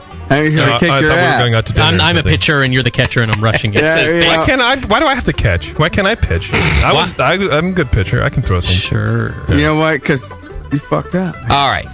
Nicole's vagina writes in. Blah, blah, blah, we haven't heard from her in a while. All right. Greetings, fellow beer worshippers and Amazon buying dildo enthusiasts. Thank you once again for putting on quite an entertaining and educational series of events at the Great American Beer Festival last week. However, I have to note one minor detail that has been keeping me up at night. Who the fuck was the MC for the Brewers feud between the 2&A and Bull and Bush? That guy completely dethroned everything that I thought the BN stood for. His high-pitched, screechy, and whiny voice made me want to vomit into a young Japanese girl's mouth. Oh. For a second there, I thought that asshat in a wannabe Mafia Don Halloween costume was going to throw blows with that guy from Bull and Bush. I'll admit, it was Saturday night at the JBF, and the guy from Bull and Bush was a bit lit. But for fuck's sake, quit being such a killjoy. Justin seemed to do as much as possible to keep the seams from completely coming apart, making the whole experience that much more uncomfortable for the audience. Well, I don't agree with that. Who's he talking about? The MC was about as useful as your shitty soundboard. Please do the right thing and get rid of the pompous ass before he makes all of you look like a bunch of elitist pricks. Yours truly, and forevermore, Nicole's vagina. So Bradley did the last Brewers Feud this year. No way. Now, Bradley invented the Brewers Feud and gave it to the Brewing Network for us to do at the GABF and the NHC, and we've been doing it now since he invented it. And he's been threatening to do it himself for years, and I always said, Bradley, anytime you want to do it, man, it's yours. But he's always busy. Bradley works for the Brewers Association. He's quite busy at these events. In fact, he's like the main organizer. Until the last night, and then they kind of give him that... Not usually, actually. But in this case, it finally came around after 3 or so years of doing it that he had time, and he said, can I do the Brewers Feud? And I said, Bradley, you bet your ass you can. Now, as Nicole's vagina points out, there were some rough moments. All right? He hasn't hosted this kind of thing before, and I will say, at the risk of sounding a little narcissistic, standing off the stage, I was able to pat myself on the back a little bit and realize it actually is difficult to do what gets done up on stage there. You have to be very dynamic, especially on a Saturday night session with two breweries that are completely hammered and they're playing Brewers Feud against each other, and you have to roll with the punches without coming off like you're attacking anybody. Right.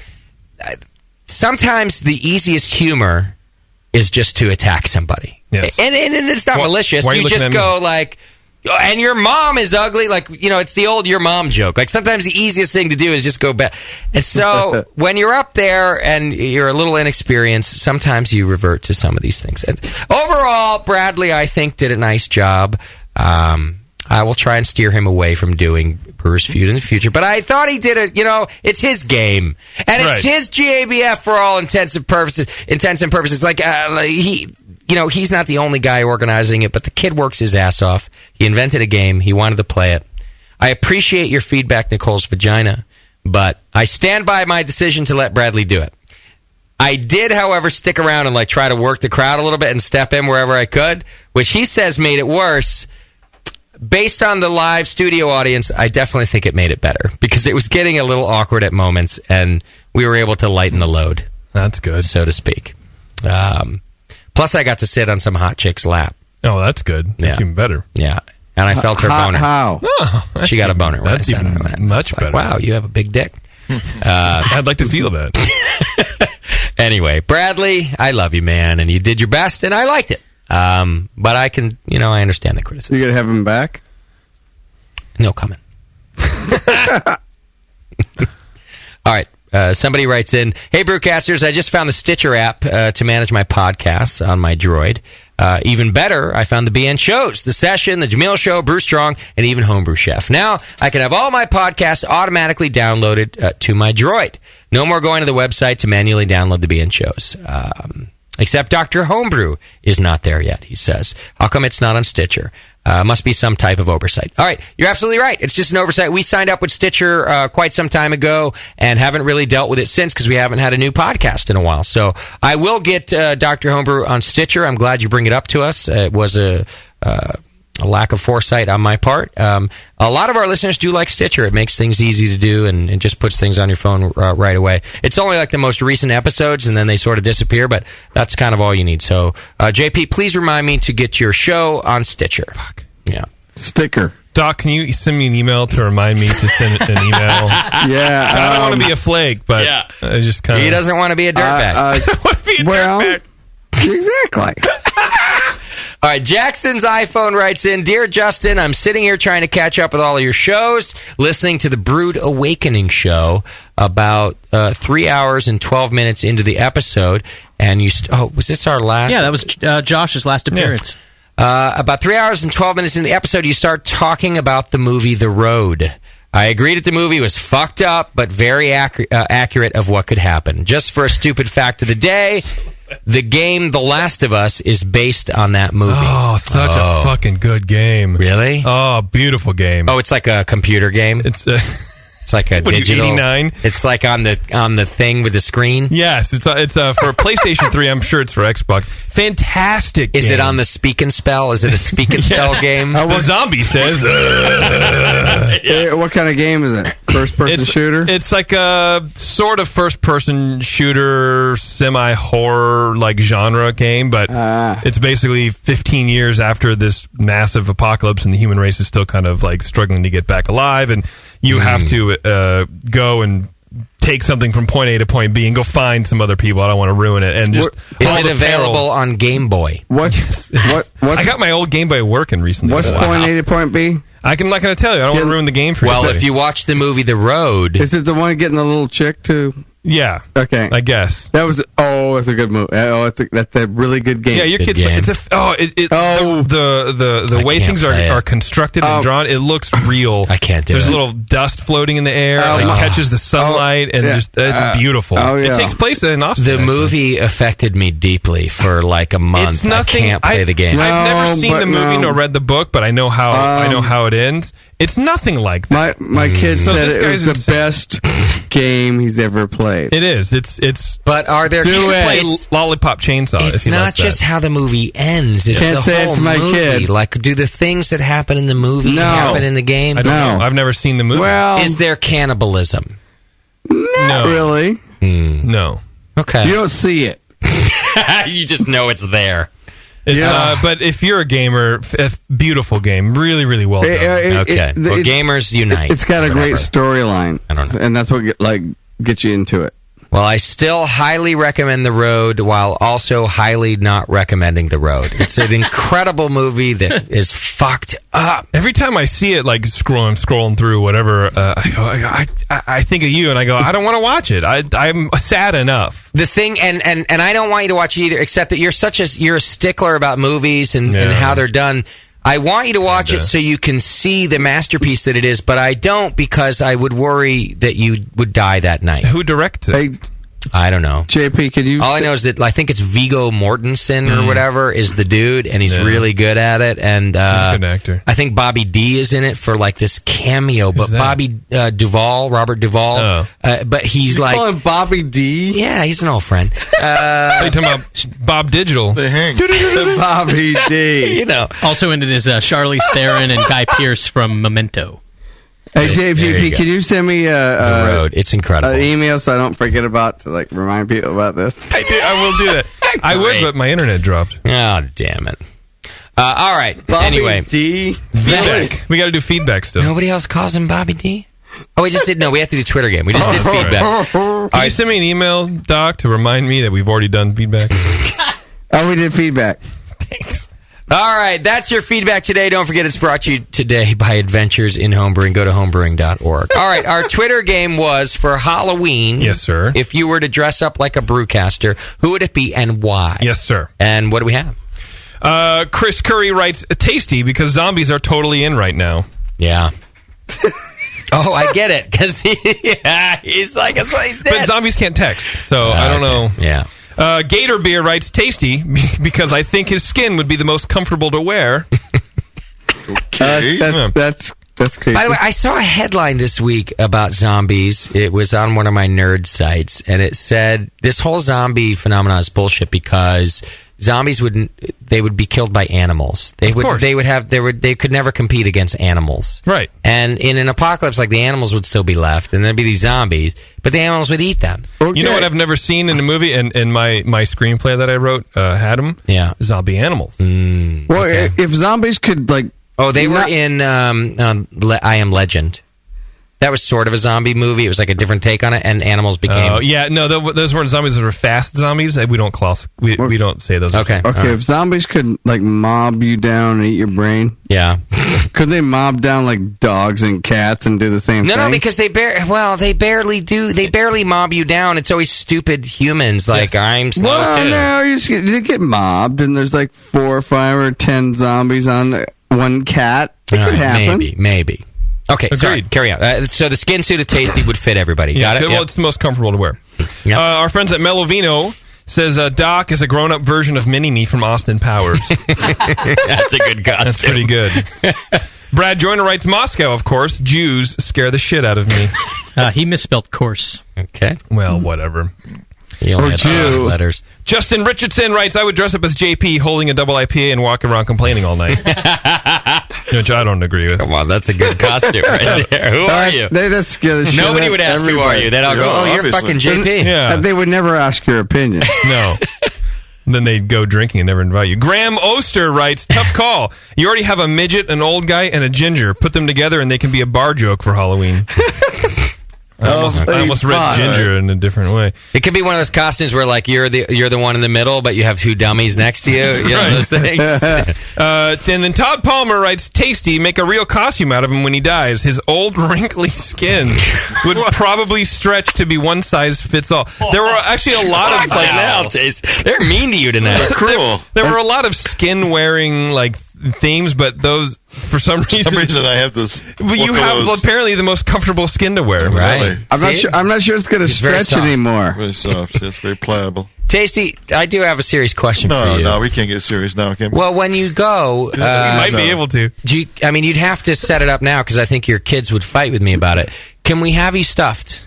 Because I feel like we still want about a replica of me, you know? Can't be the real you? Like, I still want to take you around. A replicant? I feel like if we still take you around to breweries, it'll still get us in places. It probably would.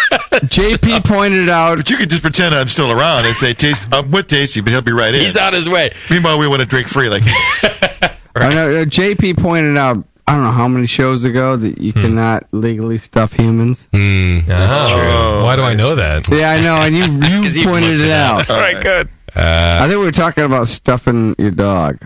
Oh, my dog. And then we got onto humans, yeah. Of course. All right, well, we'll talk more about this later. I'll get you a big plastic, big well, can you sign of the cartoon guy. Can you sign a waiver? Rotating version. Sign a waiver. We'll get you. The minimum we need to have, death mask.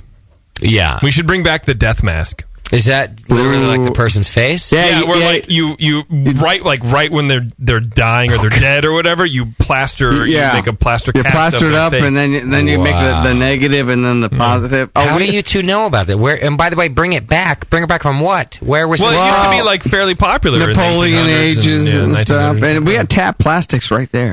Yeah, we can make it happen. Yeah, I know. I mean, Moscow could paint it to look like him, I guess.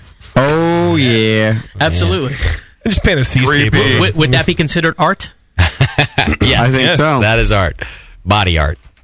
All right, so we had three of. All right, I like the. Oh yeah, that's right. We got to pick. Are we done?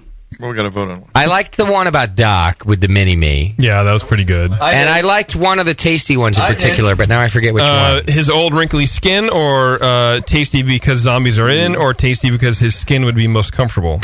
Sorry, no, those. I think maybe it was zombies are in. Yeah, that's not too good. Right. I like Doc's. That was mean, but I don't. Funny. I like the comfortable skin. And timely. The bar joke one was good too. The bar joke was pretty good. Covered everybody. This was a strong lineup. Yeah, they got us all. This is a good one. Bar joke. A midget, an old guy, and a ginger walk into a bar. All right, I'll tell you what, JP, I never do this. You get to pick the finalists. Pick two finalists for us to vote on. I would say the bar joke. Okay. And I would say... I gotta go the old wrinkly skin from my close personal friend Todd Palmer. All right, raise your hand if it's the bar joke.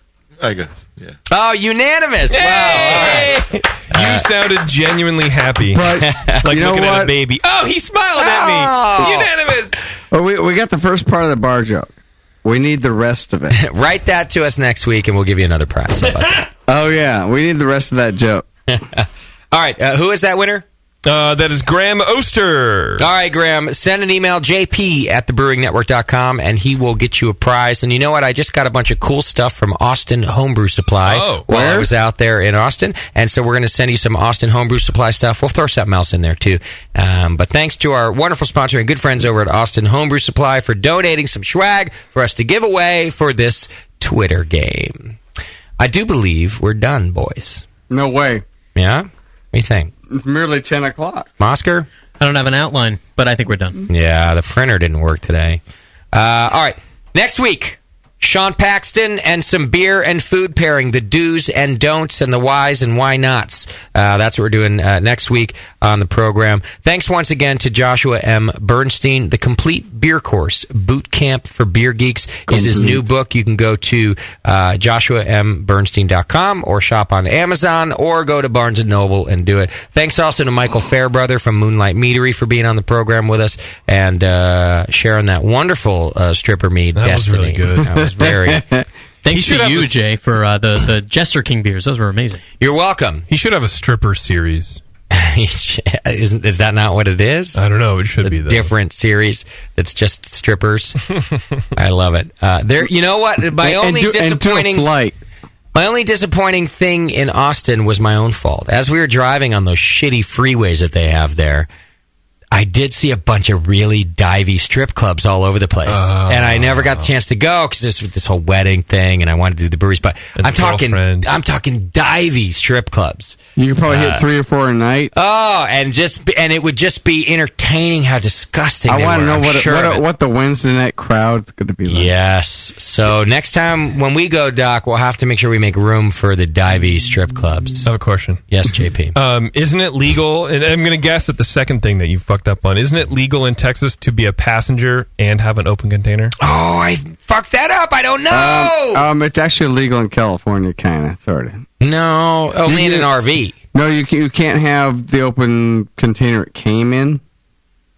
But what? If it's in let's say you made a highball.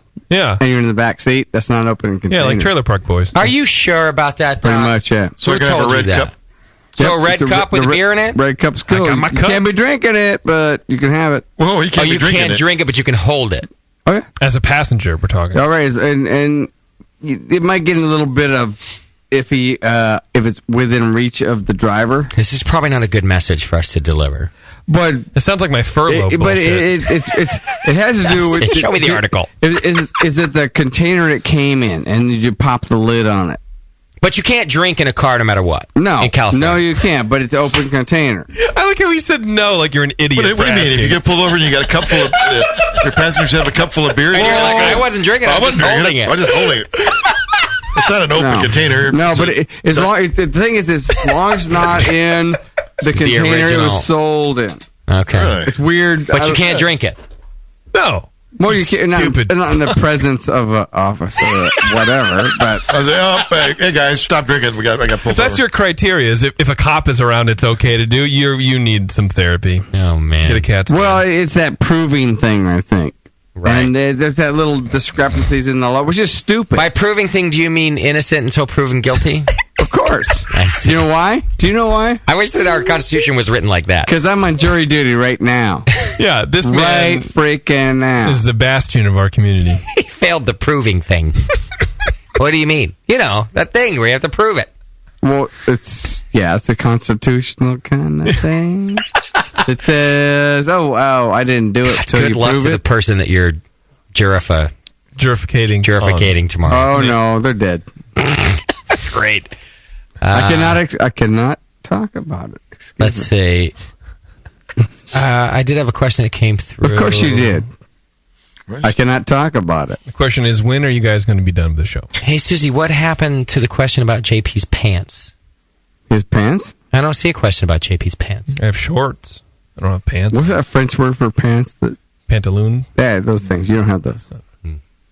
Susie says, though, that strip clubs in Austin are awesome. I think they're awesome in that gnarly way. Right. They're gnarly. Well, that's a knife one. If you walked in with 2 hot chicks and your whole entourage, it would be awesome. Here's the thing. The hot chicks wouldn't want to go with you. I'm all for taking hot chicks to strip clubs. I think it's a good thing to do. Portland is a good example of a place to do that. Yeah. Vegas is a good example of a place to do that. I don't know, because I didn't go in just based on the outside.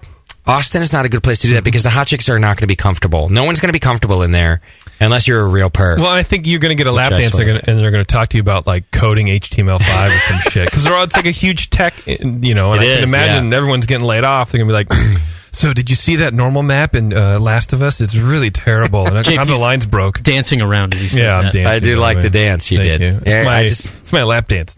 I just got a friend boner. Thank you. Phoner. What is that? JP, what was the name of that game you were supposed to remind me of? Last of Us. Okay, cool. Yeah. All right, let's get out, yeah? Yeah. Are you ready, JP? Yeah, I'm ready. All right, folks, we'll see you next week. It's another Monday show. It looks like it's Monday, October 28th. I will not be here. Sean Paxton, we'll try to get Nate in Doc's place, and we'll see you next week. Thank you to our show sponsor, More Beer. You can get absolutely everything you need to make great beer at home by going to morebeer.com. If If you can't get enough of cats, Disneyland, and Disneyland, follow JP on Twitter at Major Jib. Scott's on Twitter as well when he's not changing mind. Follow him at Moscow Paints. For some good beer insight and homebrew info, follow Nate Smith at Nathan Homebrew. Fuck you, Scott. He's laughing at my outro. And Mike McDowell at Tasty McD. Production director on the session has been Push Eject. Tonight's show has been produced by Scott Moskowitz. Your chat moderator and super drunk tonight was Susie. And your host was Justin Crossley. Be sure to find the Bird Network on Facebook and Twitter.